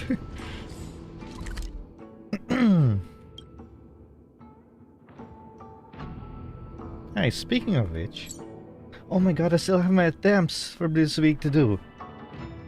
I And today is Sunday as well.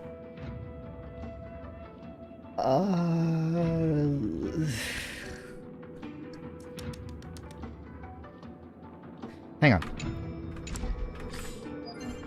How much should I have? 15, 23, 25, 24, 30. Well, you're the lowest. One moment. Let me go do this real quick before I forget. Who's gonna fight? I don't know. You guys do it.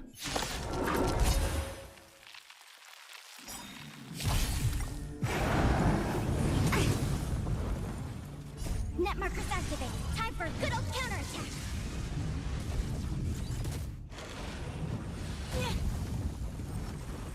Feeling spiffy? On the still waters of oblivion, I weep for the departed. It too shall fall. Together as one.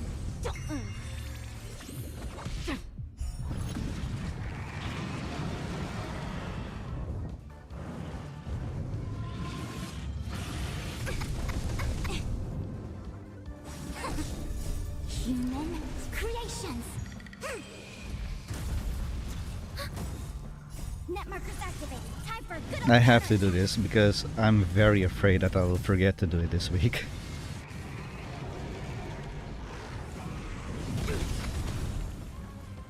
Can you find the answer?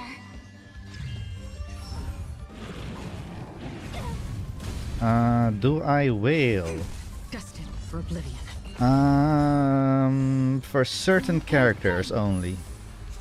Like, let's say you get a groundbreaking character that is coming out, and that character will change your entire team build or your entire combat. For specific character, I would say yes, but in general, I don't. Still waters of oblivion. Okay, that's one. 25.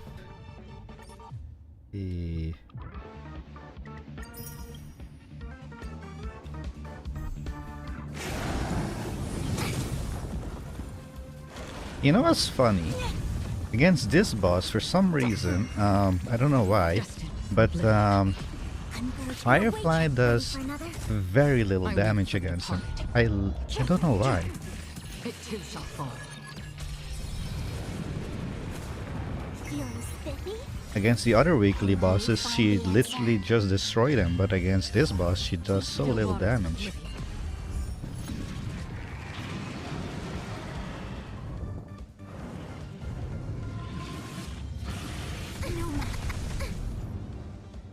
I do prefer using Firefly because how fast she is. Time for a good old counterattack.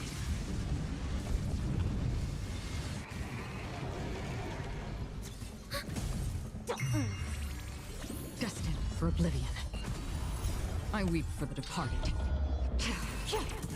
It too shall fall.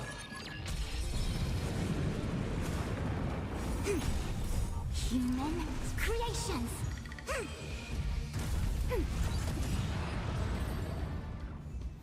Okay, one more. No matter. Net markers activated. Time for a good old counterattack.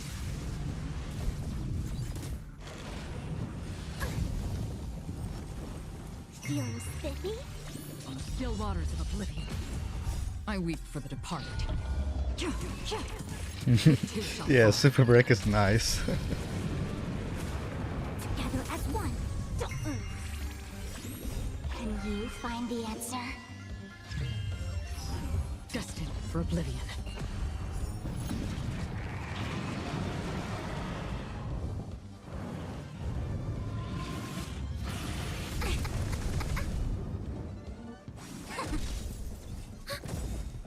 Net markers activated. Time for a good old counterattack.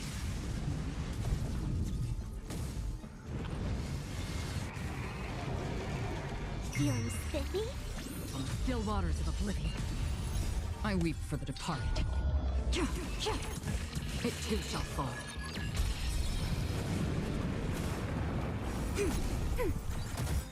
Net markers activated. Time for a good old counterattack.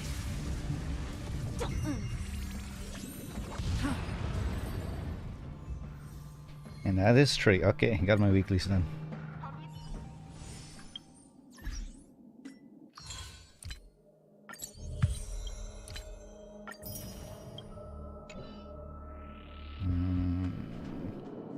Wait, that is Sunday, right? Let me just take this real fast. Give me.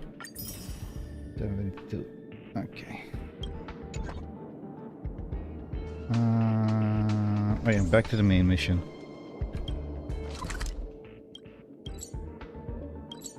Oh, can't tell. Oh, darn it.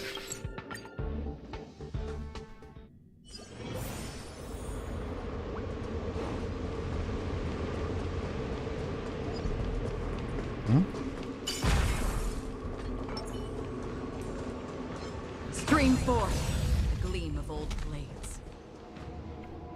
Sometime later, Starkers. Oh, what? Why are they showing me this again? As General Jing Yuan requested, everything is prepared for your arrival, and I am here to receive you. The judges at the interrogation division also know your purpose in coming. Okay, let me switch back teams. 6.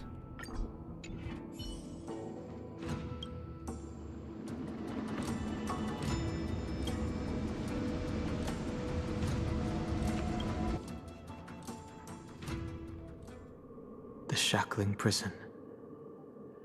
I didn't expect to be back here after all these years. Can you friend me? I'm playing on a European server. So if you have an account there, yes I can. Danhong, don't worry about me. If you're ready, I'll open the gate for you.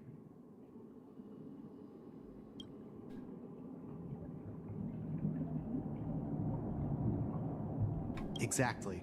Please come on in, dear guests.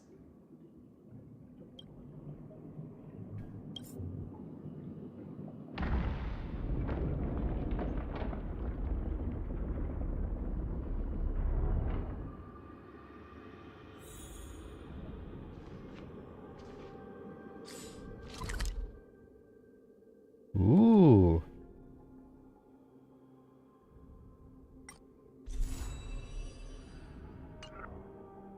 Ah, you're in Asia. Yeah. Sorry, I'm in Europe. Sadly.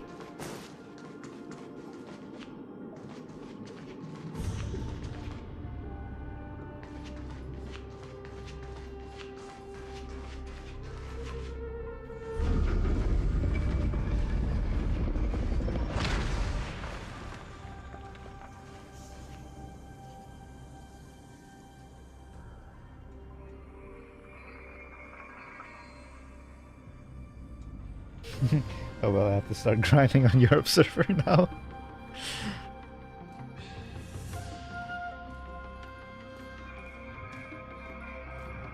What are you looking at? The shackling prison on the Luofu is completely different from the one on the Yaoqing. It's completely underwater. Whether it's in the clouds or underwater, breaking free would still be a piece of cake for me. Still thinking about your old jailbreak tricks, huh? Forget it. You're free now. Just don't do anything stupid, or the judges will throw you back in there and lock you up for a few hundred years. I'm gonna grind Euro server now, just wait. Okay. You'll see me again in just a few days. Taking Hule back to the Yaoqing means a lot to the Foxians on the ship, and to the General herself. So stay alert.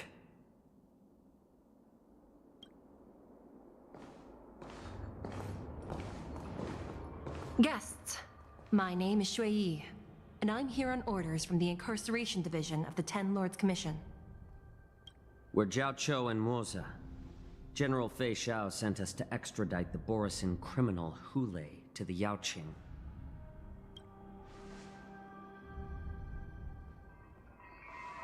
We're here to inspect the conditions of his imprisonment and make preparations for the handover and transportation. I assume you've been briefed, Your Honor. Your visit request has been approved. I'll be your guide for this trip. Prisoner Hule, the warhead and brood lord of the Borisan abominations of abundance and the arch-nemesis of the Foxians, is responsible for 2,123 wars of aggression and countless associated crimes. Due to his heinous acts, he has been imprisoned in the depths of the Shackling prison and subjected to the punishment of the Forest of Swords until the end of time. He shall never be pardoned. No need to repeat his crimes and sentence, Your Honor. He is the greatest enemy of us Foxians. The stories of his atrocities are used to terrify our children. I'm well aware of every crime he's committed. Let's move on to the next step. See you, CQT. Have a good night. When it comes to visiting criminals, there are rules in place to ensure your safety. I know you've heard legends about Hule since you were children, but your knowledge about him is likely very limited. Only the judges of the Ten Lords Commission truly know what kind of abomination is locked up at the bottom of the Shackling prison. It has been centuries since Jing Liu, the former sword champion of the Luofu, captured Hule. And during all those years, we never provided him with any food. Yet he somehow managed to stay alive. It defies all the documented physical characteristics of the Borisan. The Forest of Swords, forged by the Punishment Division, is a device of intense torment, used to execute sinful abominations. Most Borisan die within 3 days in the forest, but Hule is different. Every time the blades pierce him, his body instantly heals. Despite the brutal punishment, he somehow manages to survive. The complex rules are there because of his abnormal characteristics. Do you understand now? I apologize for any offense caused. Please continue, Your Honor. I've given you the instructions regarding Hule's visitation. Please make sure you read them carefully. Well, I guess I have to read this. Prisoner Hule, summary of the crimes. The Borisan warhead, denizens of abundance, accountable for numerous acts of evasion and associated war crimes, accountable for the long-term enslavement of Foxians and utilizing their blood for alchemical purposes. Detention method. This prisoner must be subjugated to the punishment of the Forest of Sword and never be pardoned. They must be transferred to the different location on a regular basis. Their shackles must be checked for sturdiness during the transfer, and the air filters in their new cell must be intact and functional. Notes: the confinement of this prisoner is the foundation of the alliance between Xianzhou and the Foxians. Any individual objecting to this sentence should be punished for sowing discord. Anyone who contacts or converse with this prisoner must take poison-proof pellets or wear a breathing mask. Equip the filter cartridge to counteract the effects of the loopy toxin. The prisoner's place of detention must be changed on a yearly basis, and a new location must remain unknown to the individual below the rank of Cloud Knight, Lieutenant, or Judge. Do not mention Jing Lui when conversing with these prisoners. Oh, I have Jing Lui. I will kick his ass. And please, take this pellet before proceeding. No, I'm not taking random medicine. Then you won't be allowed to visit Hule. Just swallow it already. Hule is like all Borisan. He can release a pheromone called lupatoxin that induces fear. Thousands of years ago, we Foxians were enslaved by the Borisan. Not because we were naturally weaker, but because of their lupatoxin. This pill is for our own mental well-being. I understand. I knew you were a reasonable person. Now that we've taken the medicine, let's proceed.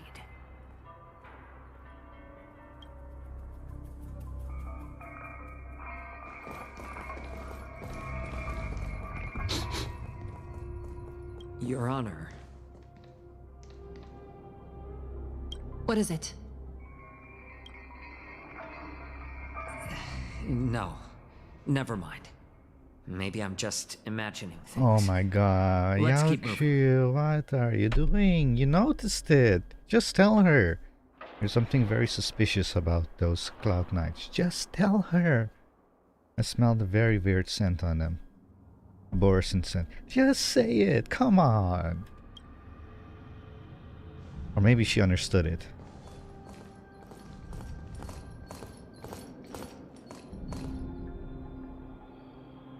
Here we are. I'm so sad. Her Honor hasn't arrived yet. Please wait a moment.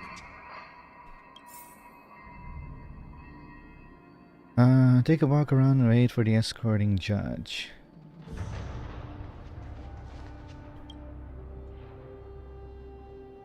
Looking down, you see a honeycomb of densely packed prison cells extending deep into the darkness beyond your view. You hazard a guess on the number of prisoners they are capable of holding there. 3,000, 30,000, 300,000? Wait. This may not even be the entire shackling prison.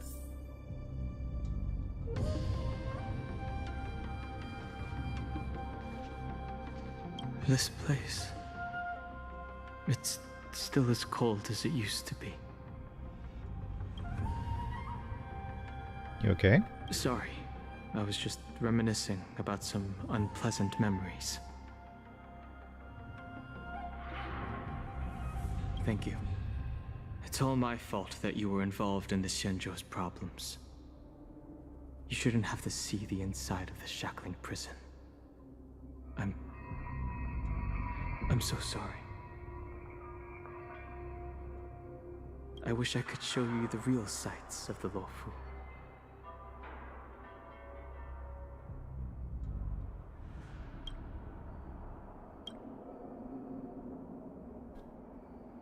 The 6 charioteers might have more power over the rest of this Xianzhou ship.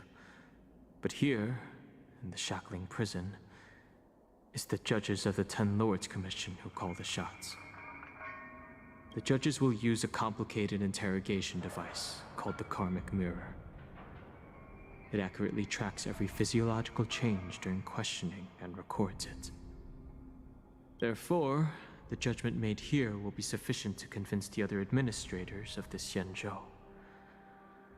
At least they won't attempt to challenge the conclusions. Perhaps that's why Fei Xiao insisted that we come here. Okay. But watch your step. This place is not like the others.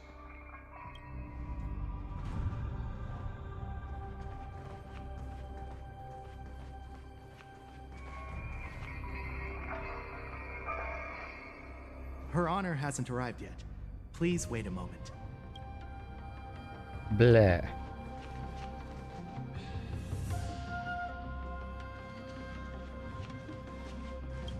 Oh, there's chests over there. The Jade Abaca here glow with unusual luminescence as they perform their calculations, possibly on the status of the prison cells or the security of each area. Welcome, Hey! dear guests from the Express. Judge Hanya of the Interrogation Division. We've met before. Hey, that's not fair. I still had to look at the other thing. You don't want to see me? Well, in that case, I can call in the judge who's an expert in acupuncture, or the one who's handy with axes and saws, or the one who knows all about whips and ropes. We've got plenty of options here, and we'll find one that suits your taste. Just kidding. We judges work in shifts, and it just happens to be my shift. Maybe we're destined to cross paths. Please allow me to express my gratitude to you again for subduing the demons in the Fixtral Garden. Looks like while March 7th and I were clueless, you already made many friends on the Xianzhou Luofu.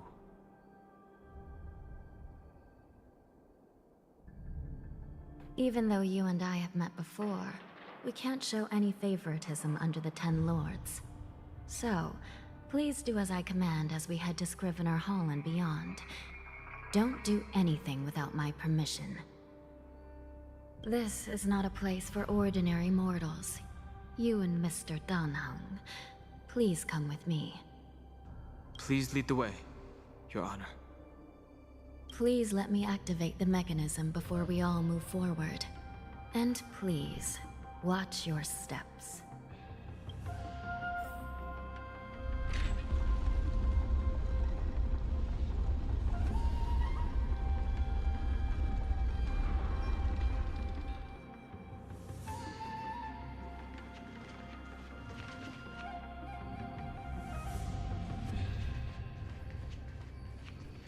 Be very careful and watch your step as you make your way through. The terrain inside the shackling prison is treacherous. One wrong move, and you could end up plunging into the depths. And if you're really unlucky, you might be frozen solid or burned to a crisp before anyone can help you. But with your skills, I don't think you need to worry about that.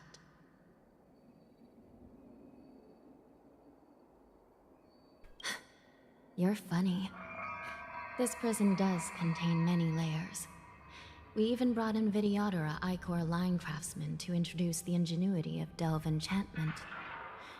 What you're seeing now is just one part of the shackling prison. Perhaps. Judging from the appearance, much of the architecture in this prison has a Vidyadoran style. So, perhaps they did have a hand in building this place back then. As for how many floors there are, well, not even us judges know for sure. But there's a legend among us judges that a short-life prisoner once tried to escape, but ended up falling into the depths. And when we found him at the bottom, he was already an old man on the brink of death. Did he spend his whole life falling? Or did some long-life prisoner drain his life essence? We'll never know. Anyway, please don't try anything like that. Please, come this way.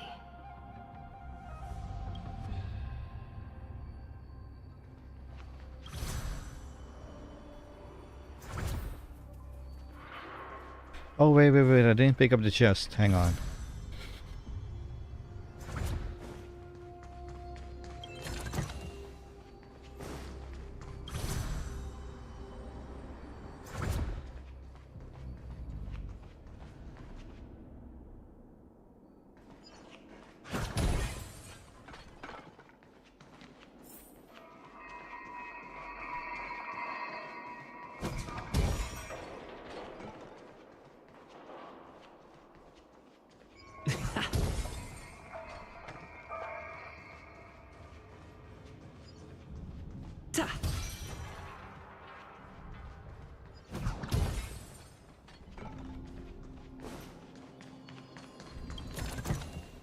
Is that all?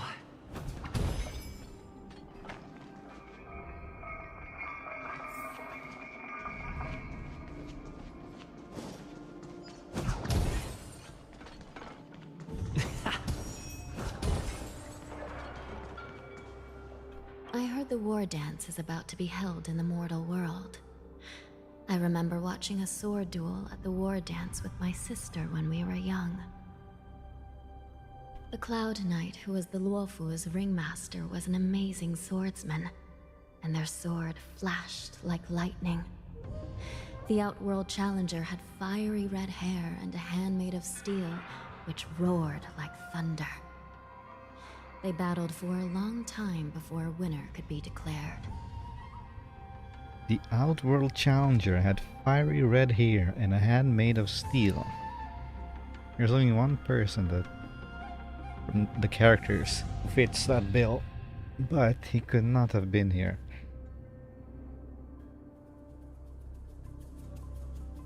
So, who might this person be? Time sure flies. Now, both my sister and I are residents of the Netherworld, and we will never again feel the thrill of a competition. Are there a lot of people in Starskiff Haven due to the war dance? Sounds amazing. It's a shame I'm too busy to attend. But even if I could, I'd probably just scare people off with my current appearance. Let's get going then. What do you mean current appearance? You're beautiful. Oh, look at you. I do have you, right? You're pretty.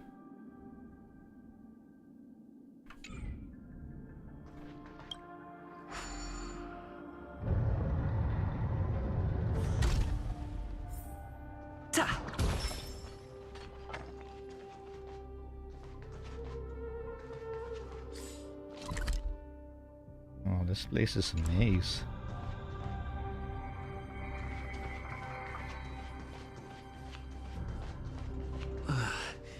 It's freezing. This place is filled with the cold air from the northern peak of the polar delve.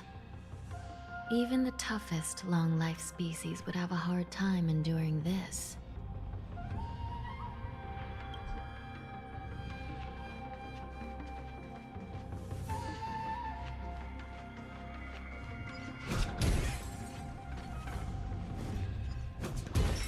Please stay tuned.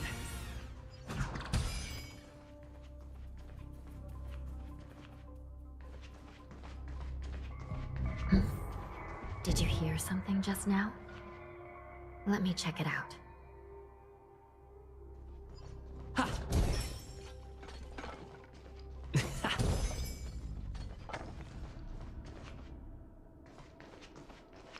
Ugh, what an eyesore. This place is packed with boxes and crates. Ah, so here are where all the Borson will come out from. Got it. Now you're in there.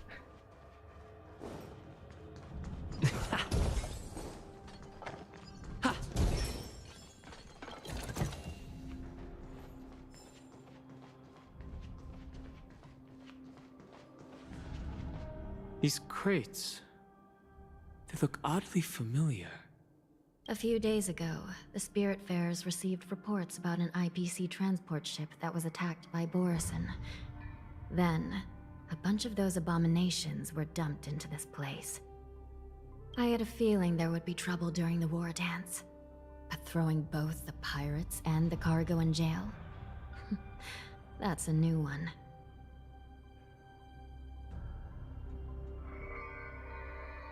I heard the Intelligentsia Guild crafted something dangerous. We have many records in the Hall of Karma about these wise ones. They love to tinker with forbidden technologies, always trying to push the limits of ingenia. I caught a glimpse of the mechs in those crates, and they bear a striking resemblance to Borison. I wonder what they're planning this time. Well, business first. Let's keep moving.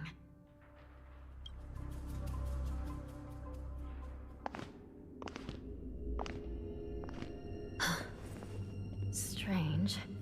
I don't remember checking the containment facilities a second time.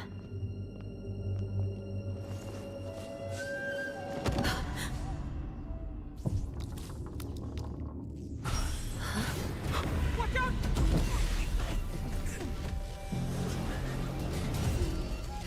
Emergency! All Wardens prepare for action! Emergency! All Wardens prepare for action!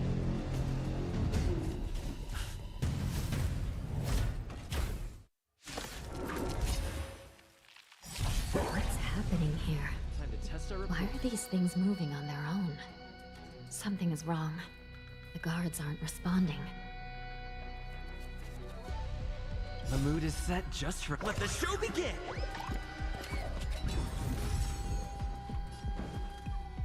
Let's improvise. Join the battle. Attack! Until everything burns to ashes! Set the seas ablaze! Fight to live! So you got? Existence is unity.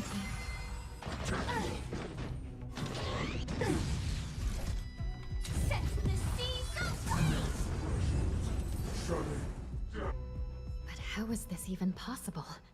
The Spiritfarers follow the protocols, cutting off power to the mechs and sealing the crates. How could these mechs still start moving? It's just like what happened in the Artisanship Commission before. These goods went haywire and attacked everyone in sight.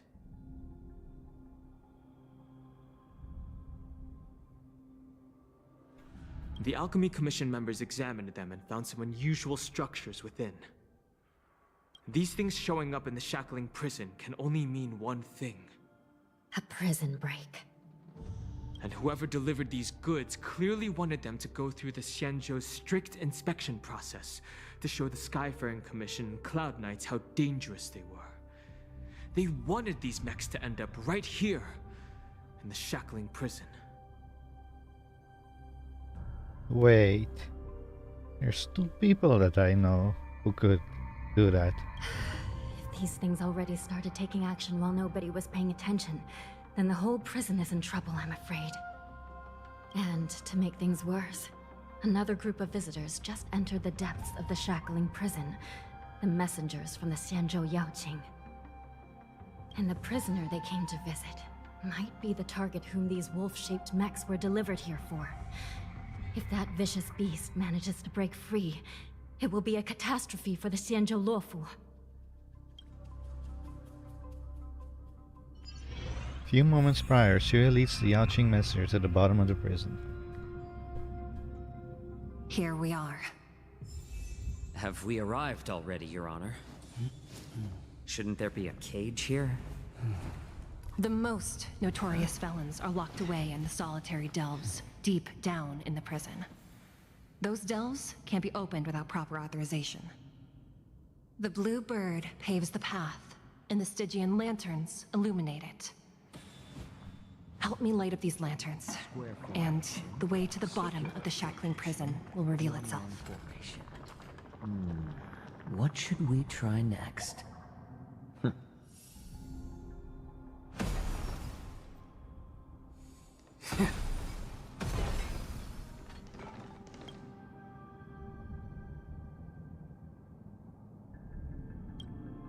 Perhaps the stifling and somber mood the shackling prison has gotten to him. That's why he's neither up for chatting nor humoring you.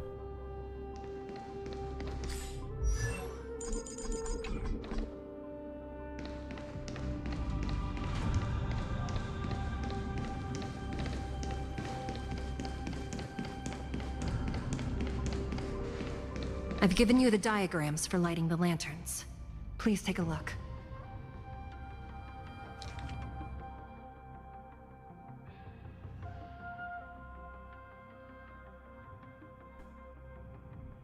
From the bottom to the top. 1. Oh wait, we start here. So 1, 2, 3.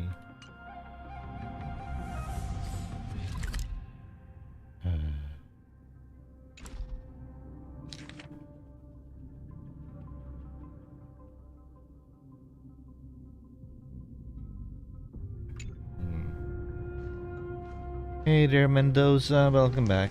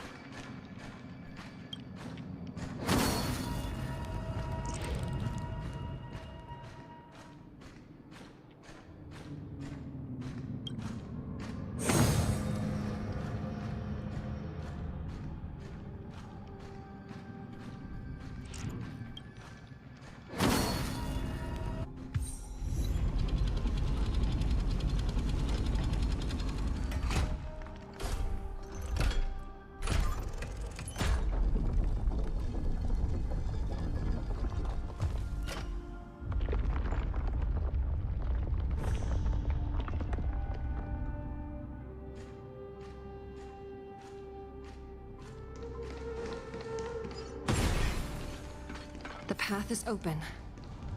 Once we descend to the bottom of the prison, please do not do anything reckless.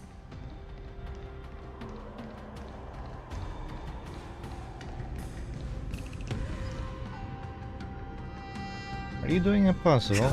No, I'm not. This is still the main, this is still the Trailblaze mission.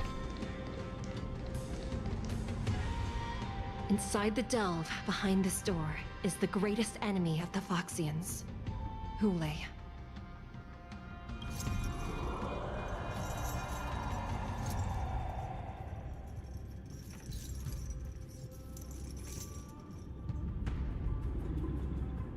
Well, apparently we're in the shackling prison right now, and we're going to meet Hule.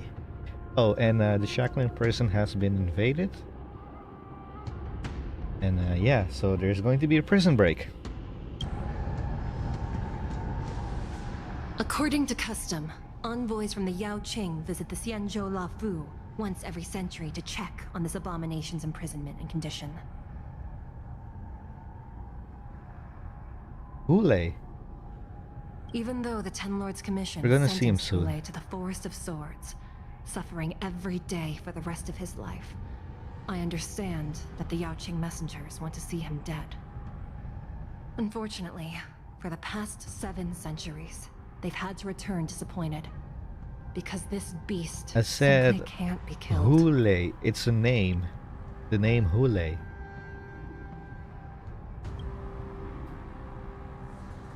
If we can use his toxin to create medicine and save an innocent life, it might help balance out some of the sins he's committed.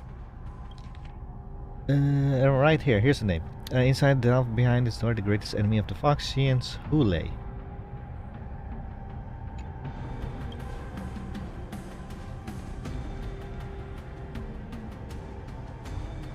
Could you be the key to a cure for the General? Hule.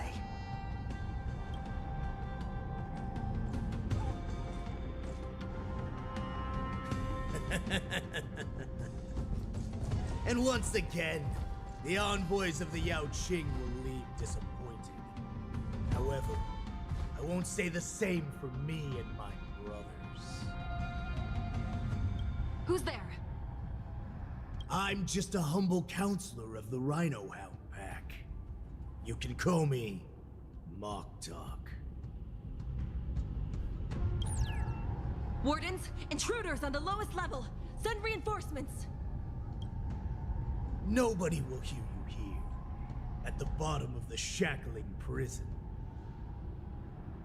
Thank you for opening up the prison for us, Your Honor. We'll take it from here.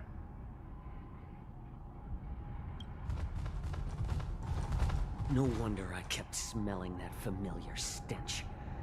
So it wasn't just my imagination. Do your thing, Morza. We mustn't let these abominations get any closer! Detestable things. There are too many of them. Once we were inside the shackling prison, we found soldiers available for us everywhere.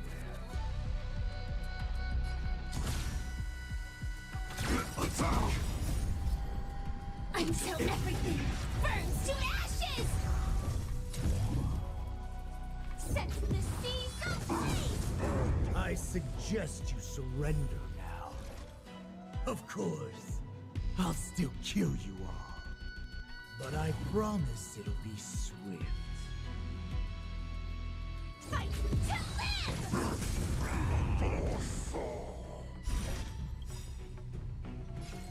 Set the seas ablaze! Every petal in life's all will be swept away by the wind. I like adding fuel to the fire. How presumptuous. Die now! Leave if you can, Morza. It's not time yet.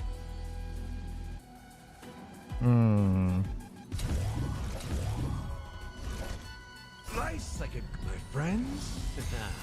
Indulge yourselves! Fight to live! In the mood for another beating? It ain't over.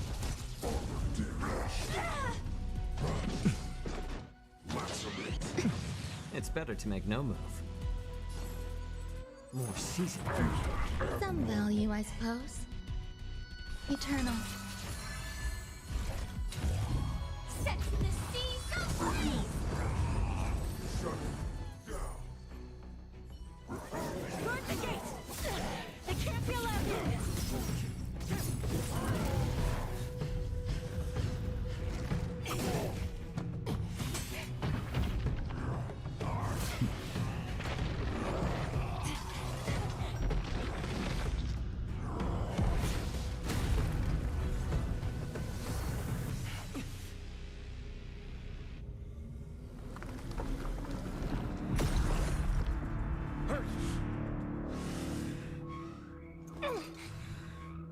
Don't do it, Sui.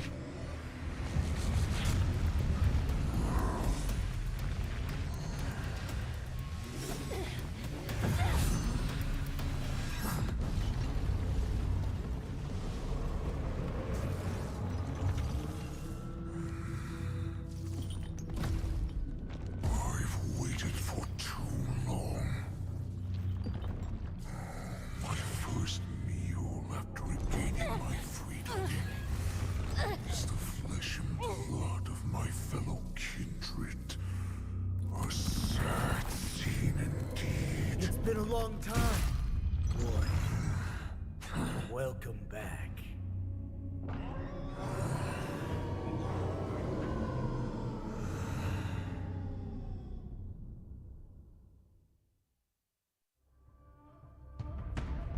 How many times has the old verdant home spun around since our last hunt?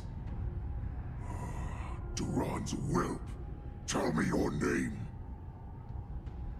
Oh, great Hule, nemesis of the Foxians, and the hunter of all beings. I'm Moktok, a humble counselor of the Rhino Hound Pack. I am only one insignificant heir spawned from your bloodline. It's been at least 7 centuries since you led our pack through the hunting grounds of the stars. I'm thrilled to see that you are as cunning and skillful as ever. 7 centuries. 7 centuries have passed. But why have Duran's whelps grown to look like this? Tell me, Moktok, why have you grown to resemble our most despicable slaves and enemies, the Foxians? I've been commanded to release you from this cursed prison. It is Senjaya's will. That's why I had to take a magic pill, don the skin of a lowly beast, and play along with their hypocrisy.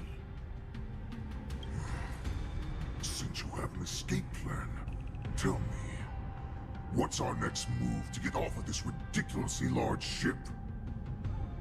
My brothers and I will lock down this prison, trapping the prison guards inside. This will buy us some time. The rest of my crew, who are undercover like me, will secure the vessels for our escape. According to the plan, we only have a tight 2-hour window to get out of here. Originally, I intended to carry out the plan tomorrow, but they're planning to transfer you to the Xianzhou Luofu now. So I seized this opportunity to set you free. What a reckless plan, you idiot! Even if we manage to get the ships, our chances of escaping are slimmer than a Foxian slipping through my claws! But we have no other choice. The angel serving under the Master of Immortality sent me with a message. Only your return will end the prolonged divisions among the Borisin. Every one of my crew is ready to lay down their lives if it means setting you free.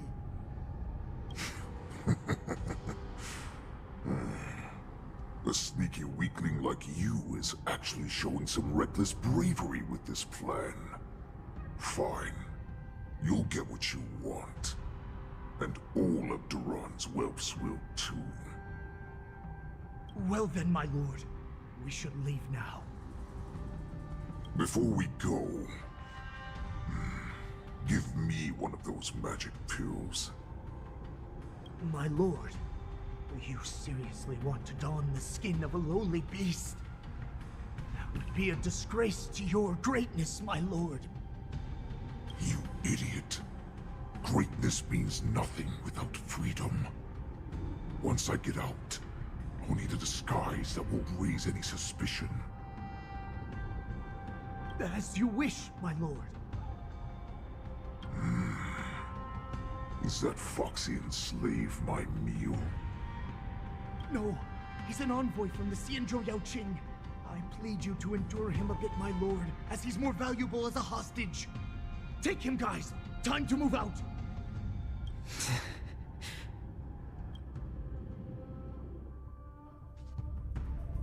At the same time, Danhong and Hanya realize the situation Madam in the Hanya, prison. the wardens in all areas are regrouping. Those Ingenium enemies are wandering around and causing heavy casualties. And to make things worse, those iron wolves broke open the cages and let the criminals out. We've called for backup, but it seems like all communication is jammed. You know what's interesting? Well, interesting and also not surprising? These iron wolves that open the cages and let the criminals out, those are from the IPC. Why does it not surprise me that the IPC is doing something very scummy once again? Let's preserve our strength and first take down the isolated prisoners. By decree of the 10 Lords, all prison breakers and intruders shall be apprehended, dead or alive. Just a short time ago, the nether key mechanism was activated. It was probably Madame Shui and the Yao Qing messengers, heading to the bottom of the prison. Given the situation, I'm afraid that area is exactly where our enemies are targeting. We mustn't let that vile beast escape from its cage. We've gathered all the prison guards who can still fight, and we'll split up and secure each floor. Go! Those intruders are quite bold. They must have been planning this for quite a while.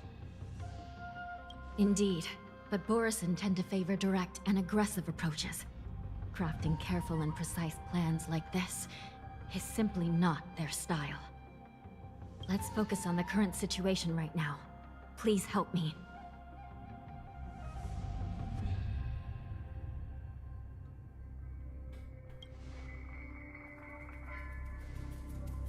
What's the fastest way to the bottom of this prison, Miss Hanya? If we don't get there quickly, we'll soon be outnumbered by all the enemies inside. We'll have to bend the rules. Please, follow me. Prisoners must remain in place and obey the By decree of the 10 Lords, all prison breakers and intruders shall be apprehended, dead or alive. Yes, ma'am!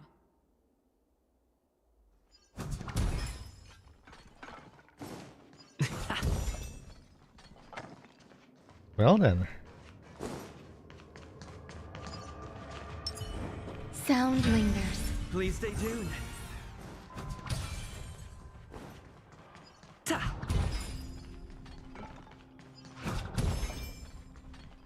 Well, Sui is very wounded at the moment.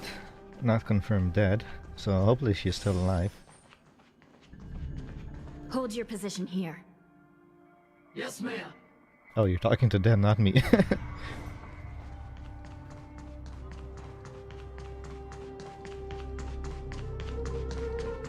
We need a few tools if we want to reach the bottom quickly. Follow me to the next floor. You can always jump, you know.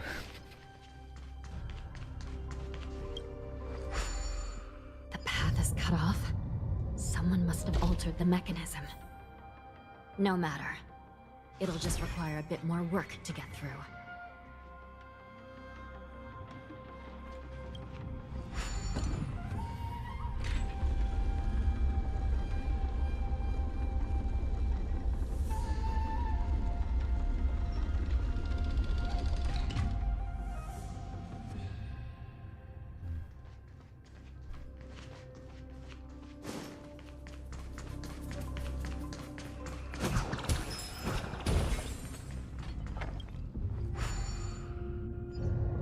Some spiritfarers occasionally use ingenia from the Artisanship Commission to navigate the treacherous terrain here. Normally, using devices like the shifting screen is strictly forbidden, as they could help prisoners escape. But, given the urgency of the situation, let's just ignore the usual regulations. You know, if this was Stellar Blade, I could just jump from here and assassinate them from above.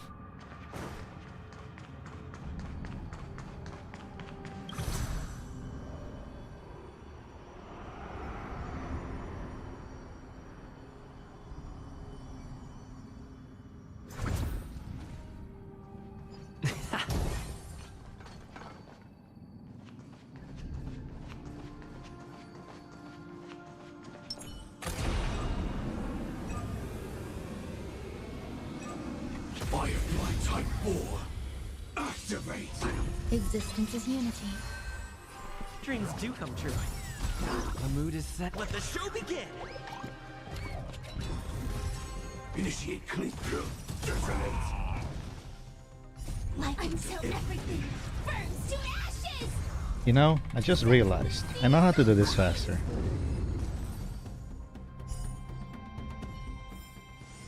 Every victory is hard won.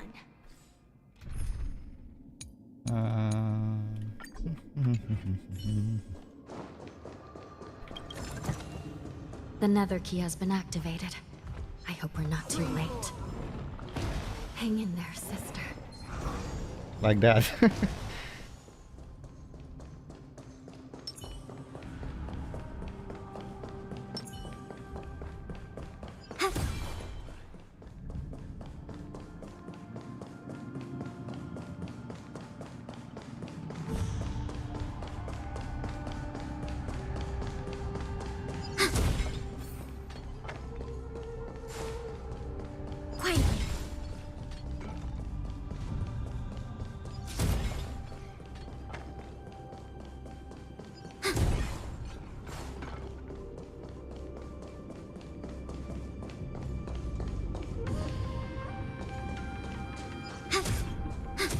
Hmm?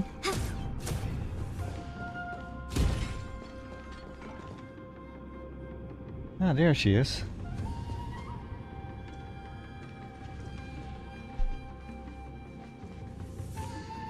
Looks like there was a fierce battle here not long ago.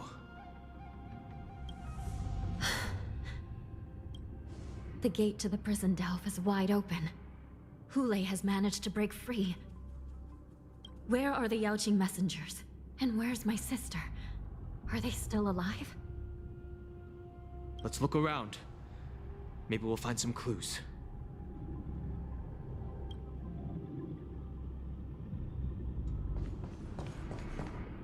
Well, Suye is over there. There's a crane over there.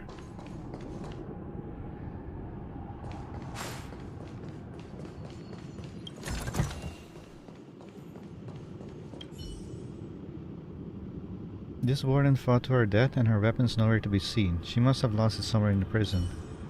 Or they took it.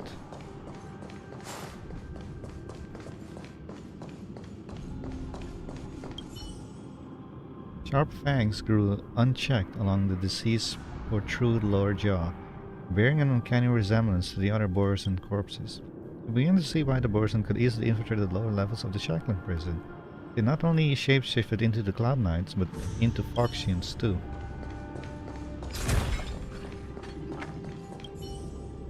You can clearly tell that Warden was serving her duty in an intense battle when she died. You reset the mask over her face and pray for her heroic soul to rest in peace. I just want to read all of this. This Warden fought to her death, weapon... Oh wait. These are the remains of a Borson. Judging from their twisted limbs, it's likely that this massive wolf once had their limbs restrained. That is probably Sui, who did that.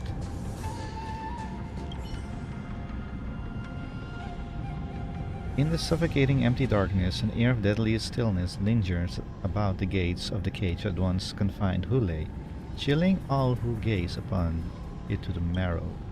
The gate should have been virtually impossible to break out. Yeah, right.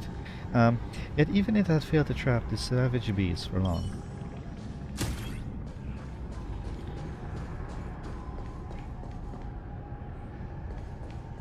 Okay, Suye. Wait. The corpse of Cloud Knight's armor catches your attention. They do not seem to have their average functions. For one, his body looks like it underwent a drastic shape-shifting, one that failed to conceal the guard's hair around their neck. Oh boy, here we go. Xue is here.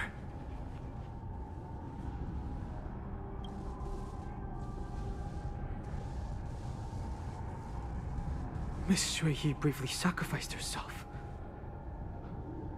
My condolences, Miss Hanya. Condolences? Well, that's unnecessary. You misunderstand. Thanks to the Ten Lords' blessing, my sister turned into an Ingenium centuries ago. Dying and returning as just a soul to the Hall of Karma's document office has become a routine for her. Wait, she's not dead? It's only her body that's destroyed, so she's still alive? While I'm not keen on seeing her throw away her body like it's some replaceable part, but...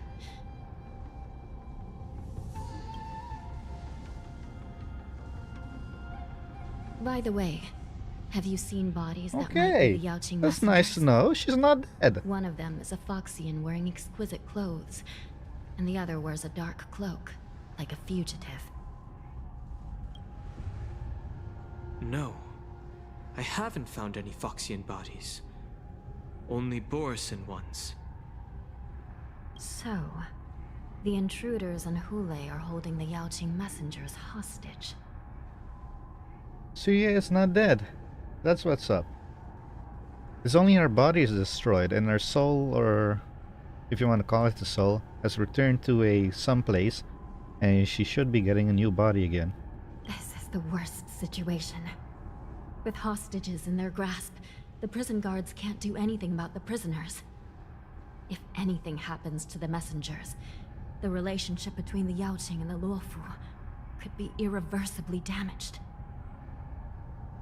We must rescue the messengers, get out of here, and spread the news. We mustn't give up as long as there's a glimmer of hope.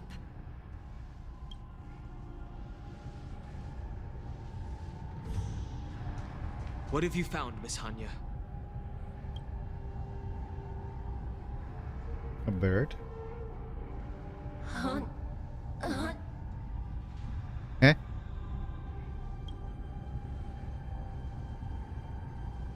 Reconstruct.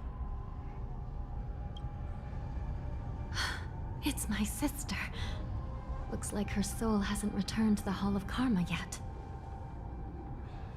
At such a critical moment, her death can give us information that we can turn into an advantage. Seriously, Suye? You transferred your soul to the broken bird? Let me see. The damage isn't too bad. If I can fix it up, my sister will have a temporary body.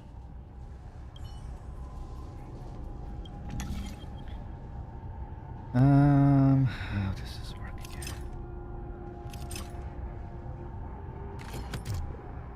Oh.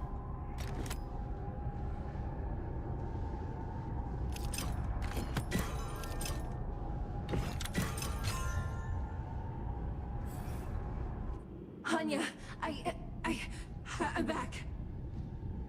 Welcome back, sister. I don't know what kind of expression I should have at a time like this. Happy? Tears of joy? Forget it. I'm used to you coming back in all sorts of forms. Your new form is kind of cute. Now is not the time for jokes. This side crane can't hold all of me. Sister, what did you see when you were killed? Though intermittent in One its... of the Yaoqing messengers Jesus. escaped, and the other one was taken hostage and brought upwards? Besides the Borison, there were other intruders. Invisible. Invisible intruders? What does that even mean? How many conspiracies are tangled up in this mess? Invisible? Do me a favor, sister. The intruders have cut off all communication between inside and outside the prison. And now you're the only person, the only bird, who can slip out undetected. Make sure you deliver the news to the outside world. I understand. Please be careful, sister. You are different from me. Oh? So Sui can't really die. And Hanya, she's more vulnerable. Okay. Cygrane flaps his wings and Sally flies out of the low. There's a shackled person shining straight into the depths of the shadowy passage. Ha, I was Time is faster. running out, Miss Hanya. If we keep delaying, those Borison will escape from the prison. All right. If we happen to come across that Yaoqing messenger who got away... No. Stopping Hule should probably be our top priority.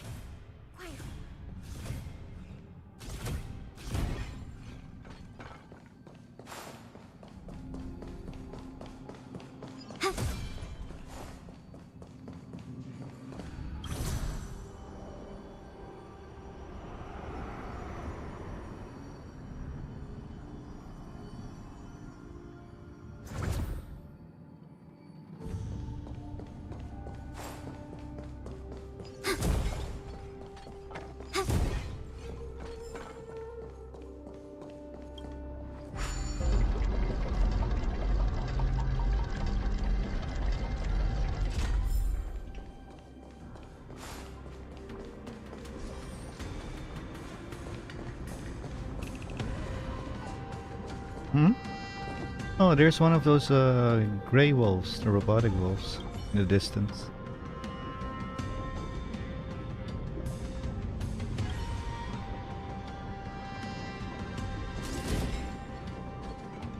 Wait! Something feels off. Something's approaching us. The invisible intruders? You son of a... Watch your back! These abominations aren't prisoners from this prison.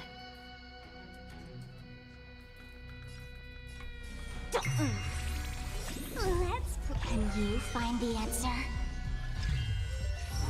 Free will, or what's on the still waters of oblivion?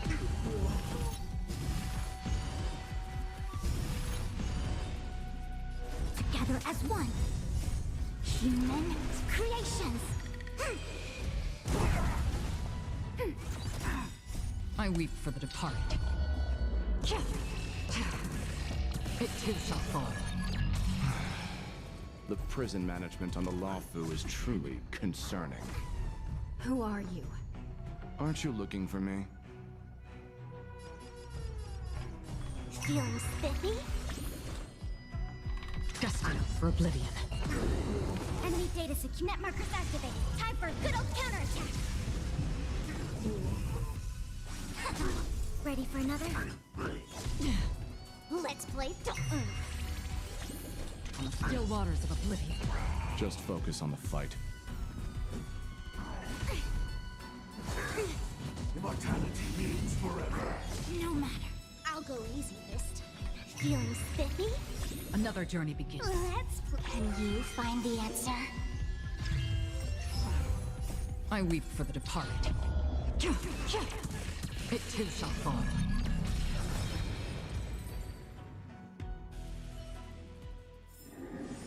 The combat report will be ready soon.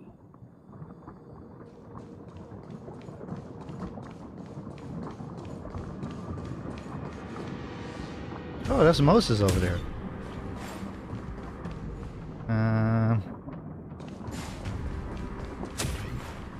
Oh, wait. Oops. Didn't even press this thing.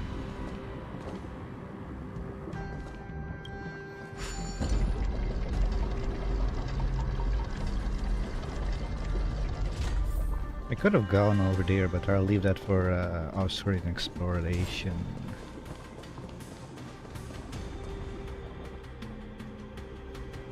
The man seems to materialize from the shadowy corners of the prison, as if he could vanish into thin air at any moment. A fugitive wearing a dark cloak, spoken of by Hanya, now stands before you. His face is devoid of any expression, cold and indifferent. Yet, inexplicability, you could decipher his expressionless facade as if it whispered, "You're finally here."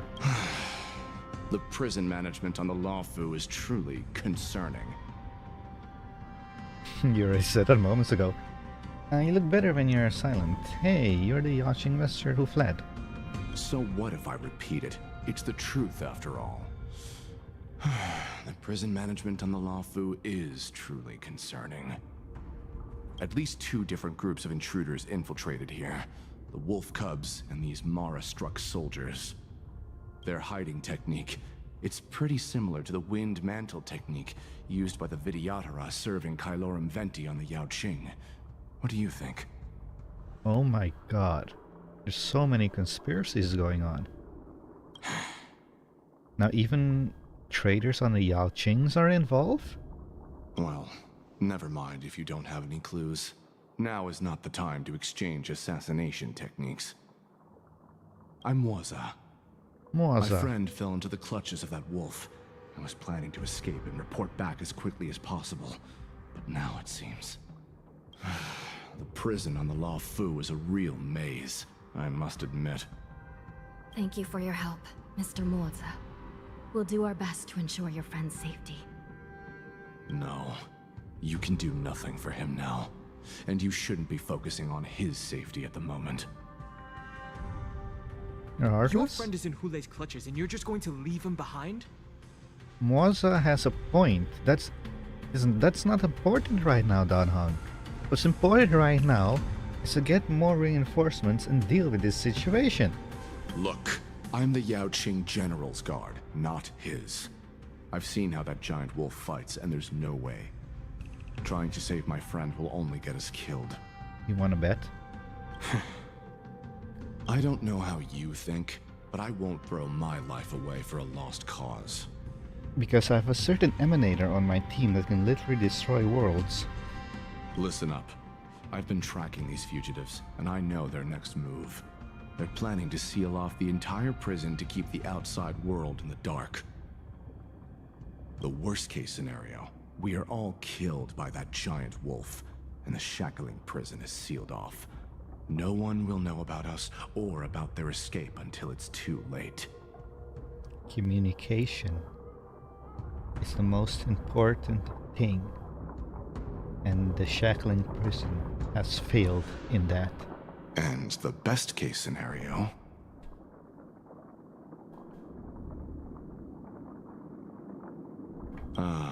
looks like we've got some clever minds here after all.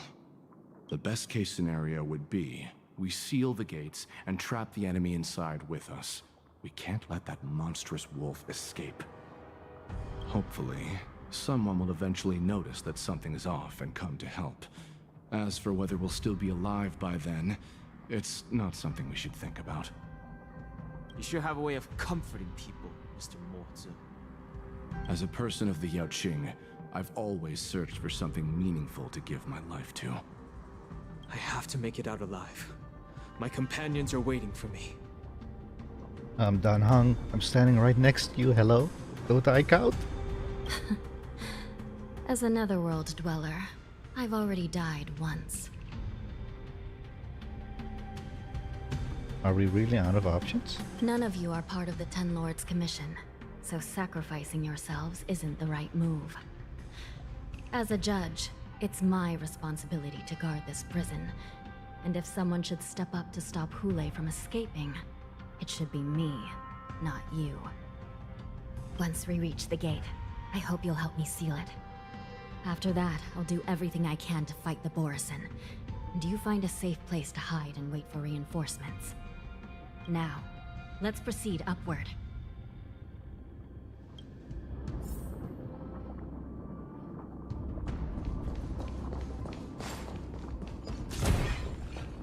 don't like him. That chest is mine. Give me. Stream 4. The gleam of old. My chest. Seek, and you will find.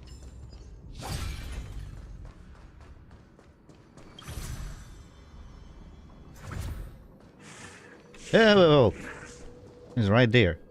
You want a piece of me? Oh. Okay.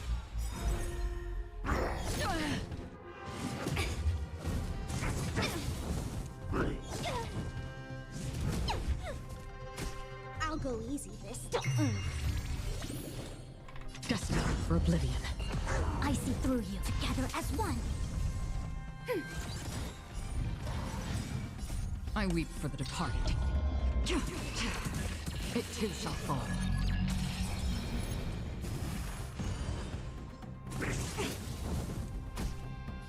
All things in the human creations. Wait a moment. Why am I healing? I always get your health back at the start of a fight when you have a Fushan on your team.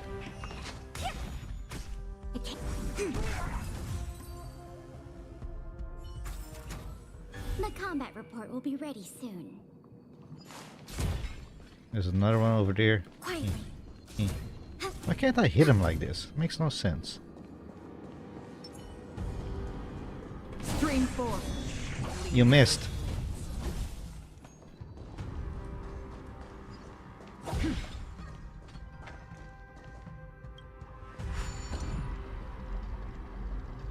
Oh.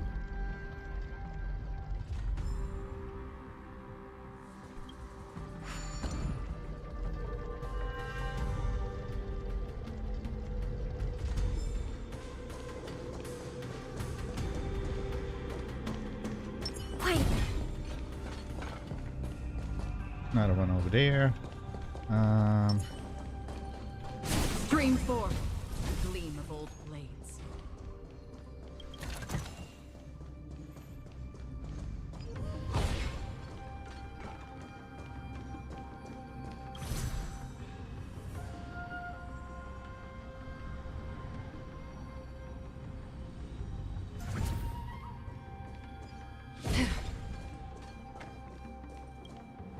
We must seal the entrance before the Borisan fugitives get out.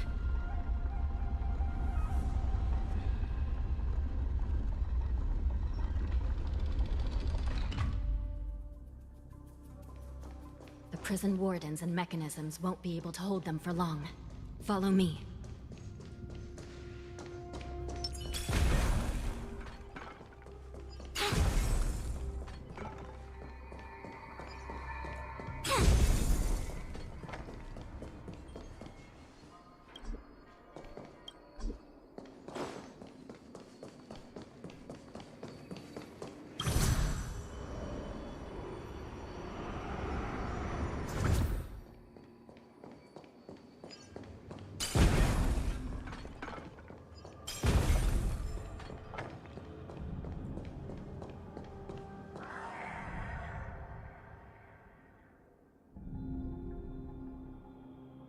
I like that sound effect that we just heard. We're almost there.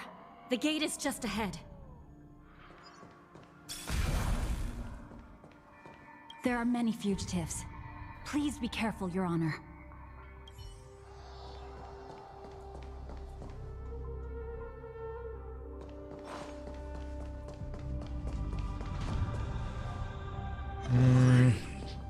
Wait. Stream 4. The gleam of old blades.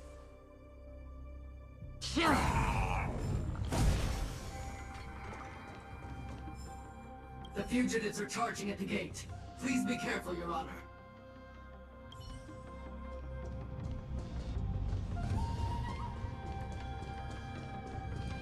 Oh, look, a Big Mac. And we have the IPC to blame for those things. Great. Hmm?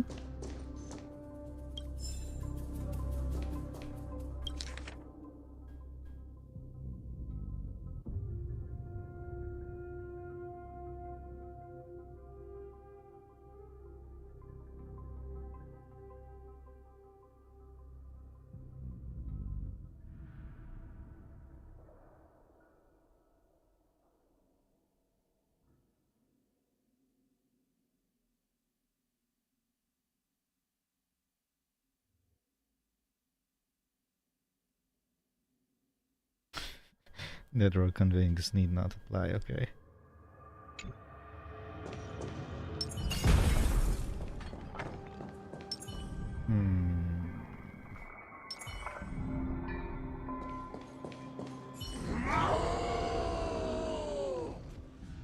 I will hold them back. Don't let Hule escape.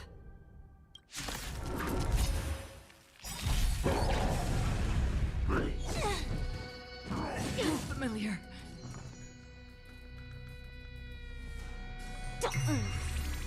Another journey becomes still waters of oblivion. I see through you. Converge and awaken. Enemy data signet markers activated. Time for a good old counterattack. Let's flip. Can you find the answer? I weep for the departed. It too shall fall.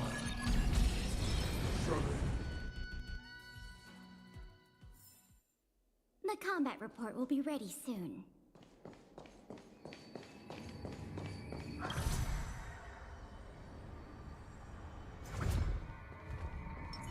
Stream forth. Gleam of old blades.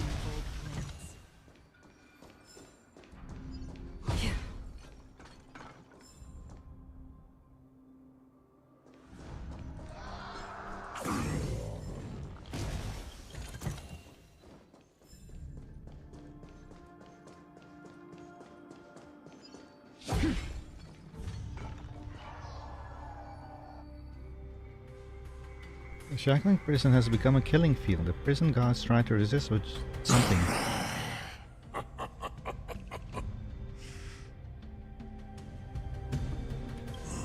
This brings back such familiar memories. Memories of chasing, gnawing, and tearing. Oh, they're back. They're back. They've all come back. You know what would be very nice if Jing Li suddenly appeared to kick this guy's ass again? My lord, we're just one step away from freedom. Once we pass through the gate, no one will be able to stop us. So this hostage is useless now. Kill him, Moktok. He's getting away. Do something, Xianzhou. It's just like the old days, you useless loser. Just do something. Oh. Yacho, you can do it. Come on. You were in the war 30 years ago. Maybe this Yao Qing messenger can strike a deal in exchange for his life. He can use his status to help us escape from the Xianzhou.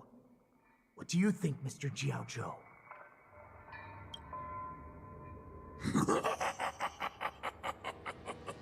Oh, just look at you.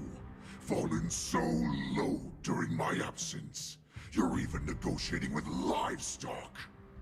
As far as I recall, no one from the Yao Qing would ever consider a deal with Duran's offspring.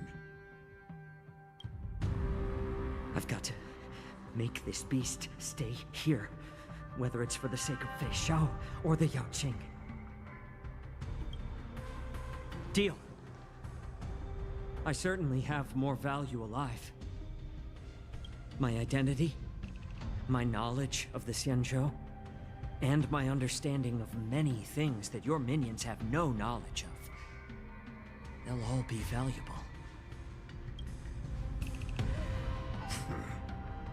Lowly beast. Muster up that pitiful tongue of yours and plead for what remains of your life. Speak up. I'm afraid you're unaware. The woman who defeated you, Jing Liu, she has recently returned to the Luofu. Okay, I know he's bluffing because if you know the story, you know where Jing Liu is at the moment. But I was just joking. The username. Your opportunity for revenge is right in front of you. My lord, this slave is talking nonsense. I've never heard anything about this. May I just kill him now? Silence, Moktok. And you, slave. From now on, you'll stay by my side. You'll only speak and move when I allow you to. Otherwise, I'll dismember you from head to tail, inch by inch. Got it? Are you asking where Jing Lu is at the moment? Mendoza?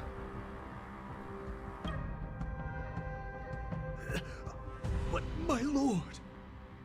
We must stay here for some time, Moktok. Fear not. Because once I step out of the prison, it's the people of the Xianzhou who should tremble in fear. I'll show them what true calamity means.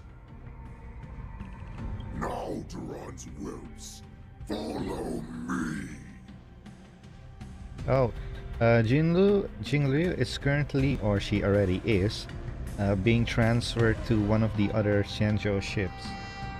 I don't remember which name it was, but she is currently being transported, or she already is there.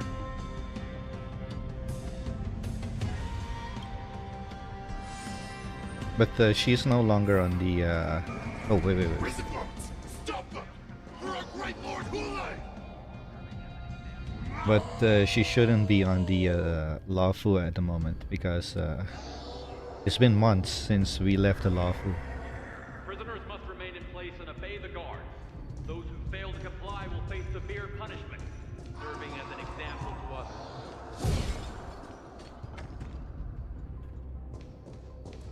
You never did the companion quest for Jing Lu? I only have one skill point left. Oh, I guess we have to fight now. Stream forth the gleam of old blades.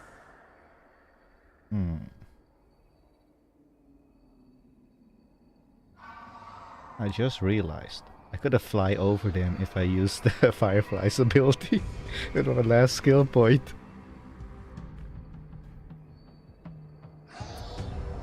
Well, there goes that opportunity. What is down here anyway? No skill points, okay.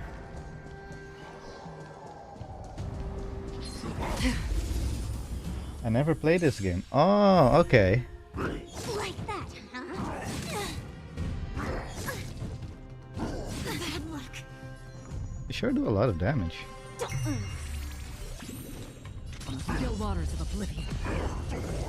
Yeah, I can fly over them if I use Firefly ability. Converge and awaken. Human creations. Enemy targets ready for another. I weep for the departed. It too shall fall.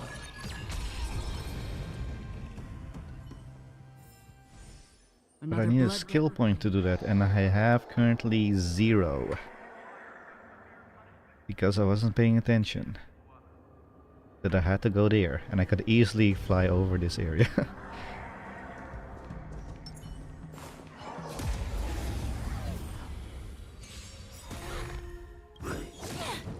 Enemy data net markers activated. Time for a good old counterattack.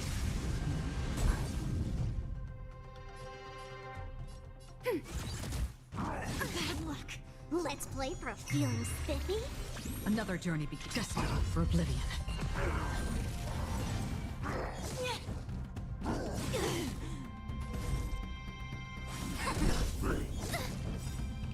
I weep for the departed. It too shall fall.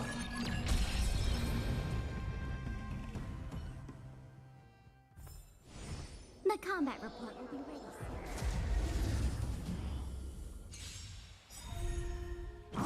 soon. Oops. Let's play. Can you find the answer?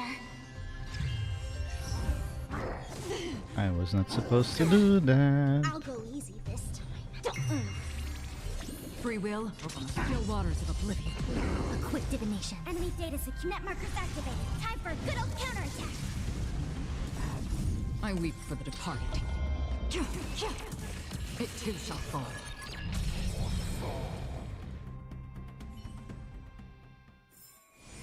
The combat report will be ready soon. Fail to comply will face severe punishment, serving as an example to others. Quietly.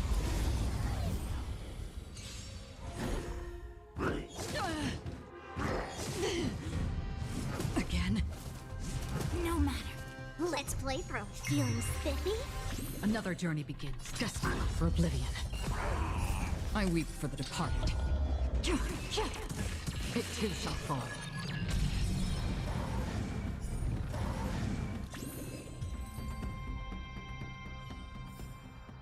The combat report will be ready soon. Seriously, there's no skill point around here.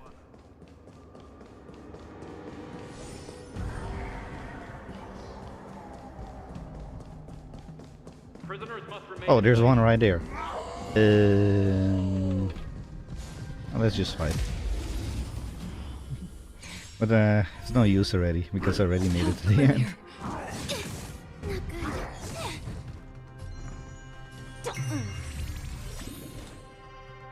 Let's play. Can you find the answer? On the still waters of oblivion. I see through you. Converge and awaken. I weep for the departed. It too shall fall. Enemy data secure. Net markers activated. Time for a good old counterattack. Ready for another? All things human creations.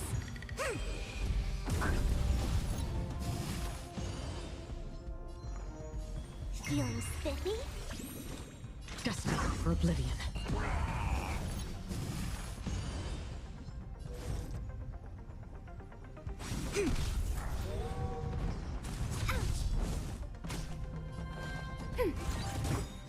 Again?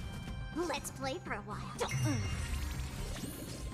Free will open the still waters of oblivion.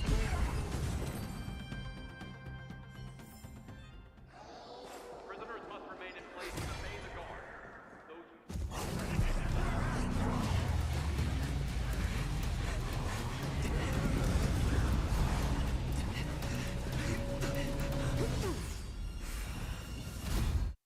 Must remain in place. Report! After we lost contact with the shackling prison, we received a message from a Psycrane.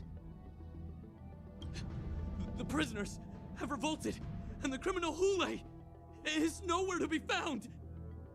What about the Yaoqing messengers and the Nameless? No news at the moment. We're trying to restore contact with the shackling prison as soon as possible. I see. You're dismissed. General Jing Yuan, General Hua Yan. It's just as we suspected. The rise of the Ambrosial Arbor was not the end of things, but the beginning. The hand of the Ruined Legion has already sown the seeds of destruction. From this moment on, the Xianzhou Alliance will face an even greater challenge, from both the abominations of abundance and the destruction itself. If this is what they want, I'm always up for a challenge.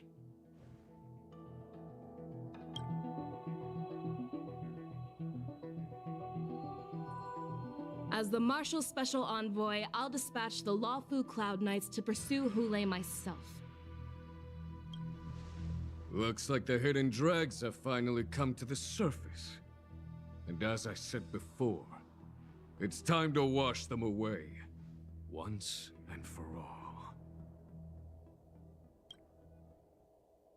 After a brief but devastating loss of communication, the lockdown shackling prison is once more under control. The express Nameless may have emerged unharmed, but one of the Yaoqing envoy has been taken hostage. Meanwhile, the Borison warhead Hule, long confined to the depth of the shackling prison, has vanished without a trace. The pursuits between the hunter and the hunted will soon play out on the Xianzhou Luofu.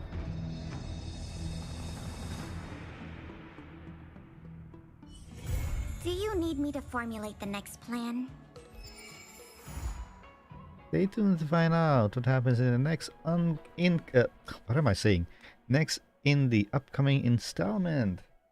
And that, ladies and gentlemen, was version 2.4. The main quest, at least.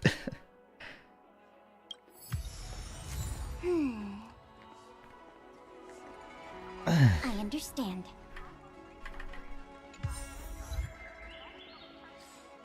Ooh, okay. Right. Oh, wrong team. No. Yes. Yeah, the flying thing that I was talking about is this. I can just go over everybody that I want.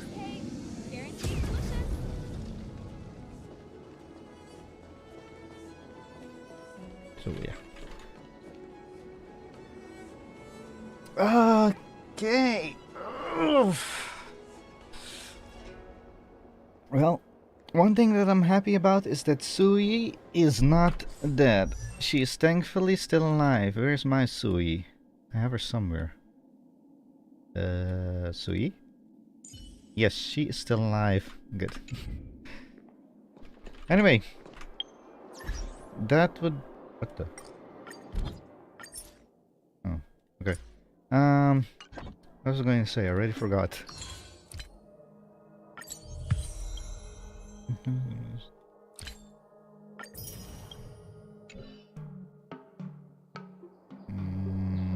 Missions? Oh, the Fate Atlas. Wait. Ah, it's a character quest.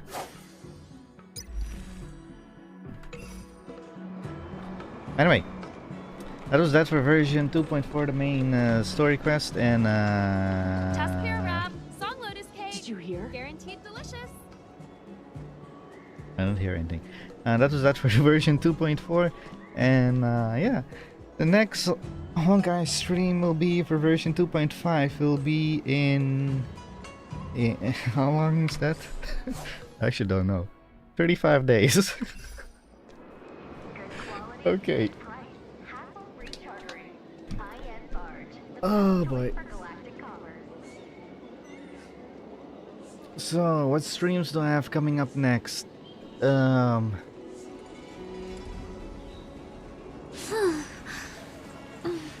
Actually, I don't know.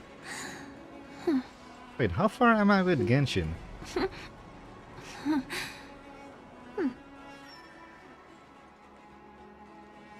Oh, I already did a thing. Alright, right, the Genshin stream, that will be next week. Friday or Saturday. And Mendoza, maybe you will be there to show me the secrets that you were talking about?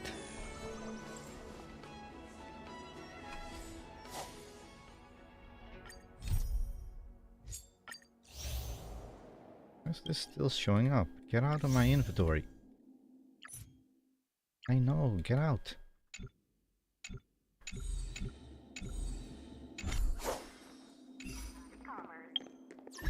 Okay, good, it's gone now.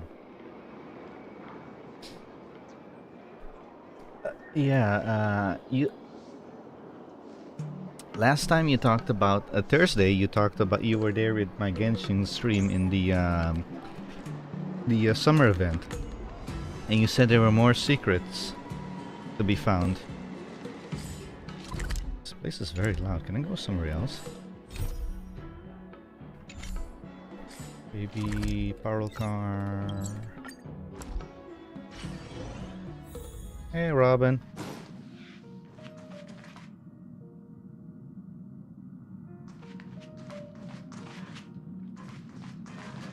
Oh, you have a gift. I've been traveling back and forth between various star systems, and I rarely get the opportunity to really see this vast universe. Thank you for allowing me to board the Express. This momentary freedom has been a beautiful dream. I've prepared a gift that I hope you'll like. I believe that one day, at some stop on the Trailblaze, we will meet again. Stellar Jades. Yeah, so upcoming Friday or Saturday, I will do a Genshin stream, and I'm going to finish off the summer event, do the puzzles and find everything, and yes, hopefully you will be there as well to show me the secret. There is a secret ending. Oh, yeah. Monday, Tuesday, Wednesday, Thursday. What can I stream? What can I stream on those days?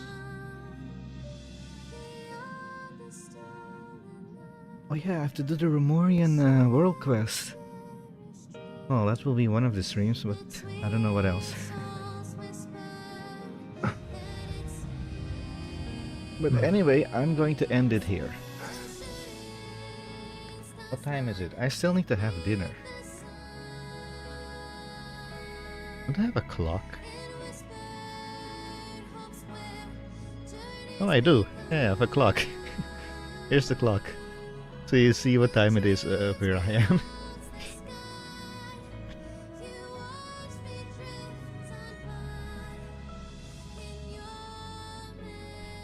Okay, I'm gonna end it here. To all you viewers, have a nice day. And I hope to see you guys the next time. For the next stream.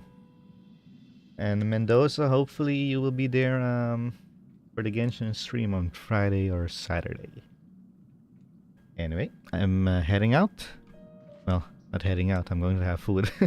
And yeah, I'll see you guys next time. Thank you for watching, and until then, have a good one.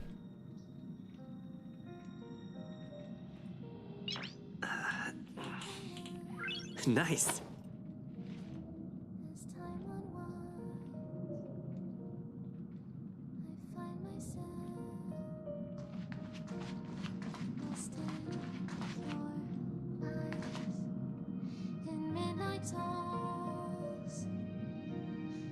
As darkness falls, I see your tears when we say goodbye.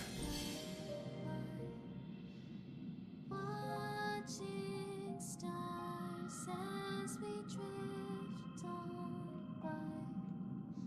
A touch, a glance, fly away.